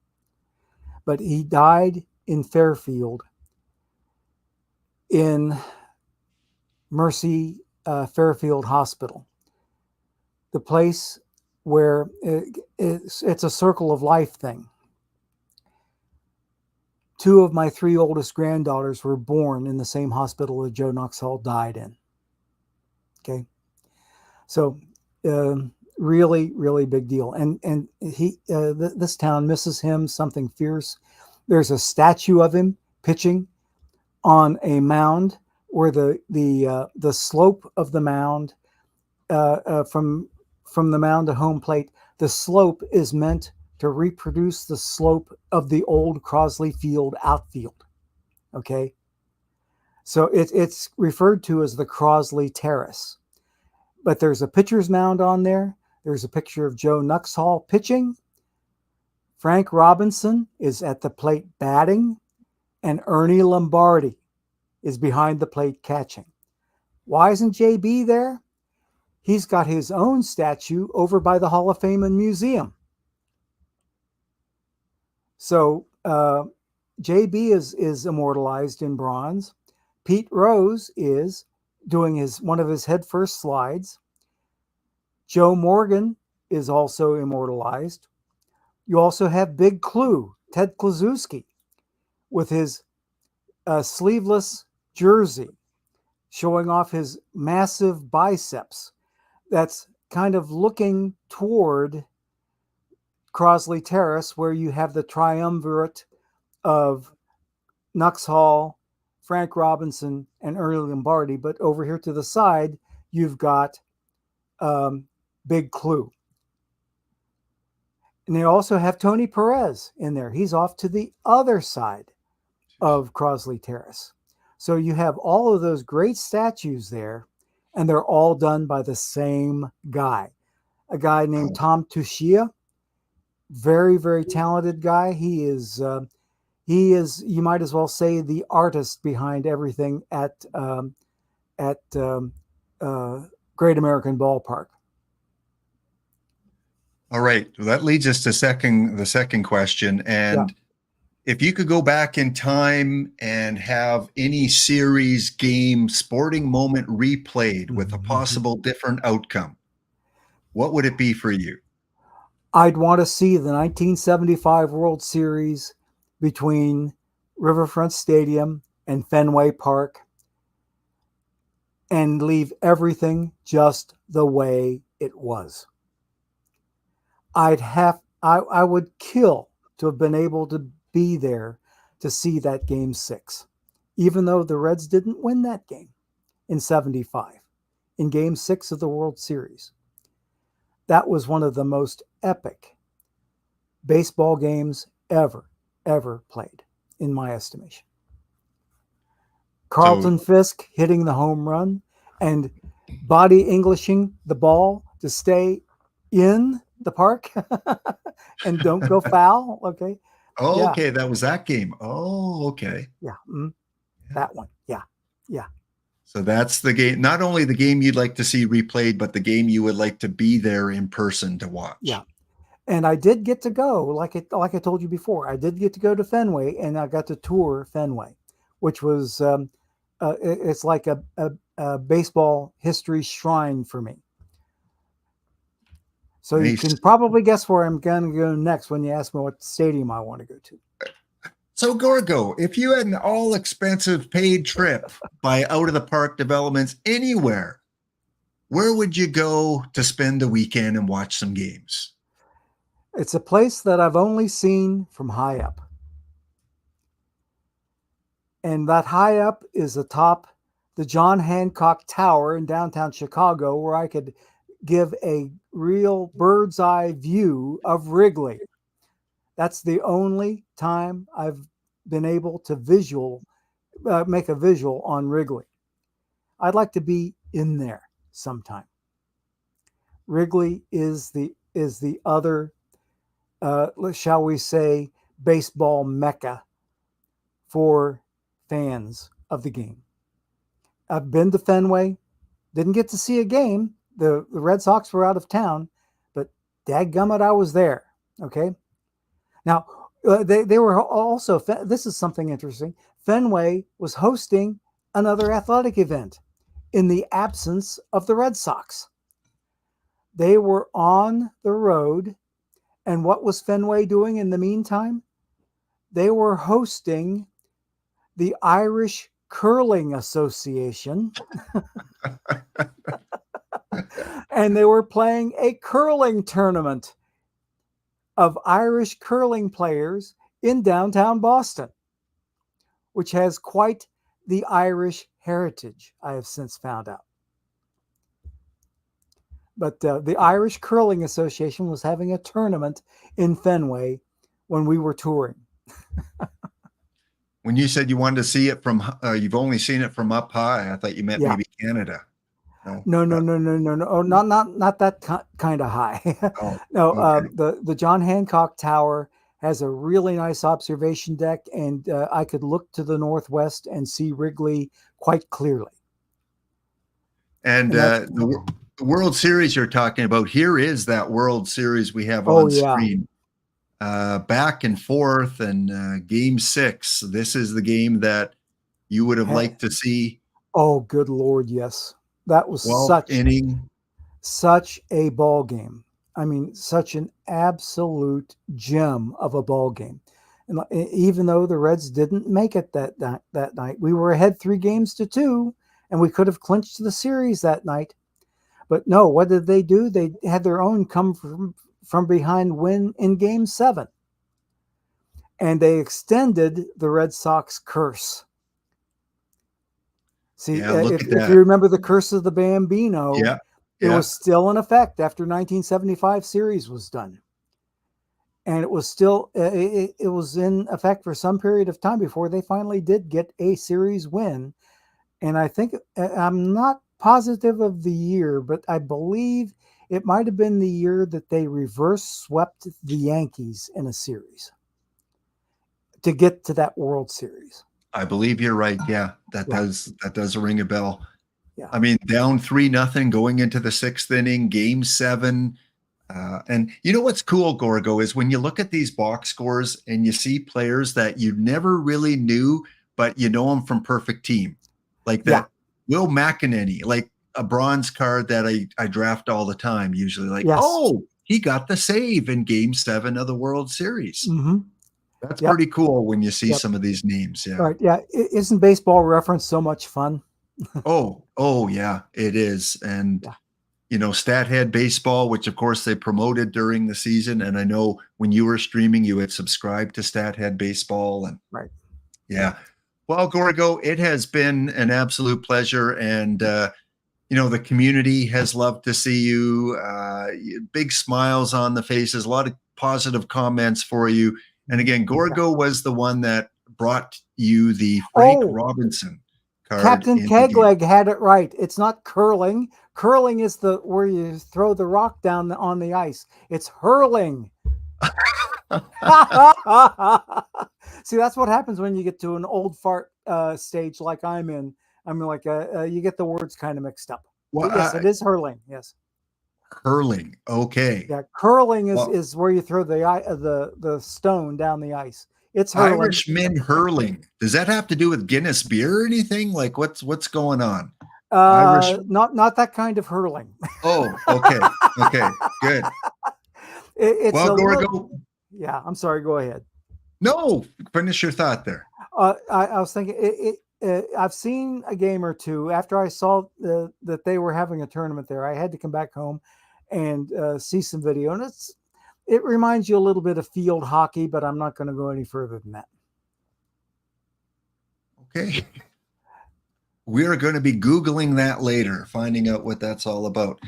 Well, before we let you go, Gorgo, as we've been doing all throughout today, we've been kind of transitioning from streamer to streamer, and we had Ezra on before you. And I'm glad Ezra didn't ask you if you remember Crosley Field. It was kind of Ezra. Yeah. But now here's another piece of trivia for you. Speaking of Crosley Field, the Cincinnati Enquirer, where I worked in the office downtown, they had a printing plant out in the west end of downtown. And the west end is where Crosley Field used to be. Part of the building and the parking lot were on the Crosley Field footprint. Okay, when Crosley Field was torn down, I got to walk on some of that real estate. Really cool. Really cool. Okay, our next guest, we got two more guests coming up before the end of the show. Again, we're here on special drops. Gorgo's getting all his packs on all his accounts here.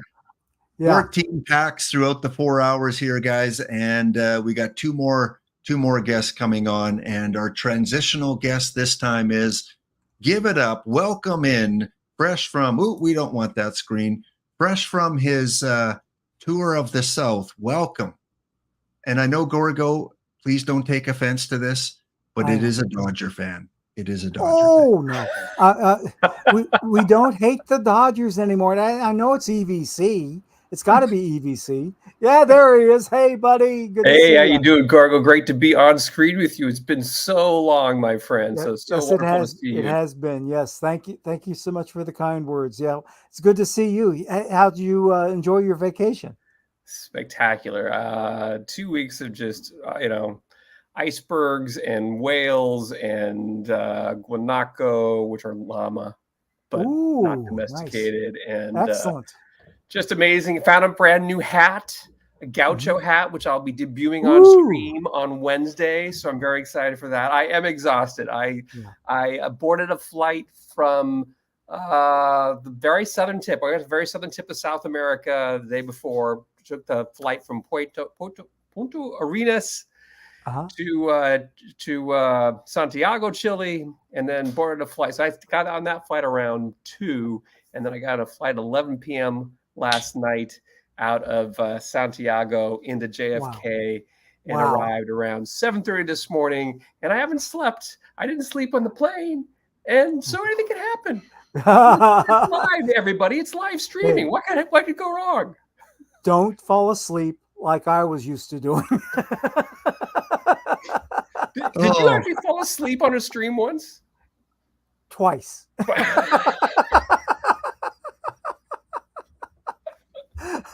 Twice.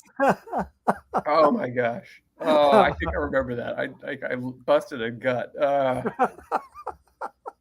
Well, EVC and Gorgo on stream again. Such a pleasure to bring you guys on at the same time here. And EVC, do me a favor. You play the interview, because from going from guest to guest, we've had the next guest ask the previous guest a few questions. I'm going to run to the washroom because I've been on almost 5 hours.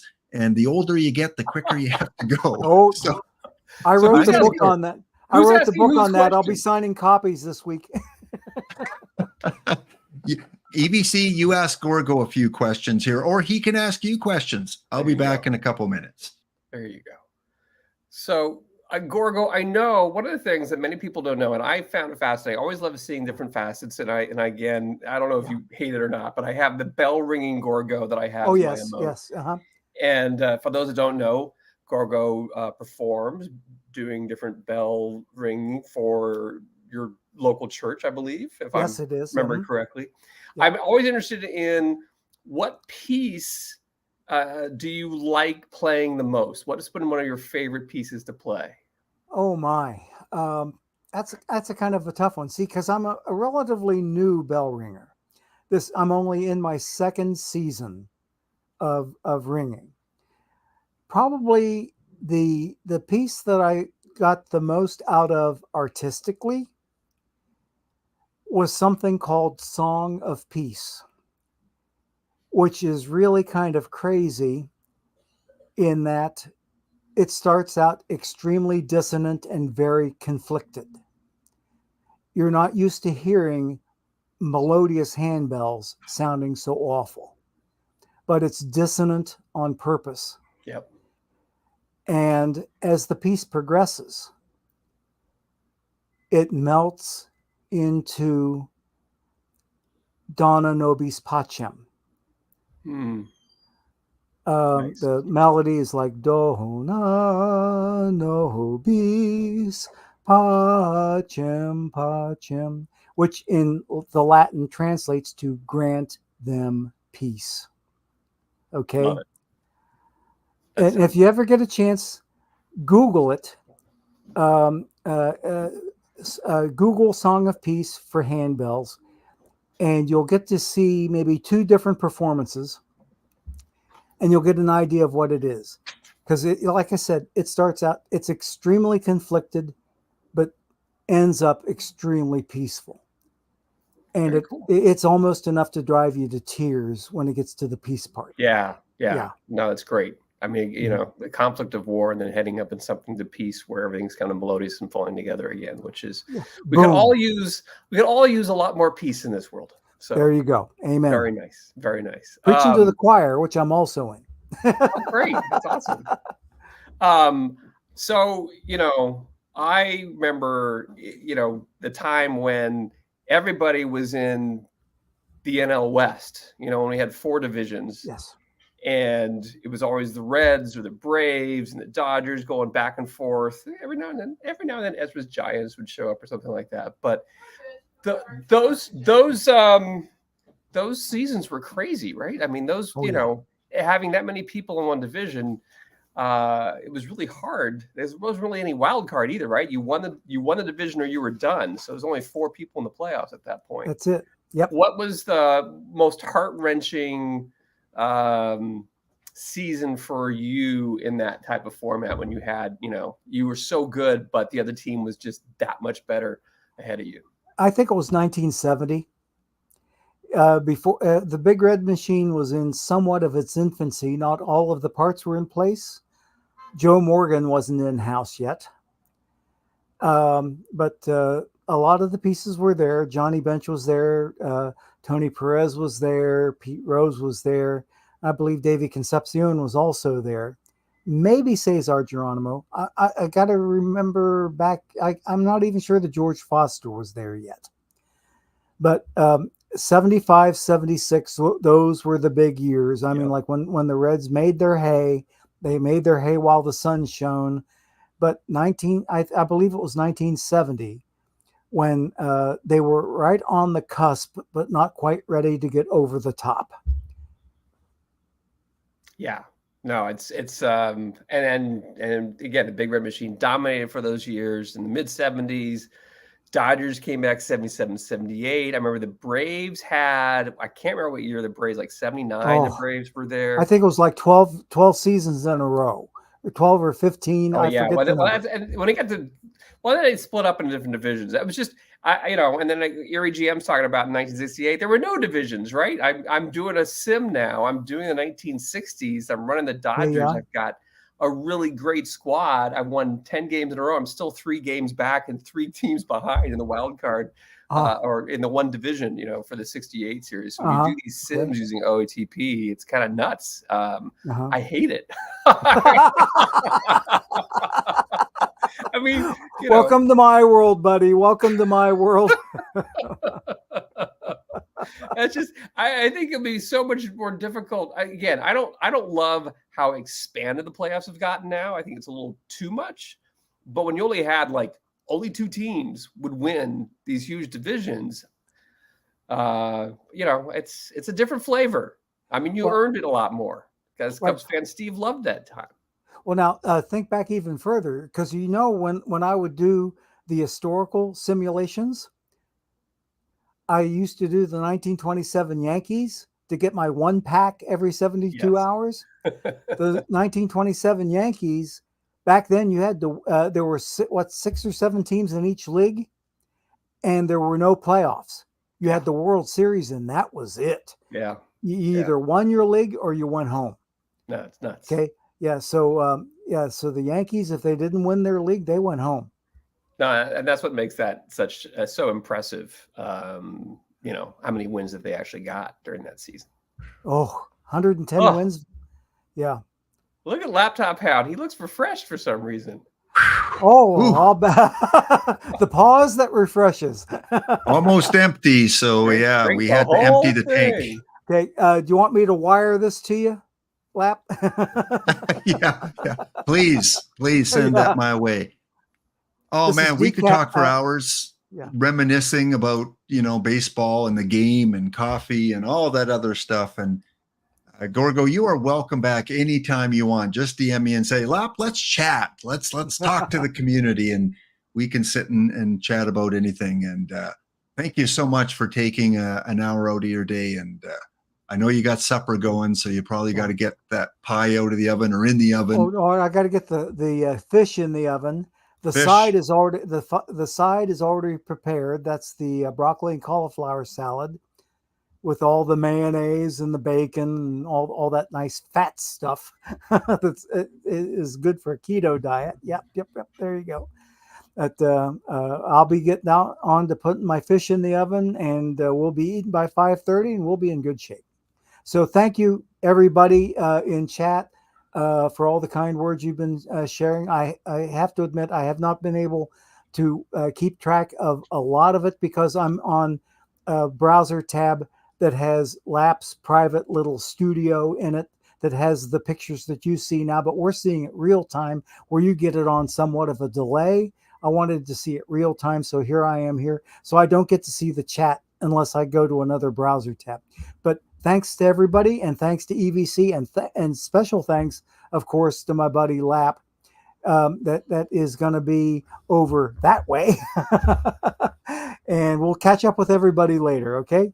Take care, Gorgo. Everyone. Gorgo, before you head out there, we got to do your signature call here. I've just opened up a historical rainbow pack. Ooh.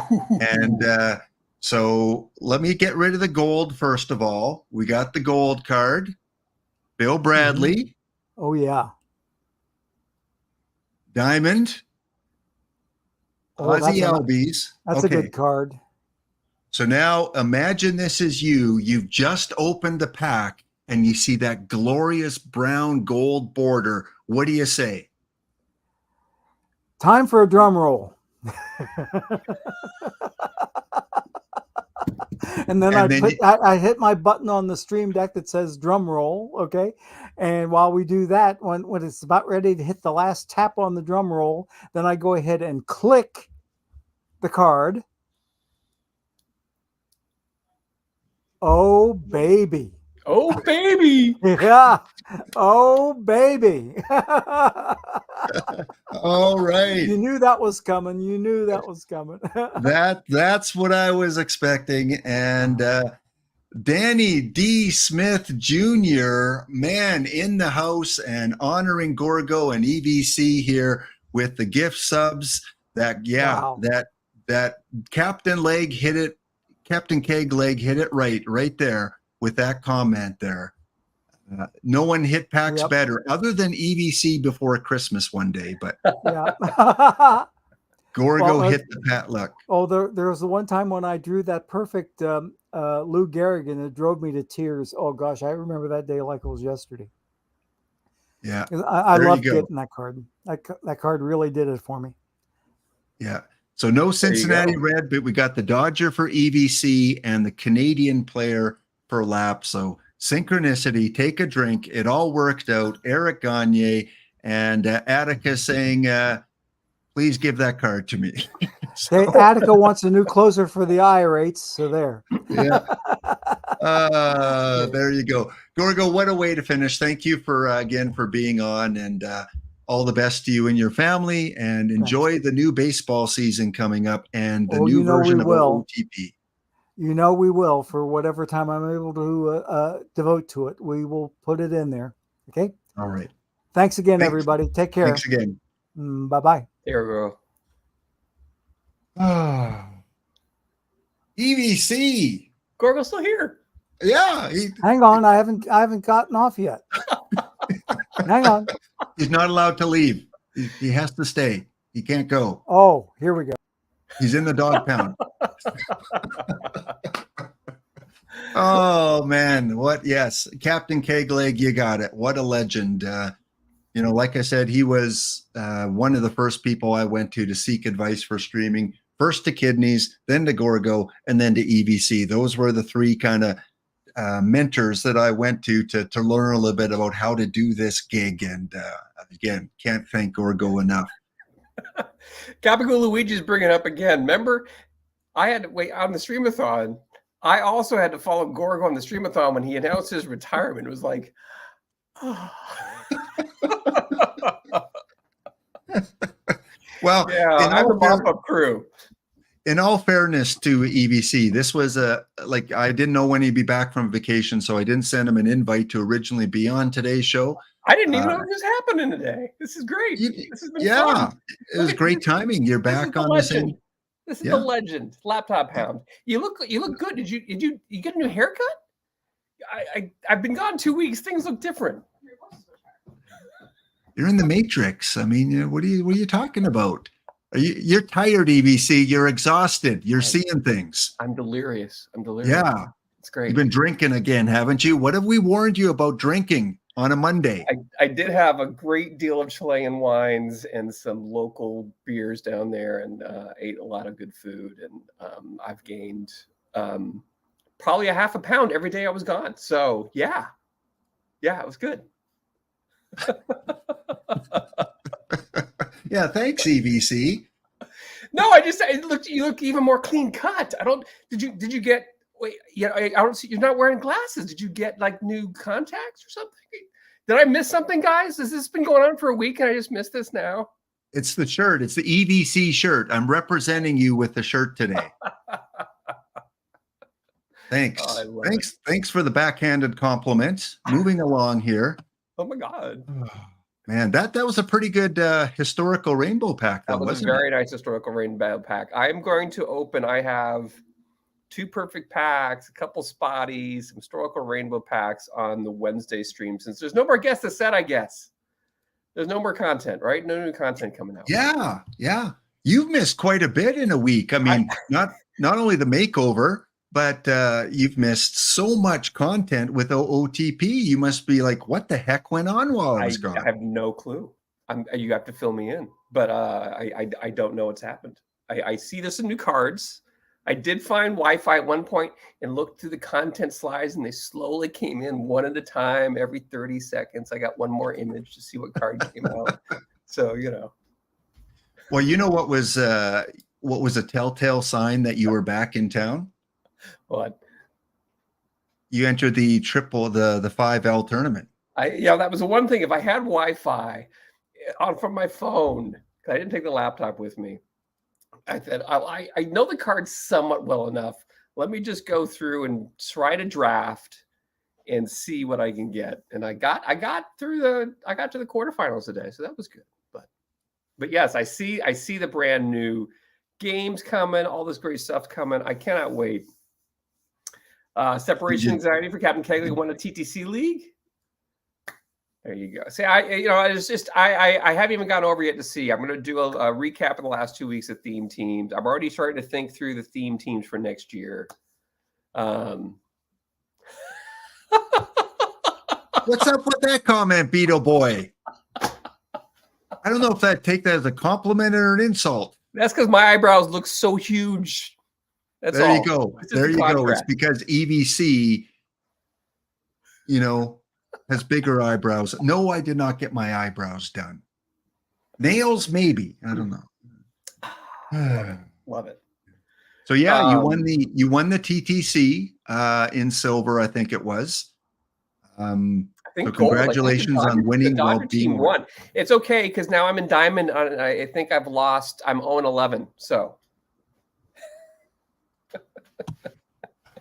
Did I say thank you to Danny D. Smith Jr.?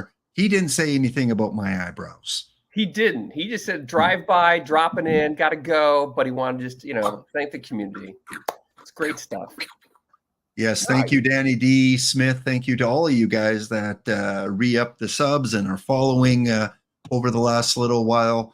Thanks to everyone that's been on already today. And we got, again, one more guest. EVC was kind of can you come on for a while? I have to go to the bathroom.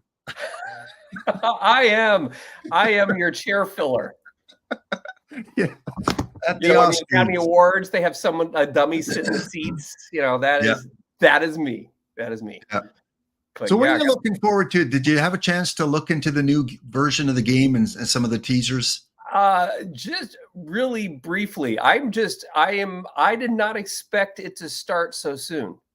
Yeah. I didn't expect us to get, live. Going live on March 15th is crazy to me because I was thinking it's going to be more like April 1st. So my brain is churning now of thinking about how we kind of ride the new level of content coming through. And I don't know when to plan my vacations. There's just no good time. Yeah. But I think what Gorgo mentioned that he's been wanting for a long time, and what a lot of us have been wanting, is that sandbox that you see on the screen there. That could be a lot of fun. I was hopeful that I would allow me to create a tournament and just invite people to play in a tournament. That was when I saw sandbox. That's what my brain. When we used to do this last year, I mean, we'll do some in the next couple of weeks while we're waiting for the new game to come. We had all the theme teams would climb into an open tournament with their theme team rosters and just have the theme teams go head to head in a tournament, which was a lot of fun last year. But that would be kind of, I don't think that's what this is. I'm just, I'm all about the bunk. Everyone knows. Yeah, all about the bunk. Yeah. So are you excited about the new season coming up, like in real baseball? Like, I think you guys have an okay team, right? I am, again, all expenses paid trip. Where would I like OOTP to send me? It would be in a month from now to Seoul, South Korea, to watch the Dodgers and Padres play the opening day of the season and watch Shohei hit for the first time for the Dodgers. That would be my, you're going to pay me to go somewhere. Let's go. Leave it to EBC to pick the most expensive trip of all the affiliates. Someone else said Japan, and I was like, oh, that's smart. Go watch baseball in Japan. And I said, oh, well, Korea, you got the series coming up. So yeah, I'm excited. I'm I'm also shocked that I'm gone for 2 weeks and there's still 4 guys that still haven't signed. Like what's going on here? Who hasn't signed? The Cubbies and Bellinger haven't even started negotiating yet. It's nuts. Yeah. I don't know. Maybe he'll go to Toronto. We've seen him on a plane. He's been on a plane.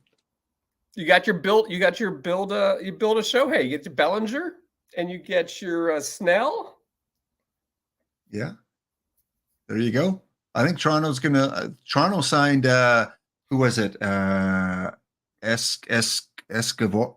Who they just signed an infielder recently. Escobar. Escobar. base. Yeah. Yeah. He played for the Mets and the Angels last year, was not stellar. Yeah. I mean, Chapman's just hanging out there waiting for. It's basically the Giants and the Cubbies have to figure out what they're going to spend on. I don't think anyone else is spending. I don't think anybody else is going to pay up the money. Kiermaier signed back in Toronto. Did you hear that? I did. Yeah.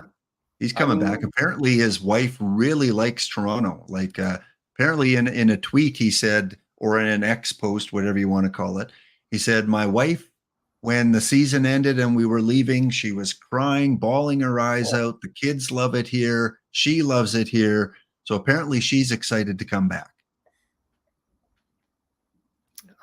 I'm glad you got something.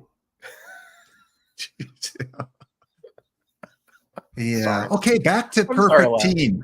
I didn't. Yeah, the new art is interesting, right? This is kind of new. Like when you open a pack, you see the profile, or at least that's what I'm assuming based on this screenshot, where you can see all the ratings without having to hover over it or open the profile manually.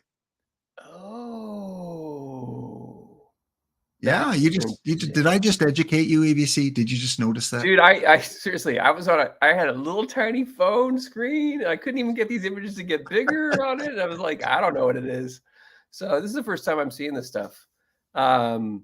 Interesting. Still need the last 10. I agree, Captain Kegleg. We still need something at the bottom that shows the last 10 value, but it's even got the little sell button right here. Well, I'm sure if you hit the sell button, it would actually pull up the screen that shows what the L10 is and the other prices. Yeah. I mean, they got a Dodger on there with a Detroit Tiger. Go figure. Yeah. Two Sox fans. I have to take a look at it closely, see what Gavin Lux's rating is going to be after coming out of surgery and stuff. So it's going to be interesting. And I guess the BABIP's right there, so you can see it immediately. I mean, if this was the format for perfect drafts too, so you wouldn't have to go click on every single picture to see the PBABIP, it would be spectacular. Yeah. And then you have the choice of opening next pack or select the next pack in the top right corner here. So so you can choose which one to open, so that I don't really know. I've got all these packs that I finished Acuna and on my main, so I've got all these packs and some of the missions that just came up, but I don't know what I have. So base game, we've got the development lab, I guess they call it here, where you can train players for a certain amount of weeks, and a lot of sports games have that, where you can train your players. But this is a first for OOTP, where you can focus on certain characteristics. Yeah, I wonder what some of the online leagues will do now. There's some online leagues where you do different features and you unlock boosts and things like that. And is that just play into this now, where you earn X to be able to do the boost? It's interesting. Well, if I heard FKN Kamish when he was on stream watching one time, he said he doesn't think he's going to bring it into EMLB, that he's going to turn this feature off because it's too tough. I mean, every day he's going to get requests. Can you train this guy? Can you train that guy? And it just makes it simpler to turn that off. So we got that going on. Ballparks, I'm sure we'll see some new animations, maybe some different looks to the ballpark, maybe different cameras. I don't know. That's pretty much maxed out, I think, what they can do there. But this screen looks fairly similar. All the backgrounds now, you take a look at the background now compared to some of the backgrounds that were kind of just photo art. It looks more robust as a background of the cityscape that you see, I think. Am I wrong? I could be very wrong. I mean, we're getting more and more to that. It's nowhere near the show. I mean, let's face it. And it's not going to be. And this game is not the show, because I can't click the buttons fast enough to do anything. So. Yeah. I haven't tried. Watching me and EVC stream the show would be entertainment. It would not. No, it would not. I mean, it'd be. I guess you could call it entertainment. It would be just hilariously horrible. Yeah. It would be like 27 strikeouts in the game so far because we can't click the button fast enough. I feel like that's maybe something we should do sometime. So we should. Yeah. Late at night, after a few beverages, we'll play the show. Dodgers against Blue Jays. There you go. There you go. Two no hitters in the same game. Well, don't you have to pitch though too on the other side? So like pitching, though, you just hit a button. I've Swing, been you got to playing- time it though. I've been playing with a new logo and it's really hard because it's like two-tone. It doesn't go great on a white background. What? The new OOTP 25 logo. Yeah. See, it's got like a half is white and half is dark, and so I'm trying to figure it out. Hard to get a background because you want those contrasting colors, but no matter what lightness you pick here, that's not as effective. So why don't you write OOTP and complain? I dare you. Can I get a better transparent logo that I can put on my streams, please? I'd like to make it look a little more professional than it is right now. If that's the biggest complaint you have about the game, then the game is in good spot right there. So we do get to play the beta version again early. Yes. If you don't use Steam though, because if you use Steam, you're not going to be able to do that. How long is the sale on? Is it on until the launch? Yes. Okay. I was worried this morning that someone said it was like only for 3 days. I was like rushing to get to my laptop this morning to buy it. So I had it. So. Well, Steam, it's going to be a week after launch because you can't pre-order. You can't do that. So if you're a Steam user from March 15th, probably till like the 22nd, you'll get that 30% off. As long as you wish list it. Because do you have to wish list it, or are you just going to basically? Well, I would just wish list it anyway. Price. Yeah. Oh, that's interesting. Yeah. I don't know. It's been a while since I bought on Steam. I always buy direct. Yeah, and we want to play the beta, right? Like we did last year. It was so fun. Got a beta plus, Epic's going to take out, or Steam's going to take out 30%. You buy direct, they're going to keep more of it, right? And I want to keep this game going. So they can create a better logo for you, apparently. Exactly. Put some more money into your logo, OOTP. That's what EVC's saying. No. I just want the friends list to be automated. Thank you, Embezzler. If you're there, Embezzler, Embezzler said he came in and did the friends list. I hope it went well. I haven't even got a chance to even look at the comments in the community yet, but I want to thank him for stepping in and doing that, which was freaking awesome. So thank you. Well, I know the chat's saying about winning free games. We haven't heard anything about, giveaways for the new version. There's still a process. It's still a ways away. So, I would support OOTP and get it for 30% off. Make sure you guaranteed, because not only do you get the beta version, but you're going to get these 3 bonus packs. I'm really curious what this anniversary pack's going to be. Yeah, I am too.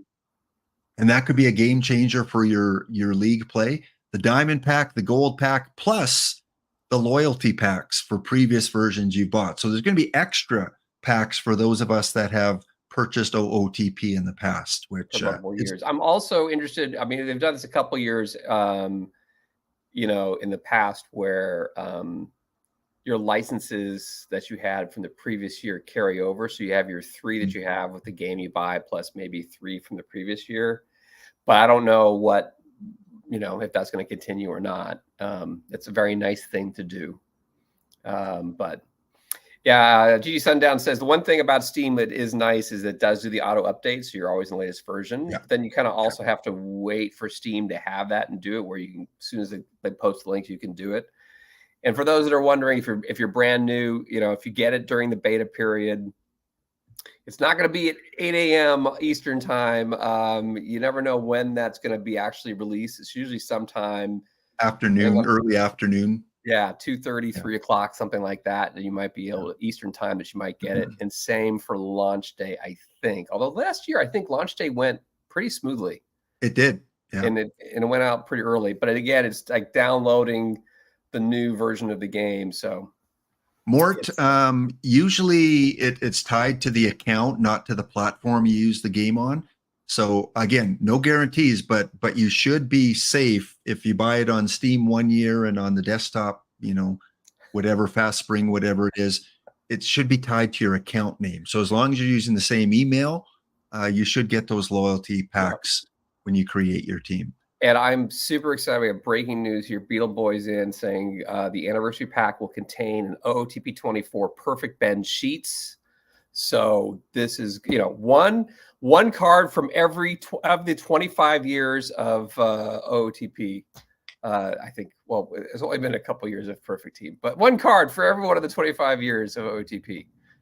So Ben Sheets, we're going to have Shane Baz. We're going to have Tony Suck. Brian We're going to McCann. have, Ken Caminiti, the early version of him. Yeah. I was saying what they should do is have cards with the original card art from that previous version, like OOTP 22 Ty Cobb card art. That would be kind of cool for a 25th anniversary pack. It would be cool. I mean, I think that, we've seen this on the holidays that they've run where they've got the Yule log going, where they do all these different, you see all the card art over the years, which is really fun. I had a good time doing guess a set and pulling could we get this guy this week, but pulling the card art from previous versions, which was a lot of fun to do. So, yeah, compared to the launch in OOTP 23, yeah, that was a one-off kind of thing, though. It came out late, and then Perfect Team came out late a couple weeks after that. When you have to change your entire back-end service provider in a short period of time. When I was doing crosswords, we moved from one server to another for all the data on everyone's accounts. It was a pure and utter nightmare. Talk about people do not like losing things. It's not good. It's not good. So we do have the bonus packs coming out. Also, I don't know, EVC, if you've had a chance to listen to the latest podcast on your trip, but they did put out a podcast on February the 15th with Rich Grisham and Spore, where they talked about this year's version of the game and next year's version. And they did drop a couple nuggets that are not in any of the press releases there. And one of them was no PT Plus in the next version of the game. I am a little bummed. I mean, I felt it was just a good value in the game. Having the extra slots definitely helped in doing things. But I know that was a lot of discussion that people had over that. Did they say why? Was it just technical or? I don't want to speak for them. I don't know exactly. They said, it's the first year they tried it out and they just kind of wanted to see how it would go. They also kind of hinted a little bit about wanting everyone on an equal playing field a little bit more. So, but they said, we tried it out for a year and they just decided not to go with it. Rich did say, though, that doesn't rule out that they might not have something later on in the cycle with perks and things like that. But this specific subscription service, they said they're not going to go with at the beginning. Yeah, I think that's, I really don't think that you had that much of an advantage from the PT Perfect Plus, but I guess having extra tournament slots did advantage people, especially with the PTMS and PTCS championships and things like that. So I get that. I see how they try to keep everyone on the same footing from that. Because they're moving more and more into doing more tournaments, it kind of makes sense in that way. I think we're so used to, being PT Plus members, we had the 4 and then the 3. I think if they do go back to like a 3-2 system, that'll be a big bummer because we're so used to spamming 4 and then 3 perfect drafts. Yeah. But one other thing they did say, which was really curious how it's going to work out. They said that you're going to be able to get involved in competitive action right on Friday, March the 15th. So no longer waiting until Monday with the reset of the new league, like that entry pool thing where we had to wait a few days. They said you'll be able to play the game competitively right on Friday, which I found pretty interesting. That is interesting. This is the great thing, right? You got a new game coming. You don't know what's coming. You try to make some speculation. You get little nuggets, and then you get into it, and it's just a lot of fun. And I love Andy's comment.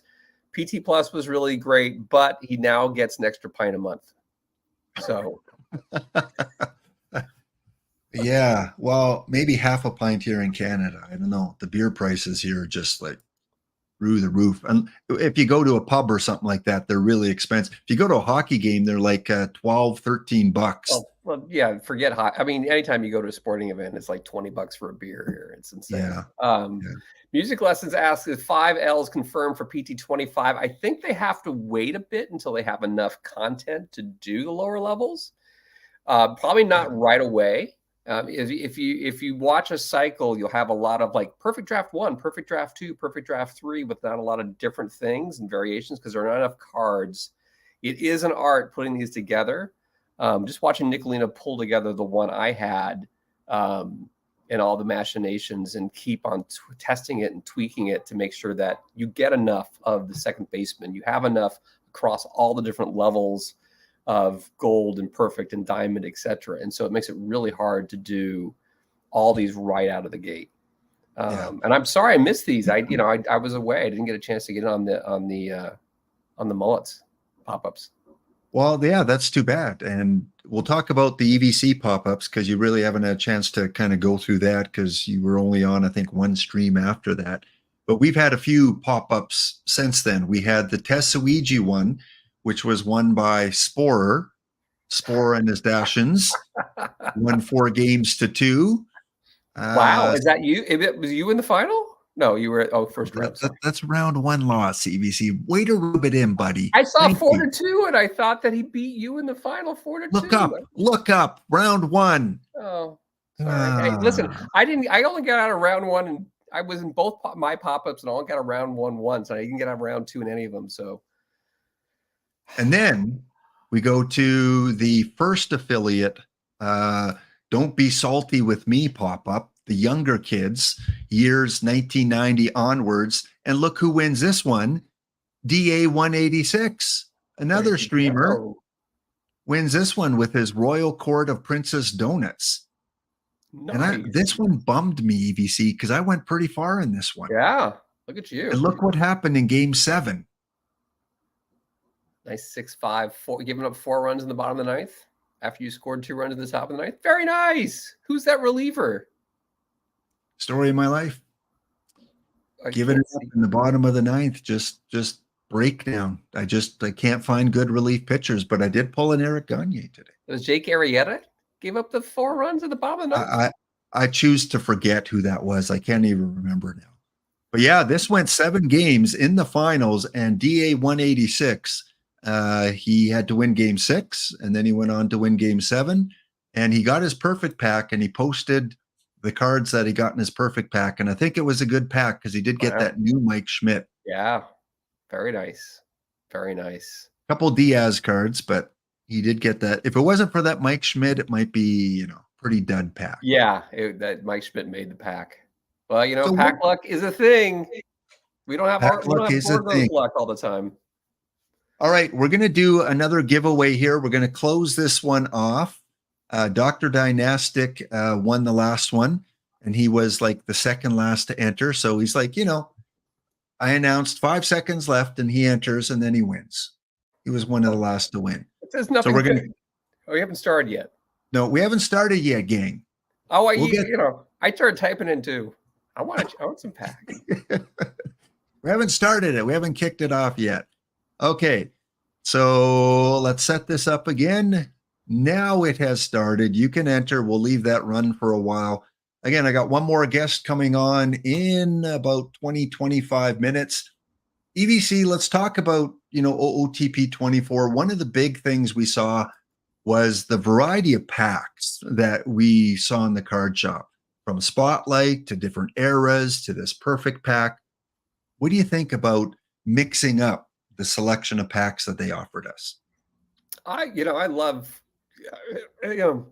any chance you get to open a pack with the rainbow has been crazy, right? I mean, I still I know I'm opening a rainbow pack, but I go, ooh, I got a perfect still. It's kind of one of those things where it's just like, it's rare enough that you don't expect it coming through.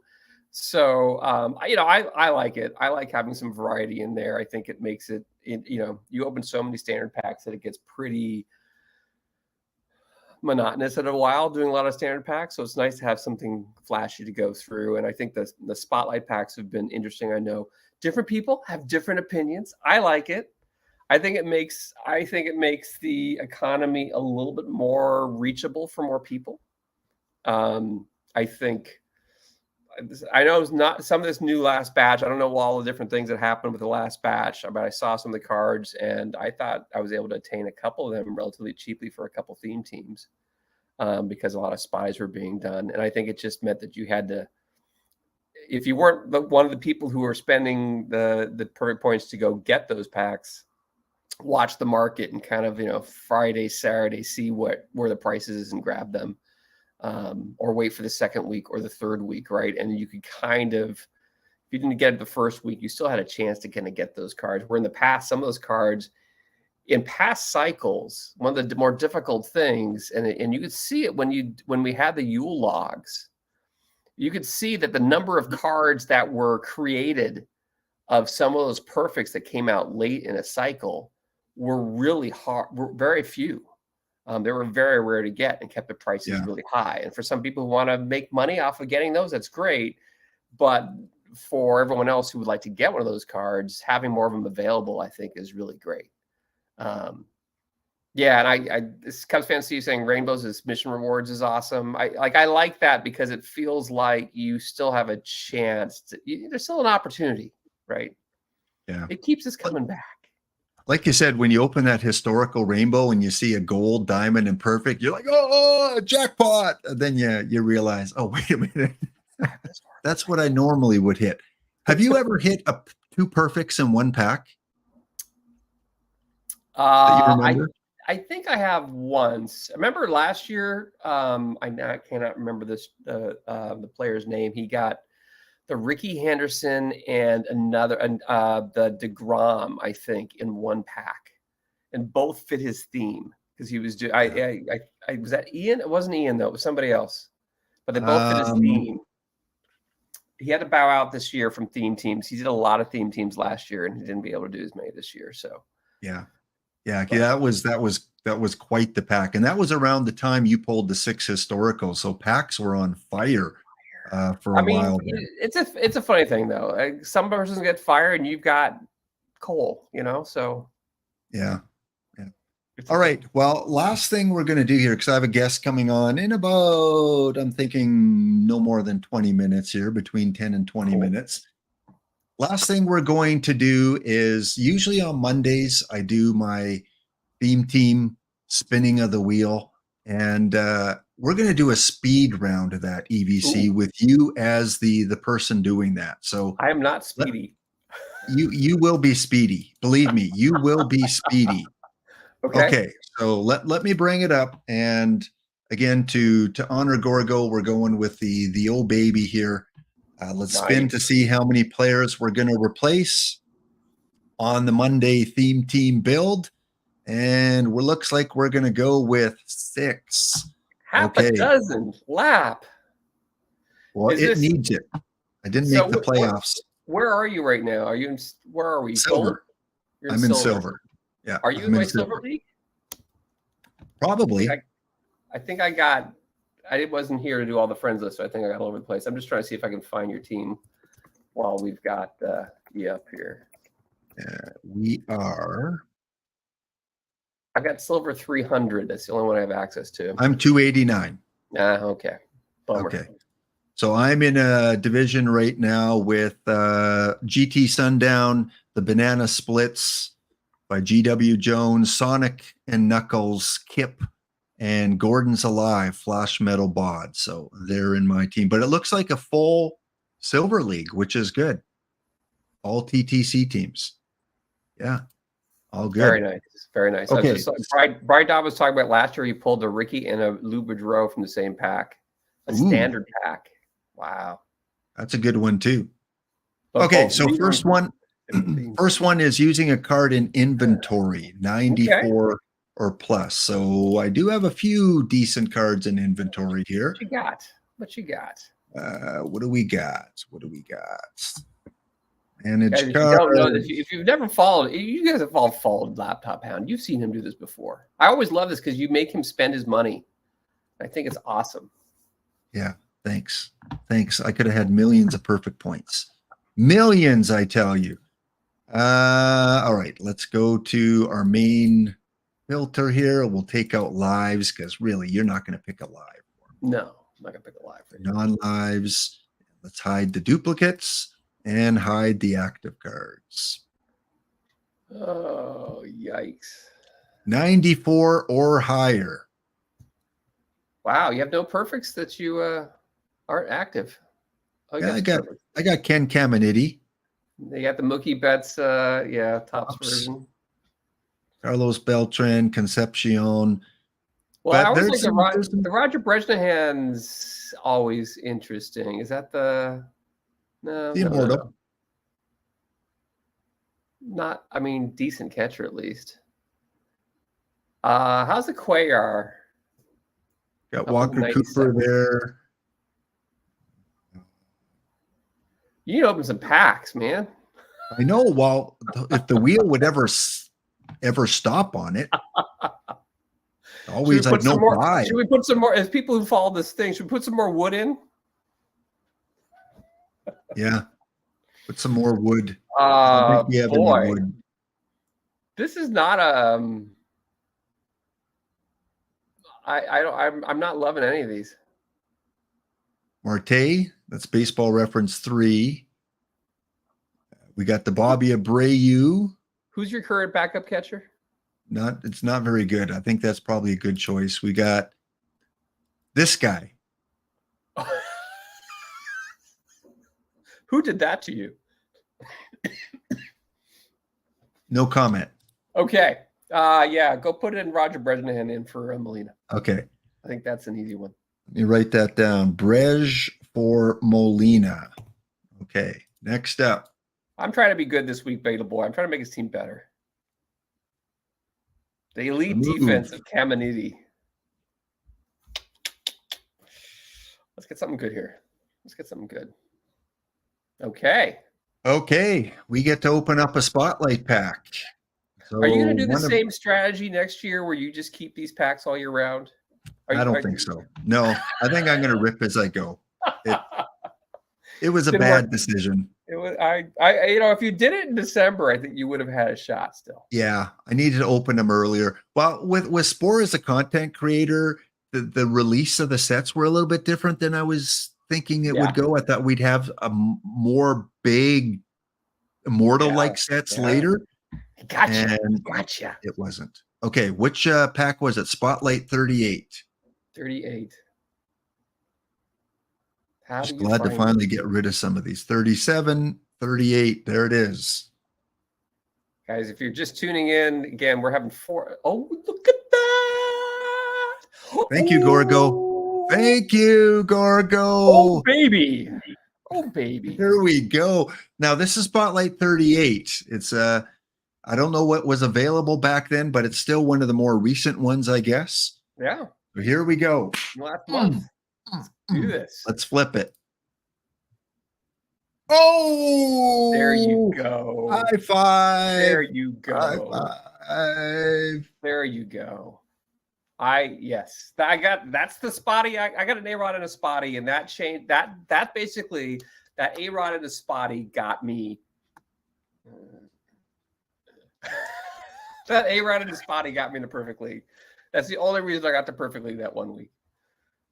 Okay, now which one do you want to add to my team? I think Whitey Ford. Okay, that's the last time EVC will be on. All right, let's go. Look at the team. Who are you going to take out? Guerrero's. You got Vlad Guerrero Jr. Probably this guy. Oh yeah. Okay. Sewell. Yeah. Okay. Sewell for A-Rod. Oh yeah, baby. What a card. Nice. Okay. That's 2 down. Next up. Right. I'm feeling good so far. I feel like we're doing some good work today. Yeah. The vacation really helped things out. Really clear out the bad mojo here. Next up. Let's open some more packs. Let's get this pack luck going. Open 10 regular packs. Well, we're going to get something good. Silver packs. And I have to hunt and peck for the silver packs, though. Ugh. That's what it said, right? Silver packs? Yeah. No, what did I missed it. Was it regular or silver? Regular silver. Both. Regular silver. Okay, there we go. Pack number 1. Look for the good cards. Next. Oh, Seth Brown, though. Come on, man. 2. Leon Day so far. Leon Day. Okay, writing it down. 3. I don't know silvers very well. Ugh. Kiermaier, you said the brand new Toronto Blue Jays went Synchronicity. new. Take it. Kevin Kiermaier. Pack 4. Ugh. Wow. Leon Brown Day so again. far. Seth Brown again. It's calling our name. Your name, maybe, not mine. Pack number 5. Oh! Look at that. Oh! All right. Woo! I told you it's going to work out because Gorgo was here. Gorgo lasts for about an hour after he leaves, so we got to hurry up. I should stream now. I should pull my packs in my main now. All right. Well, regardless, it's better than Leon Day, probably. Yes. Might be a live card, though. Who is it? Matt Olson. Matt Olson. It's better than Leon Day. Jose Reyes might be better. Okay. So 2 perfect so far. We got 5 more to go. Silver packs. In a silver pack, getting it perfect. Don't see that very often. No, you don't. Tony Larez. Tony Lazzari. Thank you. Lazzari. Thank you. Leave the gun, take the cannoli. Okay, pack number 7. Glad you're counting. There's the Keybert Ruiz, former Dodger. Pack number 8. Oh, silver's packs are Noma. Garcia Parra. Former Dodger. Pack number 9. Dodgers. It's so much easier when you get a historical perfect. It is easier. Nothing and 1 more silver pack. Don't Here call we go. Brian Baker nothing. He's a very fine reliever for the Orioles. And, Frank Mountain. Ooh. Frank might be our best card. Go tell it on the mountain. Frank's card has shown up in packs. Yes, that's what I do. I still sing.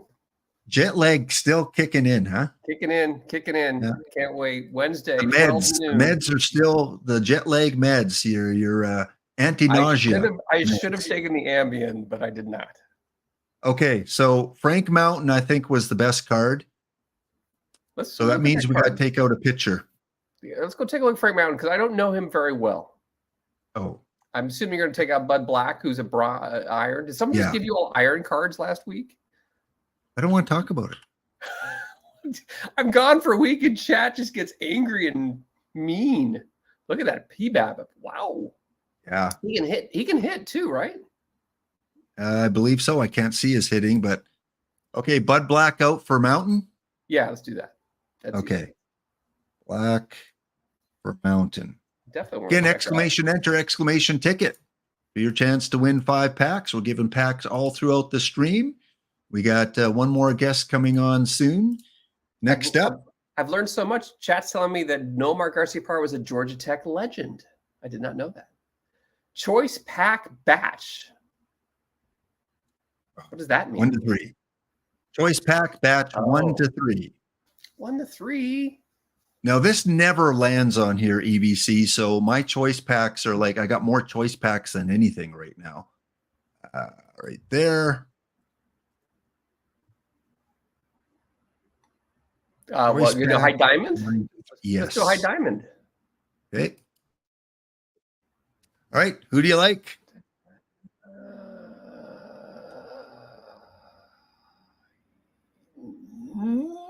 one of them. Is the Seaver any good? No, he is not. The P-BABIP, 62. Ray Prim might be the closest you have there. Early cycle. I mean, this is the crazy thing. Getting ready in like a month to start forgetting everything and feeling excited about 62 P-BABIP is going to be really hard. Yeah. Avia's got decent defense and some P-BABIP or some BABIP there.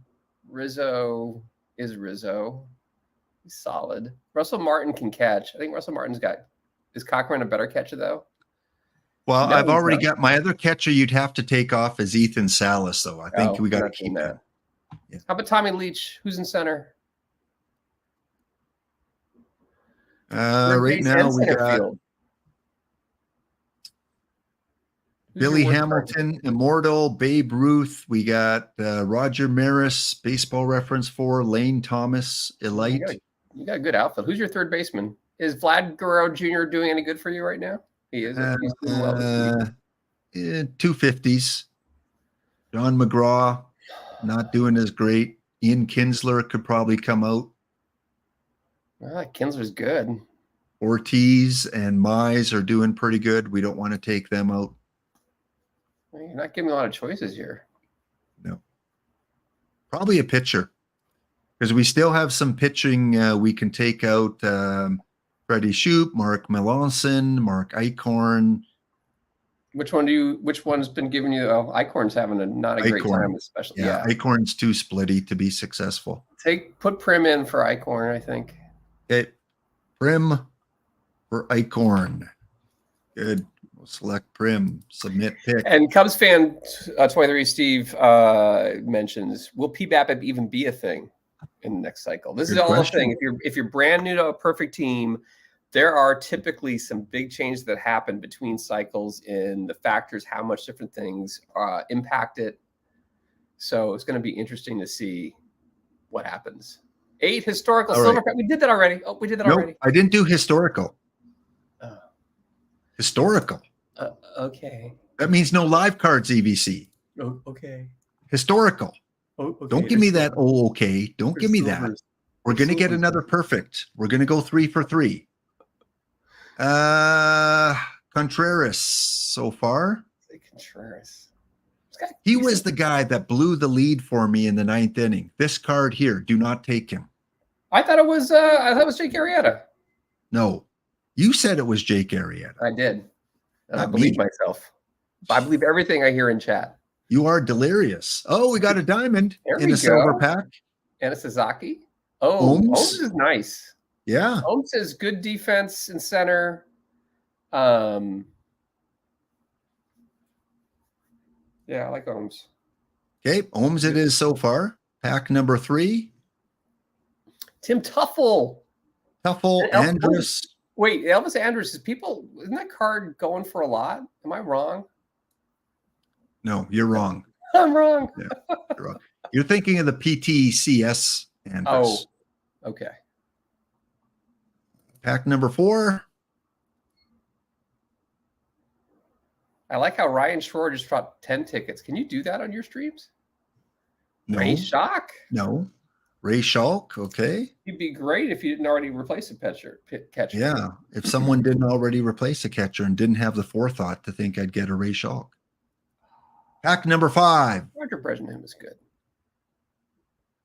Pinky. Yeah. Pack number 6. I think we're going with Ohms. Yep.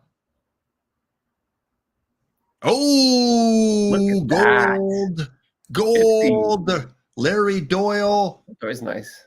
Diamond. Ralph Kiner. Ooh, Kiner versus Ohms. And one more.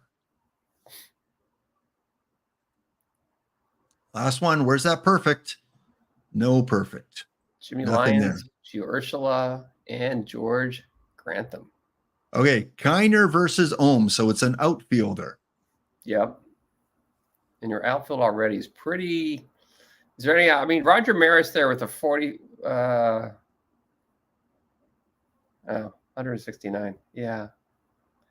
No Babbitt, right? Hitting 167? No, he's hitting 467. No, 370. 370. Yeah. That looks nice. On pace for 9.3. Maybe we should do the batting stats. We can see which of the who is sucking wind. Lane Thomas. Or we take out like a Vlad Guerrero Jr. or a Ian Kinsler. Ooh, Ian's not looking good there. No. But you got to figure where you're going to play him. But yeah. Ohms or Kiner? Let's compare Ohms and Kiner if we can in the store. I know it's going to be hard. Can you find them in your Probably this will probably be quicker. Okay, a lot of power and eye. Good against the lefties, I guess. Yeah, it's pretty awful. Ohms, oops. OMS. OMS. Where is he? Did I spell it Where wrong? is he? HMS? Is Do it OH? the check mark for only show cards with sell orders. Oh, that's probably it then. And even then, I'm not finding him. Is it OHMS? Maybe it's OHMS. Maybe I'm nuts. What was his first name? Alejandro. ALEJ. Why can't you give us John something or other? Keep going. LEJ. Alejandro Ohms. Still not seeing him. Did they take him out? There he is. Okay. So more well-rounded. Yeah, he's a better batter. I don't know if he's that much better than Lane, but I think he's your Lane replacement. And he can play a nice center field. OMS. He was OMS. Weird, it didn't show up. All right. So he is going to replace Lane, and we've got one more spin. Thank you, Big Head Joel, for subscribing with Prime. Oh, Big Head Joel. Glasses up. Big Head Joel. Oh, we did that one already. I'll do another one here.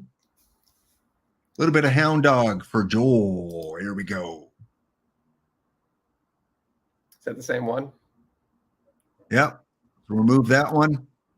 Running out of things on the wheel. Nothing but a hound dog, crying all the time. You ain't nothing but a hound dog, crying all the time. No, you ain't ever caught a rabbit, and you ain't no friend of mine.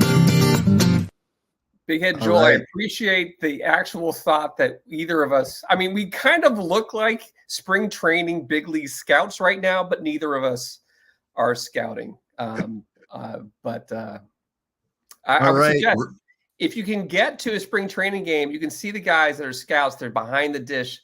The Nick Franklin might be the card here for this one. Is that usually with the guns, and you can just sit by them and ask them questions. That would be if you really have to go talk to a scouting director.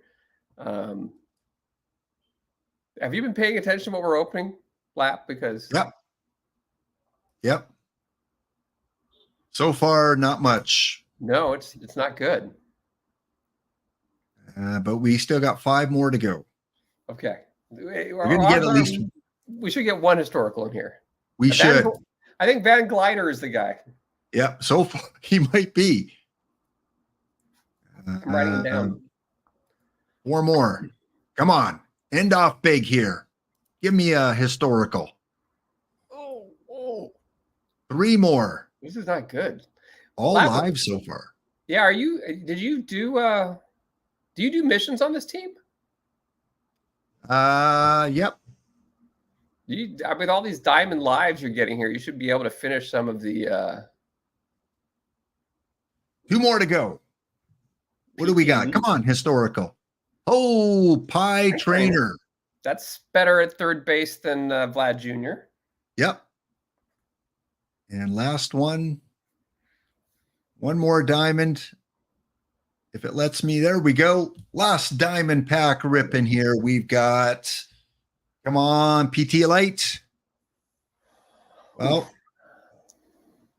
good at one time, Alex Bregman. Actually, you compare Pie Trainer to Bregman to figure out which third baseman you want in for Vlad. Okay, Bregman. You got a couple of him. Oof, that's nice. And Trainer. 97. What was he? 91. 91. That. Yeah. Now the BABIP and the eye's better for Bregman. The home run power for Bregman V left looks very nice. Yeah. And V right.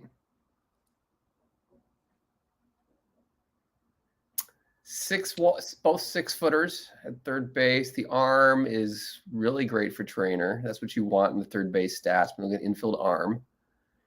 Yeah, I think it's Trainer for Guerrero, right?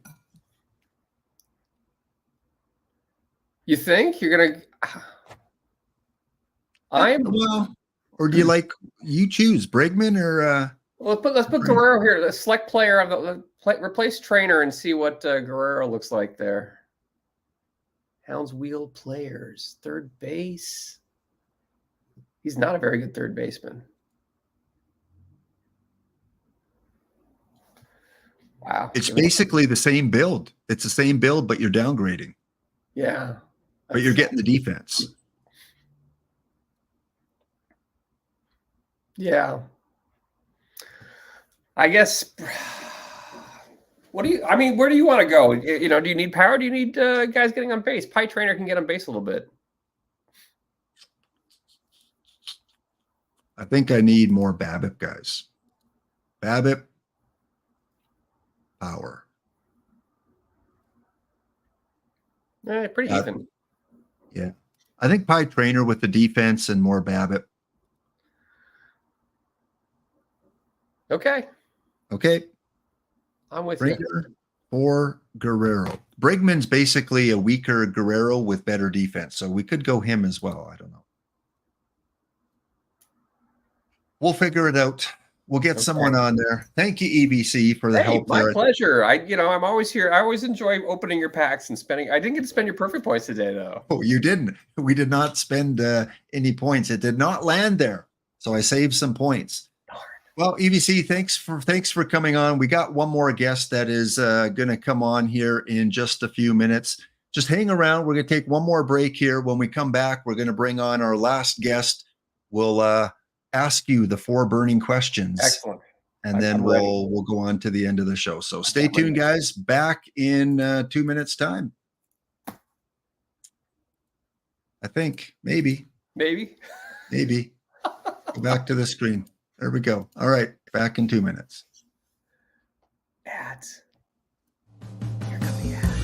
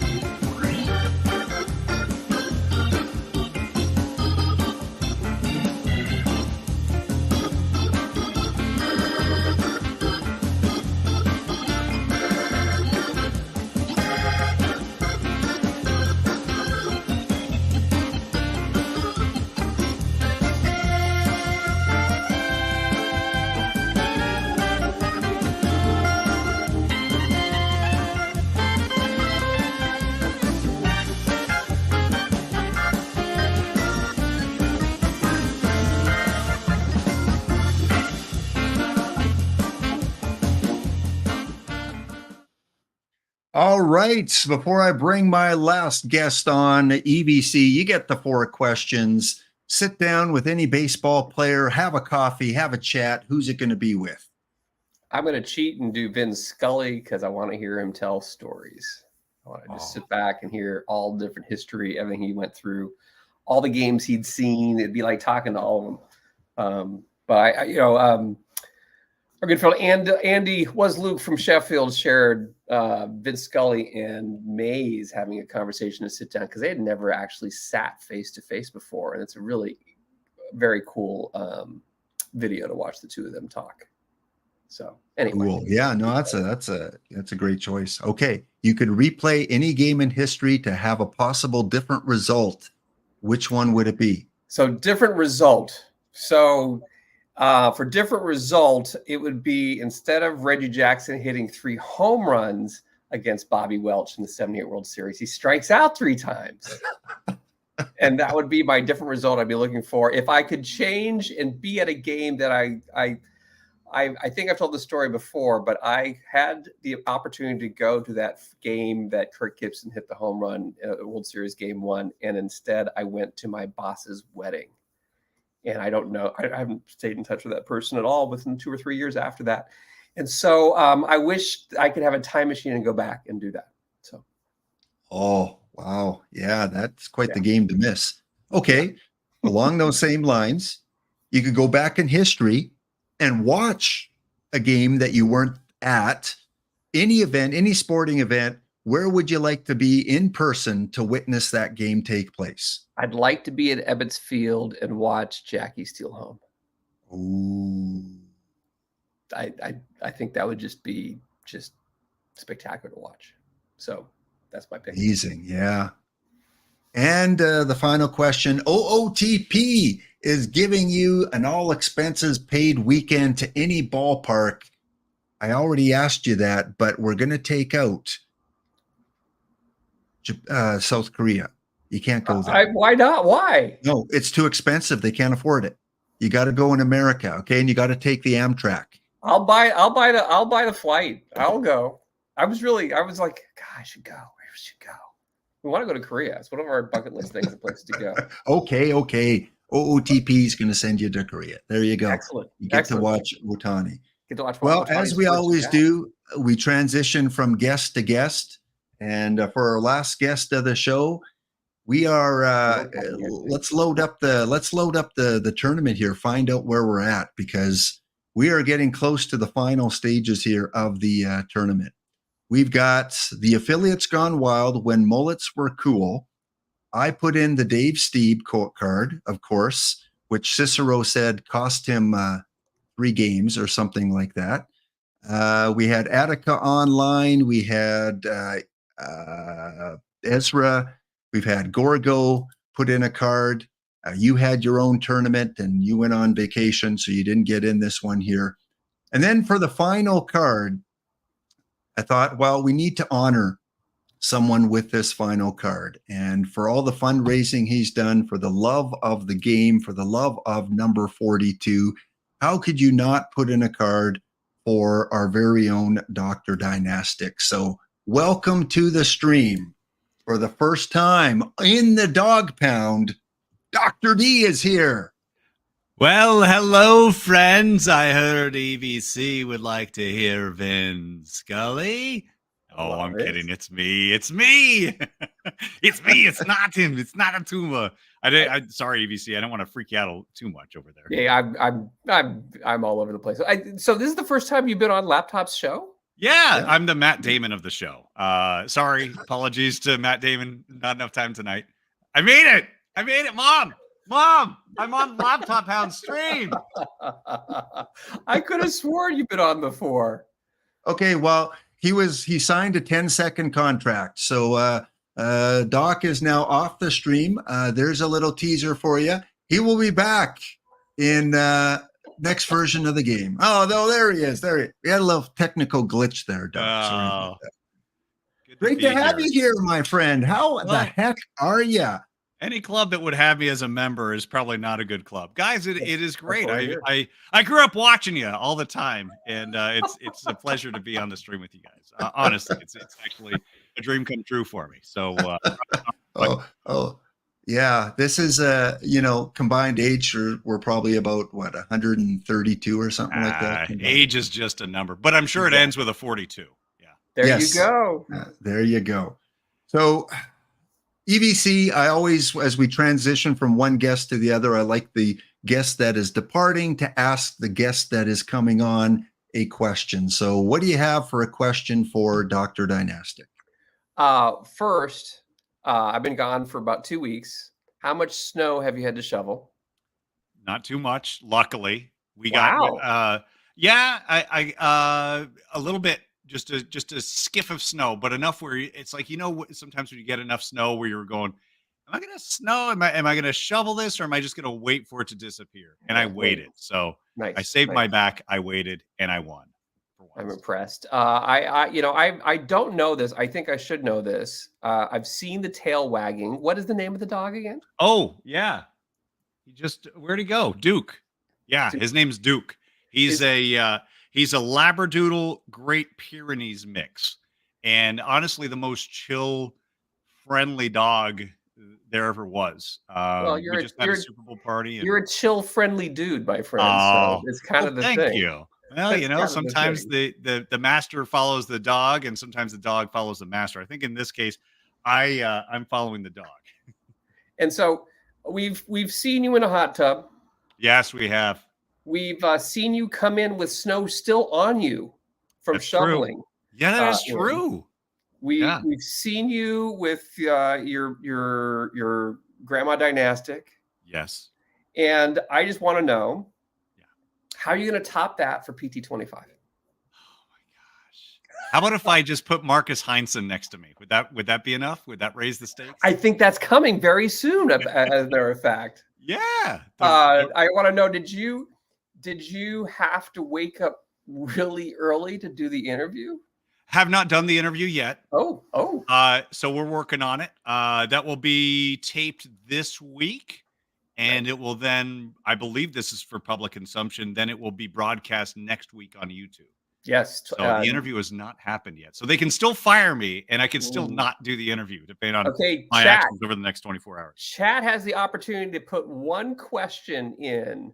Put some questions in here in the chat and see what we can ask Marcus. And let me expand on that too. I just got approval too. I had asked the hires up at OOTP Developments if tonight on Monday Night Baseball, if I could solicit chat to ask if they've got some questions too. So if you don't have time to type down a question now, share that with us on Monday Night Baseball, because I will be taking your questions too to pass on to the big fella, Mr. Heinsohn. Yes, you kind of went in the direction I was going there, EVC. We've got the road to release with our very own Dr. Dynastic 1 week from tonight. That's going to be shown on YouTube. And after that, we're going to have some Twitch streams that you're doing, probably with some of the devs, maybe with Matt Arnold.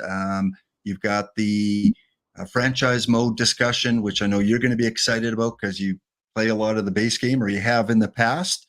And then we've got February or March the 6th with Spore coming on with the the Hall of Fame. Right. Yes. Partnership. Super excited about. Yeah. Yeah. And then Spore is going to be on 2 weeks from tonight. I guess that's 2 weeks or 3 weeks, maybe 3 weeks. But it's coming soon. Yep.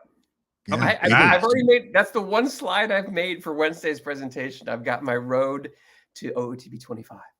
Ooh. Production. So exciting. Congratulations, Doc, on that. And can't wait for the new version of the game. And represent us affiliates proudly. Are you gonna do the whole commentary? You're gonna be the Scooter Barnes this year of the video and play yourself every single week on Monday Night Baseball?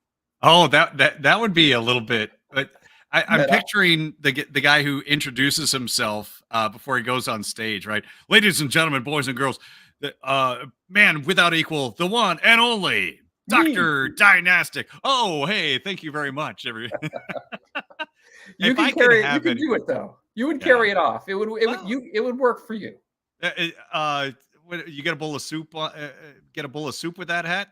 It looks good on you, though. I had to throw in a Caddyshack in there. Yes, and okay, EVC I know is on the East Coast. You're on the West Coast, correct? Yeah. Mm-hmm. Yeah. Hence the Oakland love. Where were you always an Oakland A's fan, or did you switch somewhere?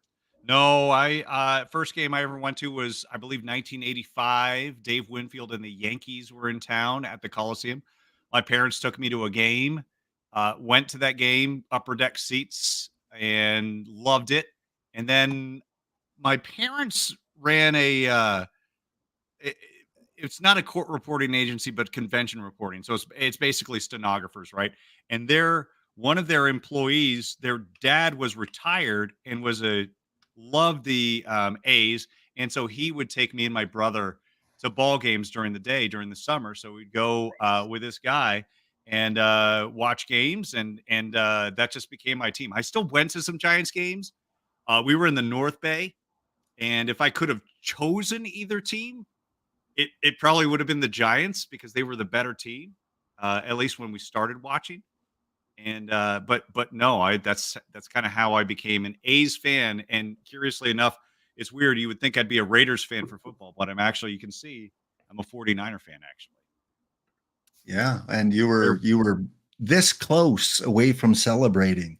Just pass that went a little too long. The defense got to the quarterback and scared him a little bit to overthrow that pass in overtime. Oh, was there a football game when I was gone? Yeah, there was a football game. What was it? I can't remember what it's called. Kelsey, something. The Aloha Bowl. Making a pass at somebody. What? The world somehow went on without EVC. They decided to play the game anyways, even with EVC. That was the part where I had no internet for 4 days. So, Dr. D, don't just between you and me, he's been drinking. Like it's just no. This is just no sleep, which is even better. Yes, yes, it is. He's excited about the new hats he gets to show off on stream. Oh, I got one brand new hat that I wore all week hiking throughout our Chile. I'm sure it's got a good sweatband. Wednesday noon, I'll be wearing it because why not? I love All right. Well, we got to get on to some broadcasting, EVC. I brought the man, the voice of OOTP 25 is going to broadcast the finals. Dr. D, I know you've got the previous game, but maybe the new sim has come in. So maybe go and grab that new sim. Nice. And we're going to cover the Affiliates Gone Wild finals. We've already had a couple games played already. And we're going to see who wins this perfect pack. It will not be one of the affiliates like Spore or DA 186. EVC, thank you so much for coming on. And we'll see you, I guess, Wednesday, right? Wednesday's your next stream? My normal time. We're going to be opening some rainbow packs. We'll open some spotties. We'll open some perfect packs. We'll do a Rip-A-Pack-Palooza where two people can win 10 packs if they guess what I get. And you get to see my brand new hat. And I'm supposed to be recapping the last 2 weeks of Theme Team Championship. So we'll try to get that all in. Excellent. All right. Thank you, EVC. Thanks so much, Laptop, putting this together. Have a great show, Dr. Dynastic. See you in a bit. Thank you. All right, EVC. Great seeing you, buddy. All right. Give it up for EVC. Get those emotes going. Woo! Let's see some EVC love. And, of course, we had Gorgo on. We had Ezra, we had atticaonline. Attica. We had... Geez, it's been so many now. I forget everyone who even we started with, who the first guest was. It was, we'll recap at the end. We got baseball to cover here. Oh, yeah. Finals. We're picking up. It's 2-0 for the Palm Bay Wild Riders as we head into Game 3. And Dr. D is going to call Game 3 for us. All right. Here we go. Oh, and it looks like we have the Oakland Coliseum and my good thing I don't have anything unkind here. I minimized my game real quick, Lap, just because it showed the results of the So do you mind not sharing it real quick, and then I'll go into highlight mode on Game 3? I was really thought it was disco night. It was disco night, and there was all this stuff on the field, and things were getting blown up. All right, I'll let you know when it's good to go. Okay. Let's see. All right, we have game 3 ready to go here. Game 1 went to the Palm Bay Wild Riders 8-3.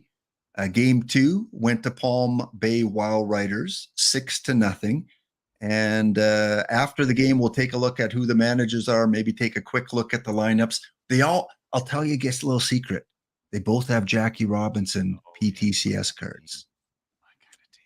They both do. And they both have Dave Stieb. So you can't get any better than that. Oh, my gosh. Full representation. We have all the hitters, all the big hitters. You ready? I'm ready. Let's go. Okay, let's do this. Game number 3. All right, here we go, folks. We are at Crosley Field for tonight. Game 3, Baseball Affiliates Gone Wild. Not available on DVD. Don't call that 1-800 number for something gone wild. This is a complete. It is on VHS, though.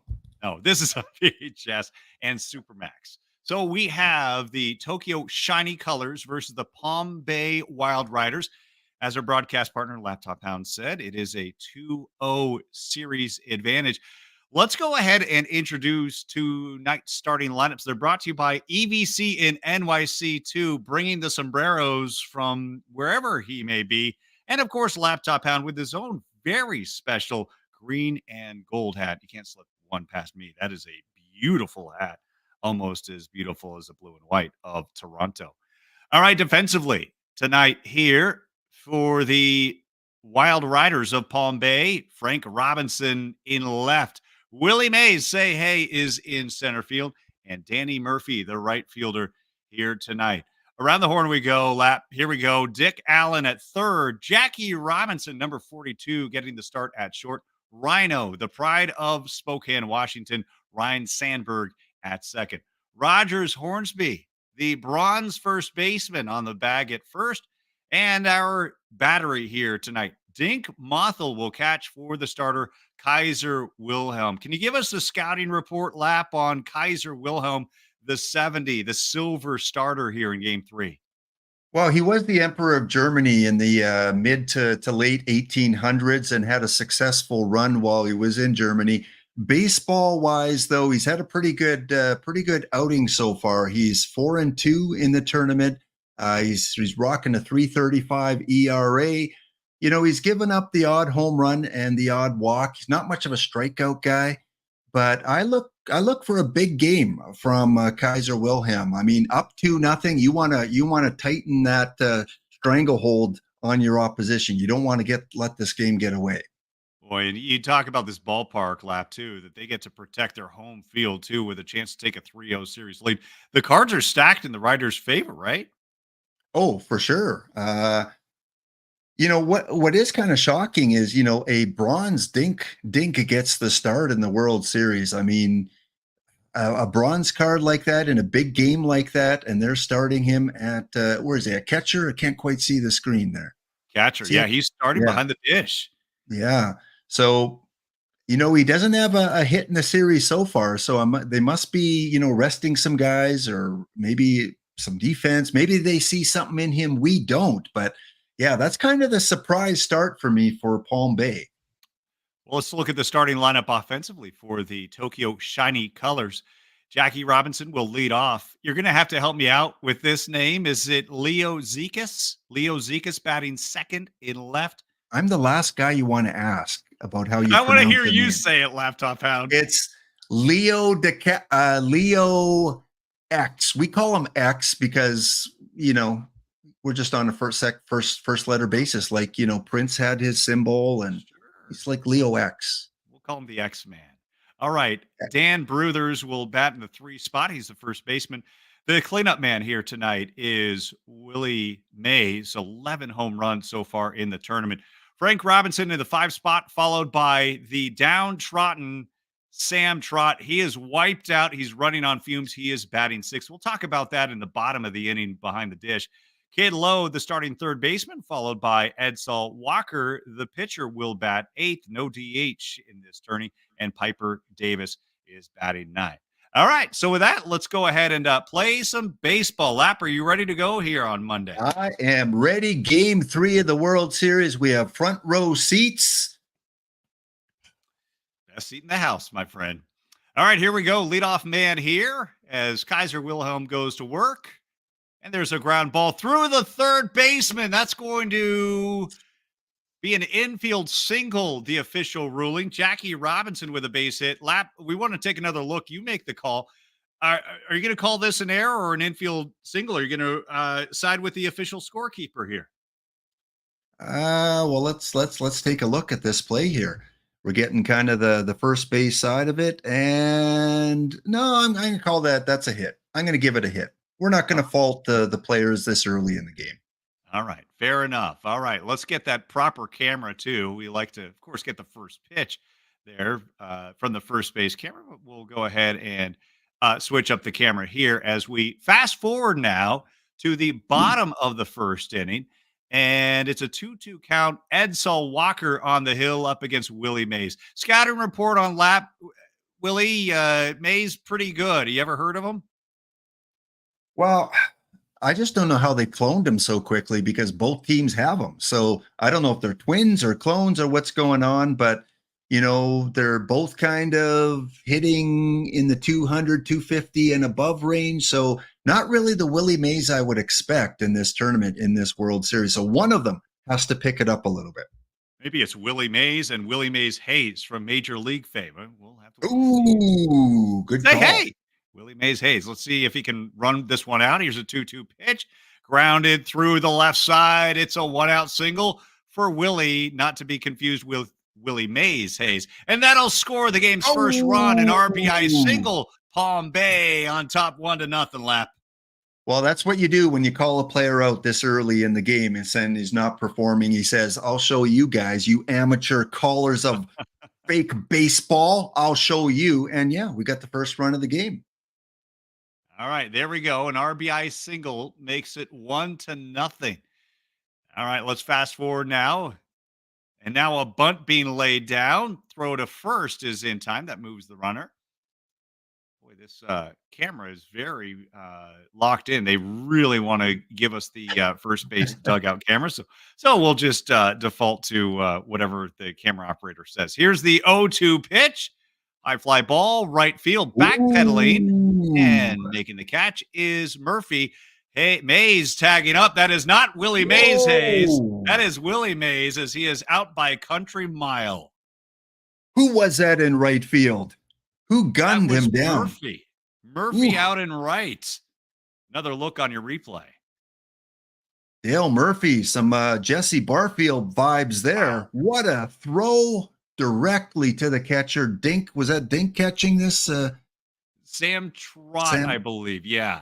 And we talked about the fatigue factor for Sam. He's at 32%, but able to apply the tag. And I think he's probably thankful that he can get bowled over at home.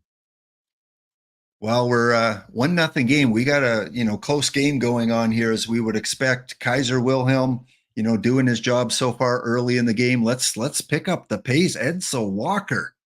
Yeah. Edsel in a little bit of a jam here. 2 down.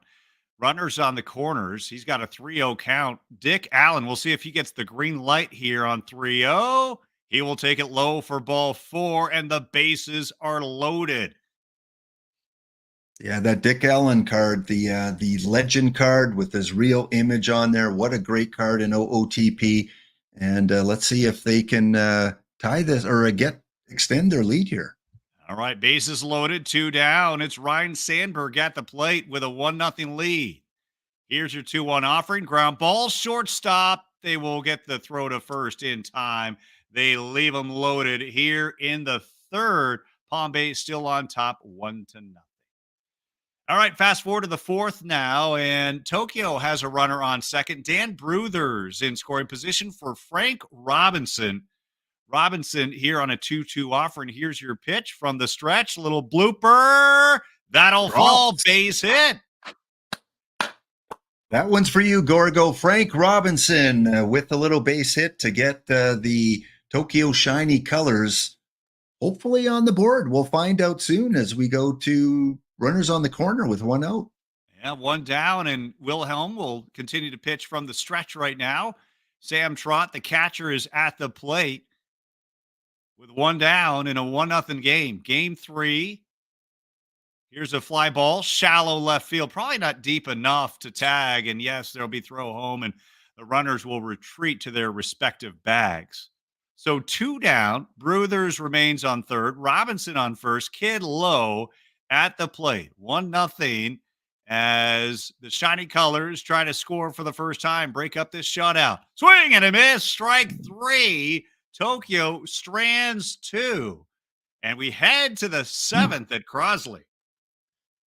Well, that was a wasted opportunity there for Tokyo. They needed a run there. This is a tight game. I don't know how many more runs are going to be scored here, but Tokyo missed out on a glorious opportunity. Runners on the corner with 1 out. Shallow fly ball wasn't deep enough to get the tying run. They got to pick up the pace here. All right, it is a pitcher's duel here as we head into the 7th. There's 1 down, top of 7th, and it's a bottom portion of the Tokyo lineup. Kid Low is at the plate. Dick Allen, the star third baseman, playing in on the grass, trying to take away any potential bunt here. Count is full, 3-2. Don't think he'll be bunting with a 2-strike count. Here's the pitch, payoff pitch. Low for ball 4. So a free pass for Low as it is low. Kid is on first. So what do you do here? Later in the game, we got 1 out. You've got the pitcher up here. Surely you got to get him to bunt, right? With the pitcher up? I think so. I mean, there's a couple scenarios here, right, Lap? I mean, you're the expert. You played many, many years in this league. You have a runner on first in a 1-0 game. You have your pitcher at the plate. Do you have him lay down the bunt? Game time run is on base.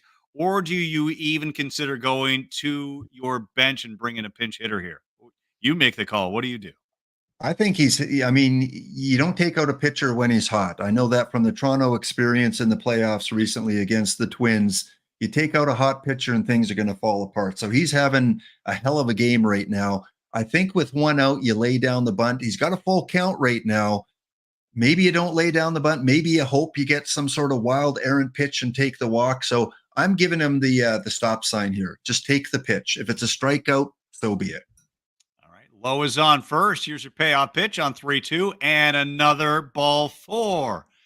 As Low moves to second, Wilhelm has now walked his 6th. That knuckler kind of moving all over the place right now, Laptop Bound. Well, and like I said, you hope for that wild errant pitch. You take the ball 4. If it wasn't a full count, I'd probably get him to bunt, but he stood in there valiantly and took the walk. And now we got runners on first and second with 1 out. And a chance to blow this game open. Well, they will pinch hit here. So Ryne Sandberg will pinch hit in the number 9 spot in the order. He's been a little bit ice cold here in the tournament, but 1 hit could change things around in a hurry. 2-2 count. Wilhelm from the stretch. And here we go. Fly ball, right field, and this one will be caught. Both runners tagging. They will both hold up. A big out there from Wilhelm as he gets the pinch hitter Sandberg to fly out. We go to the top of the order now, and Jackie Robinson, one of the stars of this tourney, 340 average, 4 home runs with 2 on, 2 out. Here's a pitch from Wilhelm on 3-1, and that will load the bases. Ball 4. I think that was an intentional walk there. You don't want to pitch to Jackie and give him the opportunity to give the other team the lead. So I think that was a good call to get Kaiser to kind of pitch around him a little bit. Kind of interesting seeing Leo Zikas batting in the 2 spot in the order, but here he goes with a chance to be the hero. Bases loaded, 2 out. Count is 2-2. Really game on the line.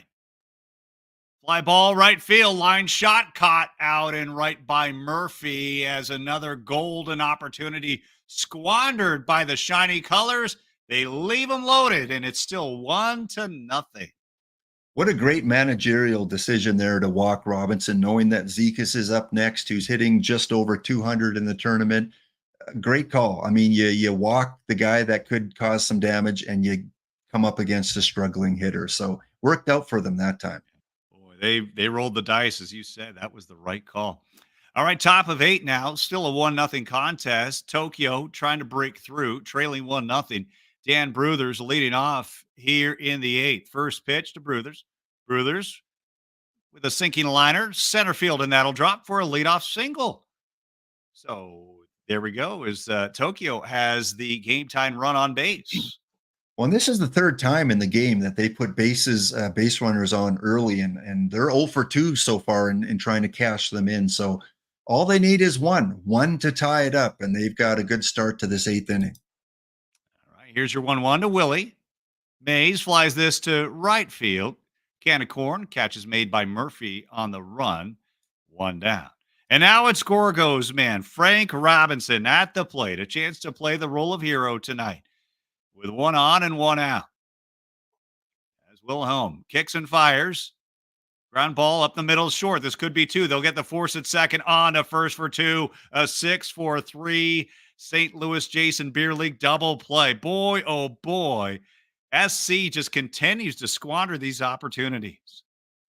And again, you got to give credit to the Kaiser Wilhelm. I mean, he is pitching the game of a life here in Game 3 of the World Series. Just fantastic. And yeah, no need to take him out now. You don't take out the hot hand. Well, he has taken this 1-0 shutout into the 9th. He'll face Trott, Lowe, and Walker. This to take a 3-0 series lead. Here's your 1-1. Liner to center. Well struck, but caught by Mays. 1 down. Now Johnny Roseborough will pinch you. Time's running out. Time is running out. Down to the last 2 hitters here. Another fly ball. This one to left field. Easy catch made by Mothel. And there's 2 down. And now the Tokyo Shiny Colors are down to their final out, and it looks like they're going to leave Walker in. The pitcher, Edsel Walker, will stay in the contest. What are they doing here? Now I don't feel much sympathy for a team that's leaving their pitcher in to continue batting here. Last possible bat of the game. Little fly to left field, and that will do it. Shiny Colors go quietly in the 9th, and it's a commanding 3-0 series lead for Palm Bay as they take the victory here tonight in Game 3. Your final from Crosley Field, 1-0 Palm Bay. What a game. What a close game. Again, the Flying Colors, they had many opportunities to put up the tying run, the go-ahead run, squandered their chances. Like, what a game by Kaiser Wilhelm. He is now 5-2 for the tournament as we head to game number 4, potentially game World Series clinching game. We'll find out soon. Dr. D, I'll let you get that set up. I'm going to switch screens. And while we're doing that, let's do our giveaway here. So again, 5 packs, exclamation enter, exclamation ticket. This has been running for a while. So if you entered already, it won't let you enter a second time. And we'll draw a winner. We'll set up one more giveaway, and we'll go to game 4 and see if this is going to be a sweep or a reverse sweep in the making. We'll find out soon. Closing off the entry in 5, 4, 3, 2, 1, and Lab, just so you know, I did not enter. I want to give everybody else a chance to win tonight. Yeah, there would be a revolt. Dr. D just casually comes in last few seconds of a turn. Oh, enter winner, Dr. Dynastic. All right. Oh, again. Here we go. Here we go. The winner is Johnny P7. Johnny, let me write that name down. Johnny P7. So Johnny P7, do me a favor. Send me a whisper on Twitch. And if you don't know how to do that, just click my name there. That showed up in the chat. That'll give you the option to send me a direct message. Let me know what your perfect team username is. And I'll send that along to the team, and you should get your packs within 24 to 48 hours. So we're going to mark that one as complete. And we'll go back to giveaways. And we'll start our next giveaway here. So exclamation ticket, exclamation enter. Are we set up for game number 4? We are, my friend. We are rocking and rolling. The one thing I'll just, with these games that are already simmed, try not to hover over their name because it will show the results of that game. Good tip. So here we go. Game number 4. The trophy is in the house. We're playing in Crosley Field in honor of Gorgo 2005. Bring it, Doc. Who do we got? Oh, look who's on the mound.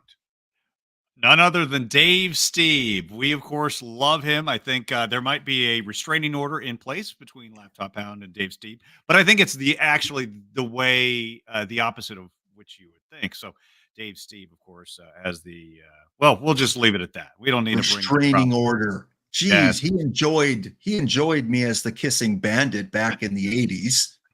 Good old Morgana. Boy, oh boy.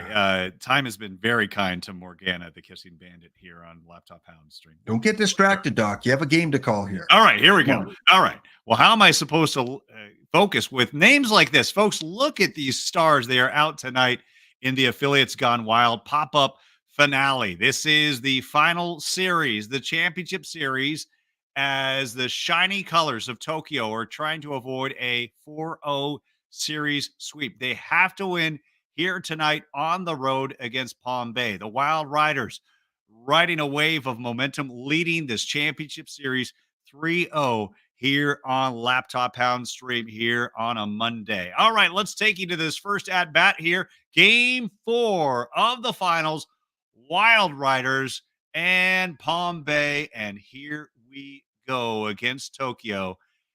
And first pitch is line to left, and that will be a clean single. So Dave Stieb surrenders a leadoff single to Jackie Robinson. Might want to give Stieb the hook already, Laptop. Okay. Whoa. Don't go that far. Okay. We need to bring Dave Stieb some luck here. Here we go. Well, looks like the luck worked. The signature of this organization for a glorious decade plus. It's the last inning. Our guys are winning. Dave's put down a smoker, a strike, and you got no doubt. What do you want? Dave Stieb. Let's play ball. Okay. Blue Jays. Let's play ball.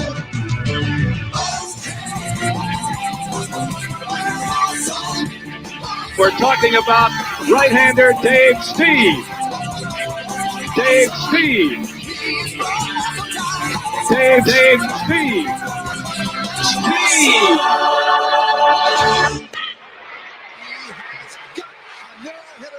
Stieb. All right, there. We brought it. We brought the mojo, Dr. D. Well, I tell you what, Dave Stieb's allowed just that one hit since then. So maybe that's another signature Dave Stieb one-hit shutout. We'll see as we're in the bottom of the second. And Frank Robinson to lead off against his counterpart. Mike Witt is on the hill. He's got a 1-2 count up against Frank Robinson. And here's your pitch. High fly ball, deep center field. This one's got a chance, and it is out of here. Frank Robinson will touch them all. Frank Robinson, Gorgo 2005. Gorgo ball, go far, just for you from Frank Robinson. And we have a 1-0 lead, a solo shot for Palm Bay. All right, so Palm Bay strikes first. The Wild Riders getting a solo home run, and the Riders not done. They put 2 on. And Willie Mays at the plate. He's worked the count to 3-0. That will be taken for ball 4. So Robinson to third, Bruthers to second, and Willie Mays to first. And that brings up Frank Robinson here in the third. So they're looking to add on here. It's a 1-0 Palm Bay lead. And there's nowhere to put Frank here in this situation, Lap. Well, and it's Frank. He just hit a solo shot in the last inning, and he's back up against here again here with 1 out. You know, all he needs is a sac fly. That's all I'm asking for, Frank. Just put it in the air, put it deep, and you've done your job. All right, let's see what he does here on the full count offering from Witt. Robinson will take it, ball 4. Bases loaded, walk, and a run does score to make it 2-0 Palm Bay. Mike Witt from the 1984 California Angels struggling here, Dr. D, in the third. All right, they bring up Jim Brown, not that Jim Brown, the left-handed batting catcher Jim Brown at the plate. Bases loaded. He's got a 3-1 count. Witt is going to have a ground ball right side. That will get the out at first, but Palm Bay leads 2-0 as we pick up action now in the bottom of the 5th. And the way we saw the last game played out, there weren't a lot of runs or hits. So this two could be enough to win this game. Dave Stieb still on the mound, Mike Witt still on the mound, and we got to shout out the 2 managers in the final. We haven't had a chance to shout them out. So running the Tokyo Shiny colors is 283 Pro. Not a manager I'm familiar with, but congratulations, 283 Pro. If you're in the chat, say hi. And running the Wild Riders is T. Lasco 3, another manager I'm not too familiar with. So maybe we have a couple newer managers that made it to the World Series. Congrats. That's a long journey, Dr. D, going from 256 teams down to the final 2. And you talk about having to run the gauntlet to get to this point. The powerhouse squads, Laptop Hound, you had a squad. How did your squad fare in this tournament? I don't want to talk about it. Me neither. Can we go on with the game? It was DishNet that beat me in round 1, 4-1. Okay, are you happy? At least you took 1 down against Dish. How about you? Round two. Oh, nice. Okay. 1 better. Did it win you anything? I don't know. Did it? I haven't looked at my prize pack yet. Did I get a perfect Stieb or something out of that? I think you got 2 regular packs. Enjoy. Ooh, okay. All right. I have that for the collection. Pleasure. Yeah. All right. Here we go. All right. Well, we're in the bottom of the 5th inning, and Ryne Sandberg is at the plate, former North Central High School standout out of Spokane, Washington. Skipped an opportunity to play college football at Washington State, and I would say that decision worked out pretty well for Rhino. Here with a 1-0 count. Here in the 5th inning, high fly ball. This one's got some carry as well. Giddy up, horse. Get out of here. It is a home run for Rhino as Sandberg lifts the Wild Riders to a 3-0 lead. Ooh, that's going to be tough. And atticaonline, who chose the Ryne Sandberg card, paying off for Palm Bay as they expand their lead to 3-0. 1 hitter. Look at that, Doc. Who's pitching for this 1-hit team? Who is it? The one and only Dave Stieb, who, if memory serves, Dave Stieb hadn't allowed a single hit since that video we're seeing right there, Mr. Laptop Hound. This one has been the signature of this organization for a glorious decade plus. It's the last inning. Our guys are winning. Dave's put down a smoker, a strike, and you got no doubt. What do you want? Dave Stieb. Let's play ball. Okay, Blue Jays today. Let's play ball.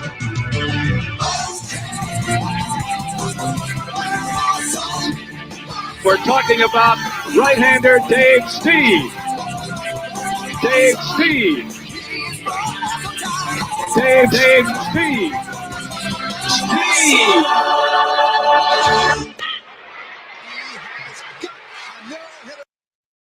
I like how they say it's the last inning at the very beginning, because we are in the last inning of game 4. Dave Stieb has a 1-hitter going.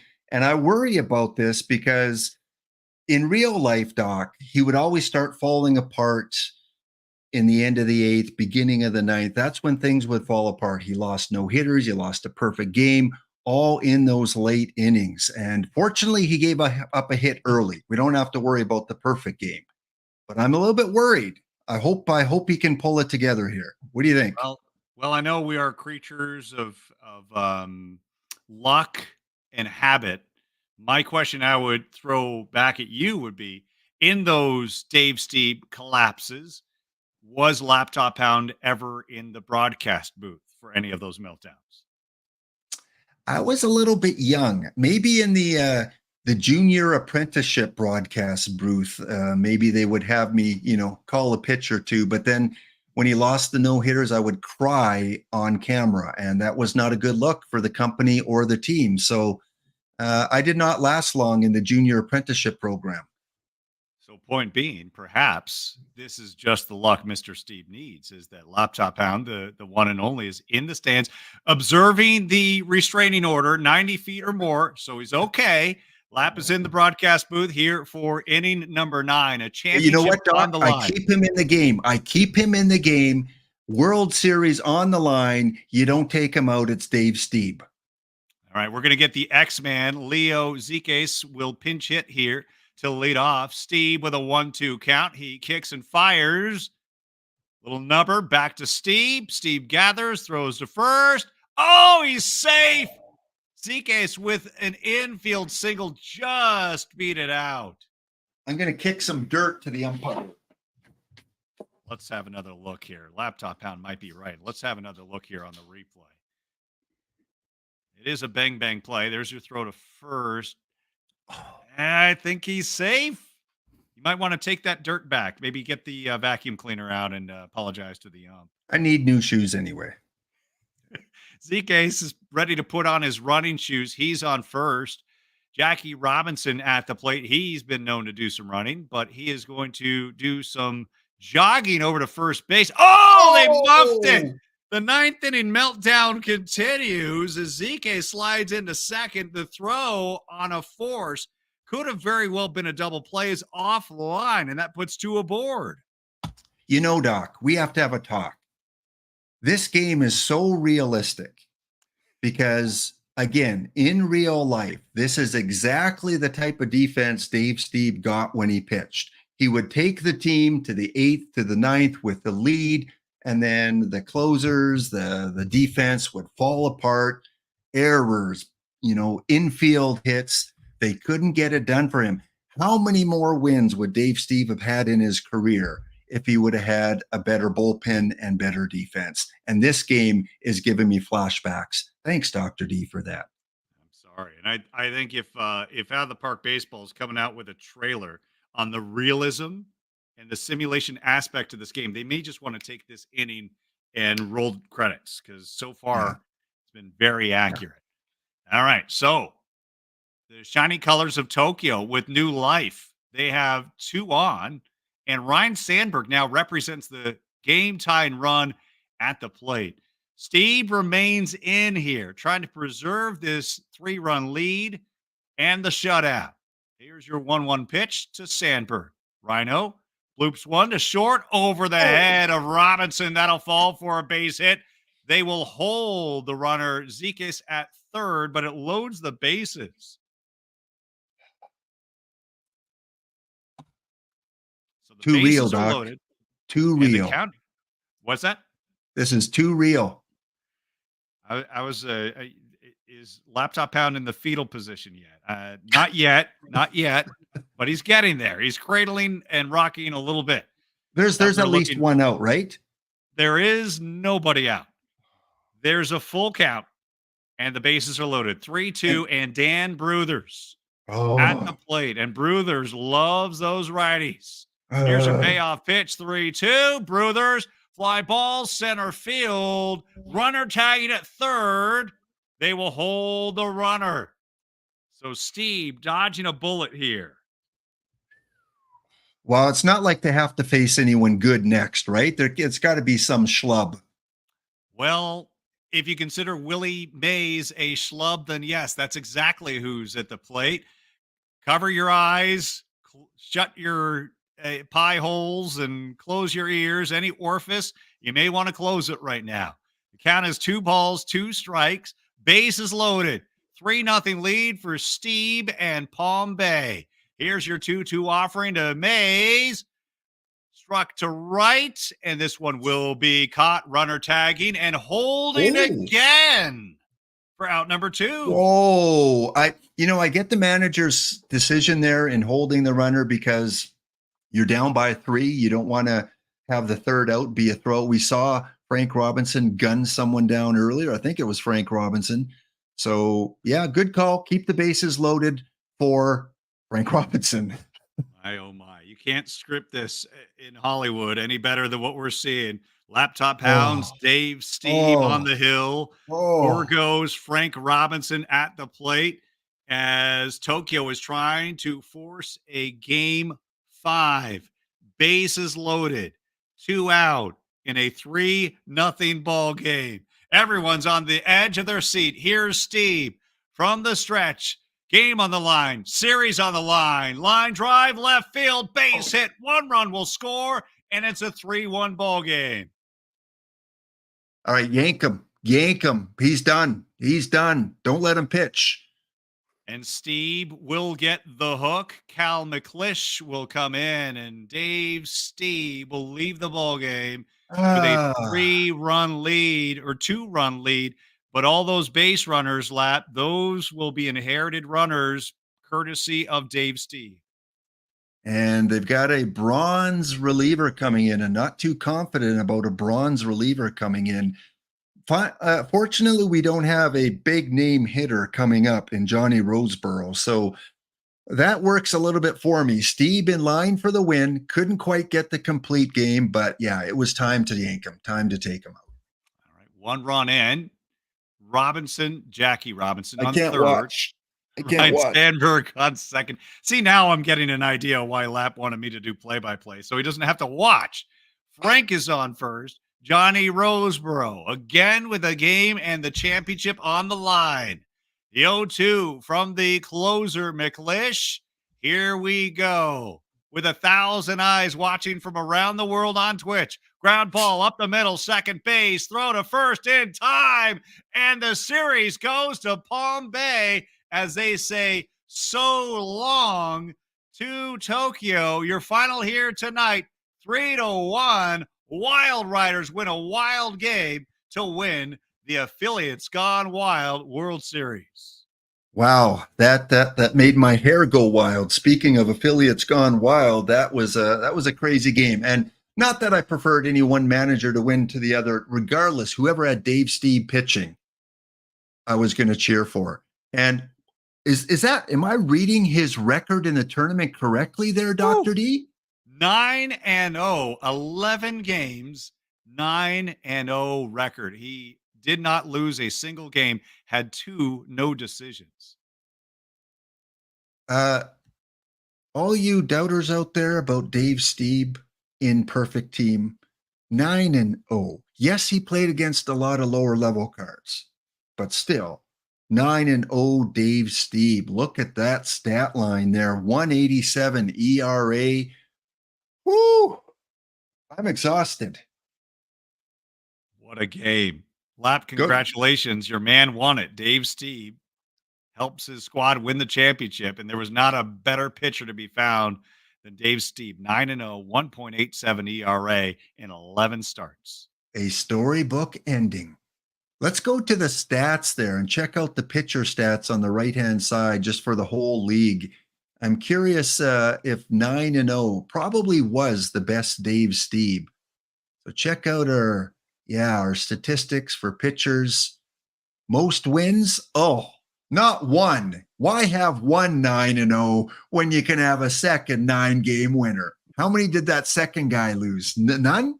None. 9-0. I feel like the fix is in. So do the math for me, Dr. D. Yes, Would sir. that be 18-0 for 2 Dave running out of Stiebs? fingers and toes. 18. Yeah, I had 2 toes to spare, luckily. Yes, 18-0. Wow. 18-0. Who, in terms of pitching WAR, who are some of the better pitchers in terms of WAR? Gee, I wonder. At the top, Dave Stieb. 3 wins above replacement. Right behind him, Dave Stieb. 2.9 wins above replacement. And that was actually a 4-4 Steve, which means, yes, if you've seen that Spider-Man meme with the multiple Spider-Mans in the same room, all looking at each other, yes, a third Dave Stieb has just entered the chat. And guess what, Lap, in the top 5, how many Stiebs do you think there are? 2, 3, and 4. And who's that guy in the middle? Edsel Walker says, can I hang out with you guys? We got an Edsel Walker sandwich is what you're saying. We do. With a side of relish. Yep. Yeah. Not too That's the thick loaf of Dave Stieb bread there with 2 slices, Walker in between. Oh yeah, look at that. And I mean, he just dominated this tournament, Dave Stieb. The man, the myth, the legend, and restraining order, Dave Stieb. Well, he didn't get the most strikeouts, so the game's flawed a little bit. He didn't have the most strikeouts. That went to Walker. So They had to give something to somebody else. Participation trophy era that it is. And one of the more important for pitchers is FIP. Who had the best FIP in the tournament? I have a feeling that you're just pointing out statistical categories where Dave Stieb is number one on the list. But yes, Dave Stieb has a 1.64 FIP. Okay. Would you like to look at opponent's batting average? Probably not, because, it's a tie for first between Satchel Paige and Dave Stieb. Nice try, Dr. D. You almost got me on that one. How about hitters? Let's go take a look at who some of our better hitters in this tournament were. Was it the Jackies, the Frank Robinsons? Well, Jackie led with a 469 average. Whew. Home runs, there's Gorgo's Frank Robinson, 13 dingers to lead all hitters. And wins above replacement, Jackie, our number 42, Jackie Robinson, 3.3, followed by Willie Mays at 3.1. Wow. OPS plus, Willie Mays, 252. And Well, ISO, Willie. So Willie, Jackie, Frank Robinson, and Dave Stieb seem to be the four all-stars of this tournament, right? Yeah. Yeah. Boy, and when I was assembling my team, Lap, I didn't know the parameters of it, but I felt really good when I saw my first 6 cards come down. Nobody can beat me. I've got Jackie. I've got round Steve. 1. Oh, who do I take? Wait, I get all 6 of them? You're welcome. Welcome. Thank you. All right. Yeah, no, we had to put Jackie Robinson. In all seriousness, Dr. D, what you've done in terms of fundraising over the last few months has just been fantastic, and the community has responded in flying colors. Speaking of a team in the finals with flying colors, how synchronotic is that the community comes through for those donations? Again, just the immersiveness of your streams, the emotes that you have, the little fun things that you have, in between games, your game calling, of course, just so many cool things. And this is your first year as a streamer. Well, not as a streamer, but as an affiliate with Out of the Park Baseball. Maybe give us a quick 1-minute summary of what the last year has been like for you as an affiliate. I mean, a dream come true, honestly. I started streaming proper in 2018 or 19. And so a lot of those streams were in front of like a bot, like one bot, maybe 2 if I was lucky. And, then things started growing a little bit, and I would stream Out of the Park Baseball every once in a while before I even knew anything about drops and affiliates and all of that. And I kind of thought at the time that Out of the Park was not a streamable game, because I loved it and I played franchise mode all the time. But I thought, it's a text-based game, it's a simulation. Who on earth is going to want to watch this? Because I love it, but I don't know if anybody else would like it. And I kept on playing my other games, and then I think I wandered back in, and I started looking, see, I wonder if anybody else is streaming Out of the Park Baseball. And I saw you, and I saw Gorgo, and I saw EVC. I'm like, wait, what is going on here? People are actually streaming this game, and I know I've gotten into Perfect Team a little bit, but I'm like, this is actually fun to watch. And so then I threw my hat in the ring, and I asked if I could do that too. And it was immediate. It was overnight with you and EBC really kind of vouching and saying, hey, look, come watch this new guy. And there's nothing crazier than seeing those alerts go off where so-and-so followed, this person followed. You're like, whoa, holy cow. When they say it, like sometimes things happen overnight, it truly was. So, and the timing, honestly, I don't share this very often, but the timing couldn't have been better. That I do have a background in play-by-play. I did, short season A-ball, minor league, some collegiate baseball, other sports too. But then I kind of made a career change back in 2020 where I shifted away from that and I was a sportscaster and then moving to news. And the one thing I missed the most was doing play-by-play. Absolutely missed it the most. That was the one thing. I love the hours. I love being able to spend time with my family now. But the one thing that I missed was play-by-play. So this actually fortuitously kind of came up where I'm like, hey, maybe I could just do some simulations and do play-by-play and treat it like a real game. And so when people say that they enjoy it, I'm like, well, you have no idea how much I'm enjoying it on the other end. So it's just my chance to be able to make believe, play with GI Joe figures and Transformers, basically, but we call them out of the park baseball players instead. We play make believe for an hour or so every day. We get to play a game together, and it's a dream come true. I absolutely love it. Yeah, and we couldn't do it without the support of OOTP and the people that deliver the packs and the people that allow us giveaways and all the community. We would be talking to ourselves like many of us did when we started this to one or two or three or a handful of viewers, and the community has just been so supportive. I dare you to find another community in the sports game streaming industry as welcoming and supportive as our community. It's so good. Dr. D, I know you've got a big stream coming up. You got the Monday Night Baseball. So I don't want to take up any more of your time. I'm glad we were able to work this in and have you come on. Get your drops with the official channel.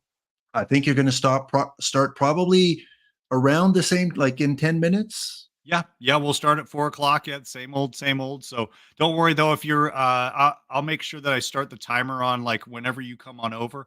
I'll make sure anybody who's coming over that they still get the maximum amount of drops on our stream. So whenever you come on over, we'll make sure everybody gets their max drop so they don't have to jump out.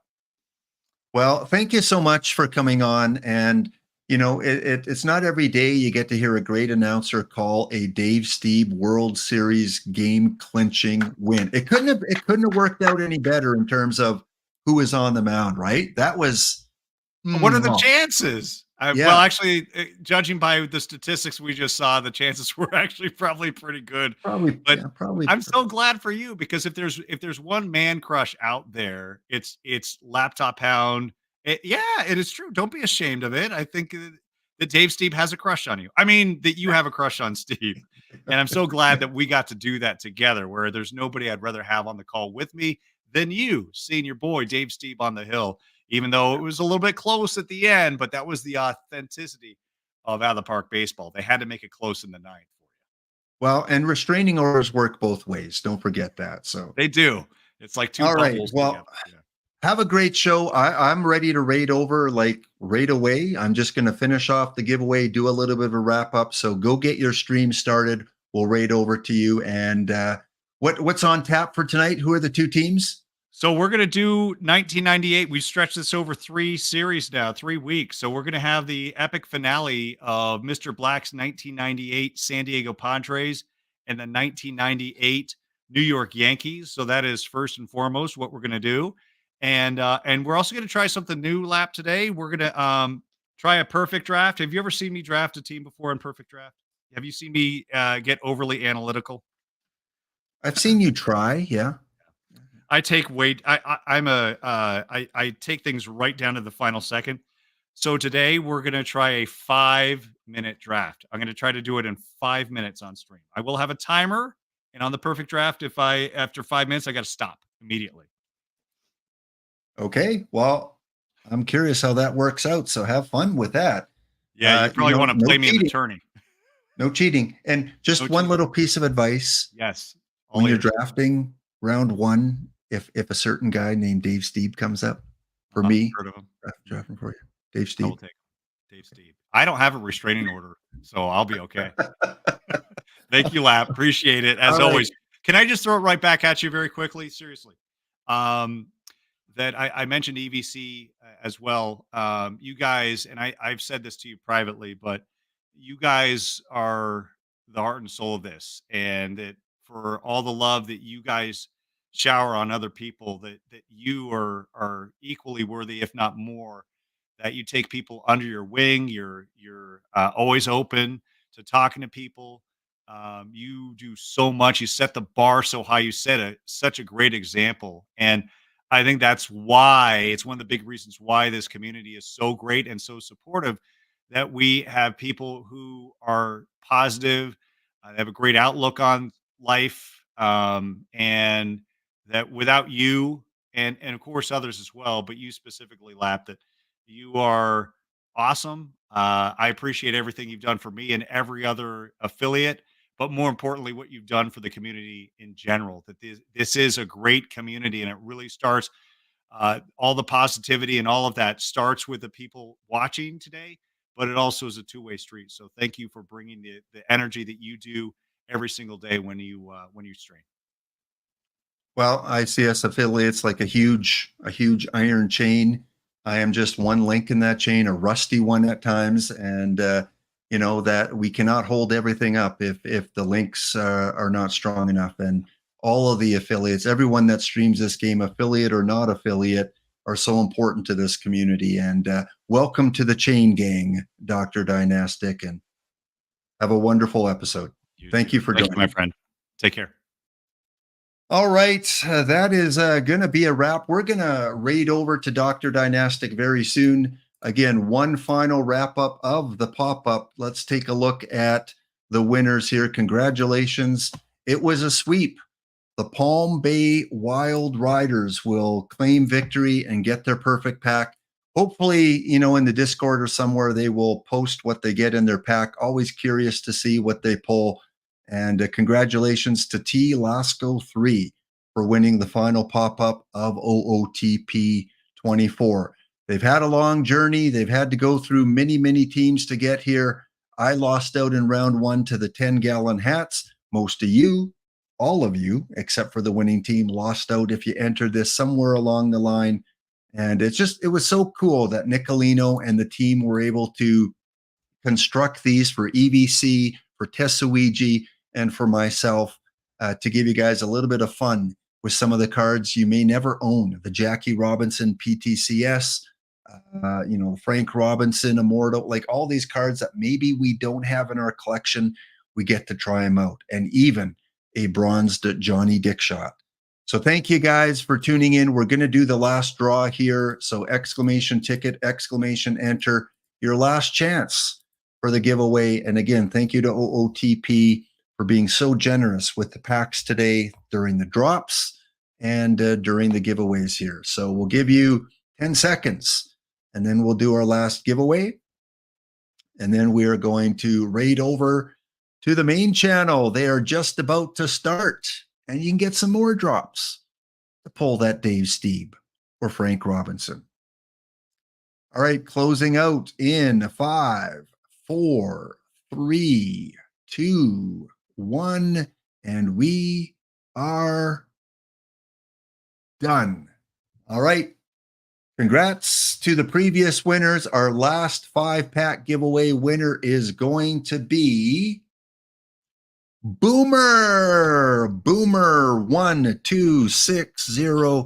Just so I can keep this organized, Boomer, send me a whisper. Send me a direct message. Click my name, click whisper, and we'll get those packs. Just let me know what your perfect team username is. Again, a big shout out to EVC for re-upping the sub earlier, to Captain Kegleg for giving out a gift sub, to Blue Void 17 for subscribing, to Skep for the follow today, and Danny D. Smith Jr. coming in big with the 10 gift subscriptions to the community. So if you are a recipient, enjoy the emotes. Big Head Joel, thank you for subscribing as well. New emotes for Captain Kegleg with the Pedroia Let's Go, and also a new emote for Sean Sultan for his 1-year anniversary sub. Thank you guys. Again, I usually don't stream this long. It's been a long day. All my guests, thank you to Don't Cut the D-Blockdragon. Thank you to Cavacom. Thank you to Attica.Online, to ezradenney, to Gorgo 2005, to EVC and NYC2, and of course, to Dynastic for coming on and calling the last couple games of the World Series. I am back tomorrow. Yeah, I am back tomorrow with D Block as we take a look at the cards that are going to be released in the Tuesday Treasure Trove. So join myself and D Block tomorrow at around 2 p.m. Eastern. Laptop Pound signing out. We're here for a good time, not a long time. So have a good time. Even though it's Monday, the sun can't shine every day.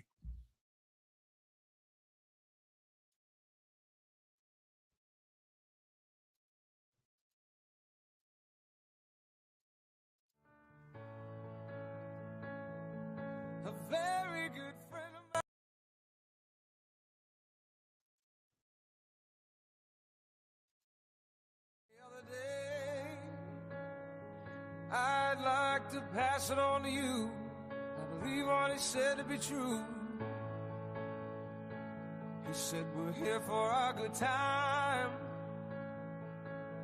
not a long time. So have a good time. The sun can't shine every day, and the sun is shining in this rainy city, and the sun is shining.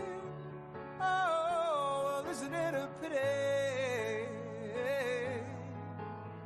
And every year has its share of tears, but every now and then it's gotta rain. We're here for a good time,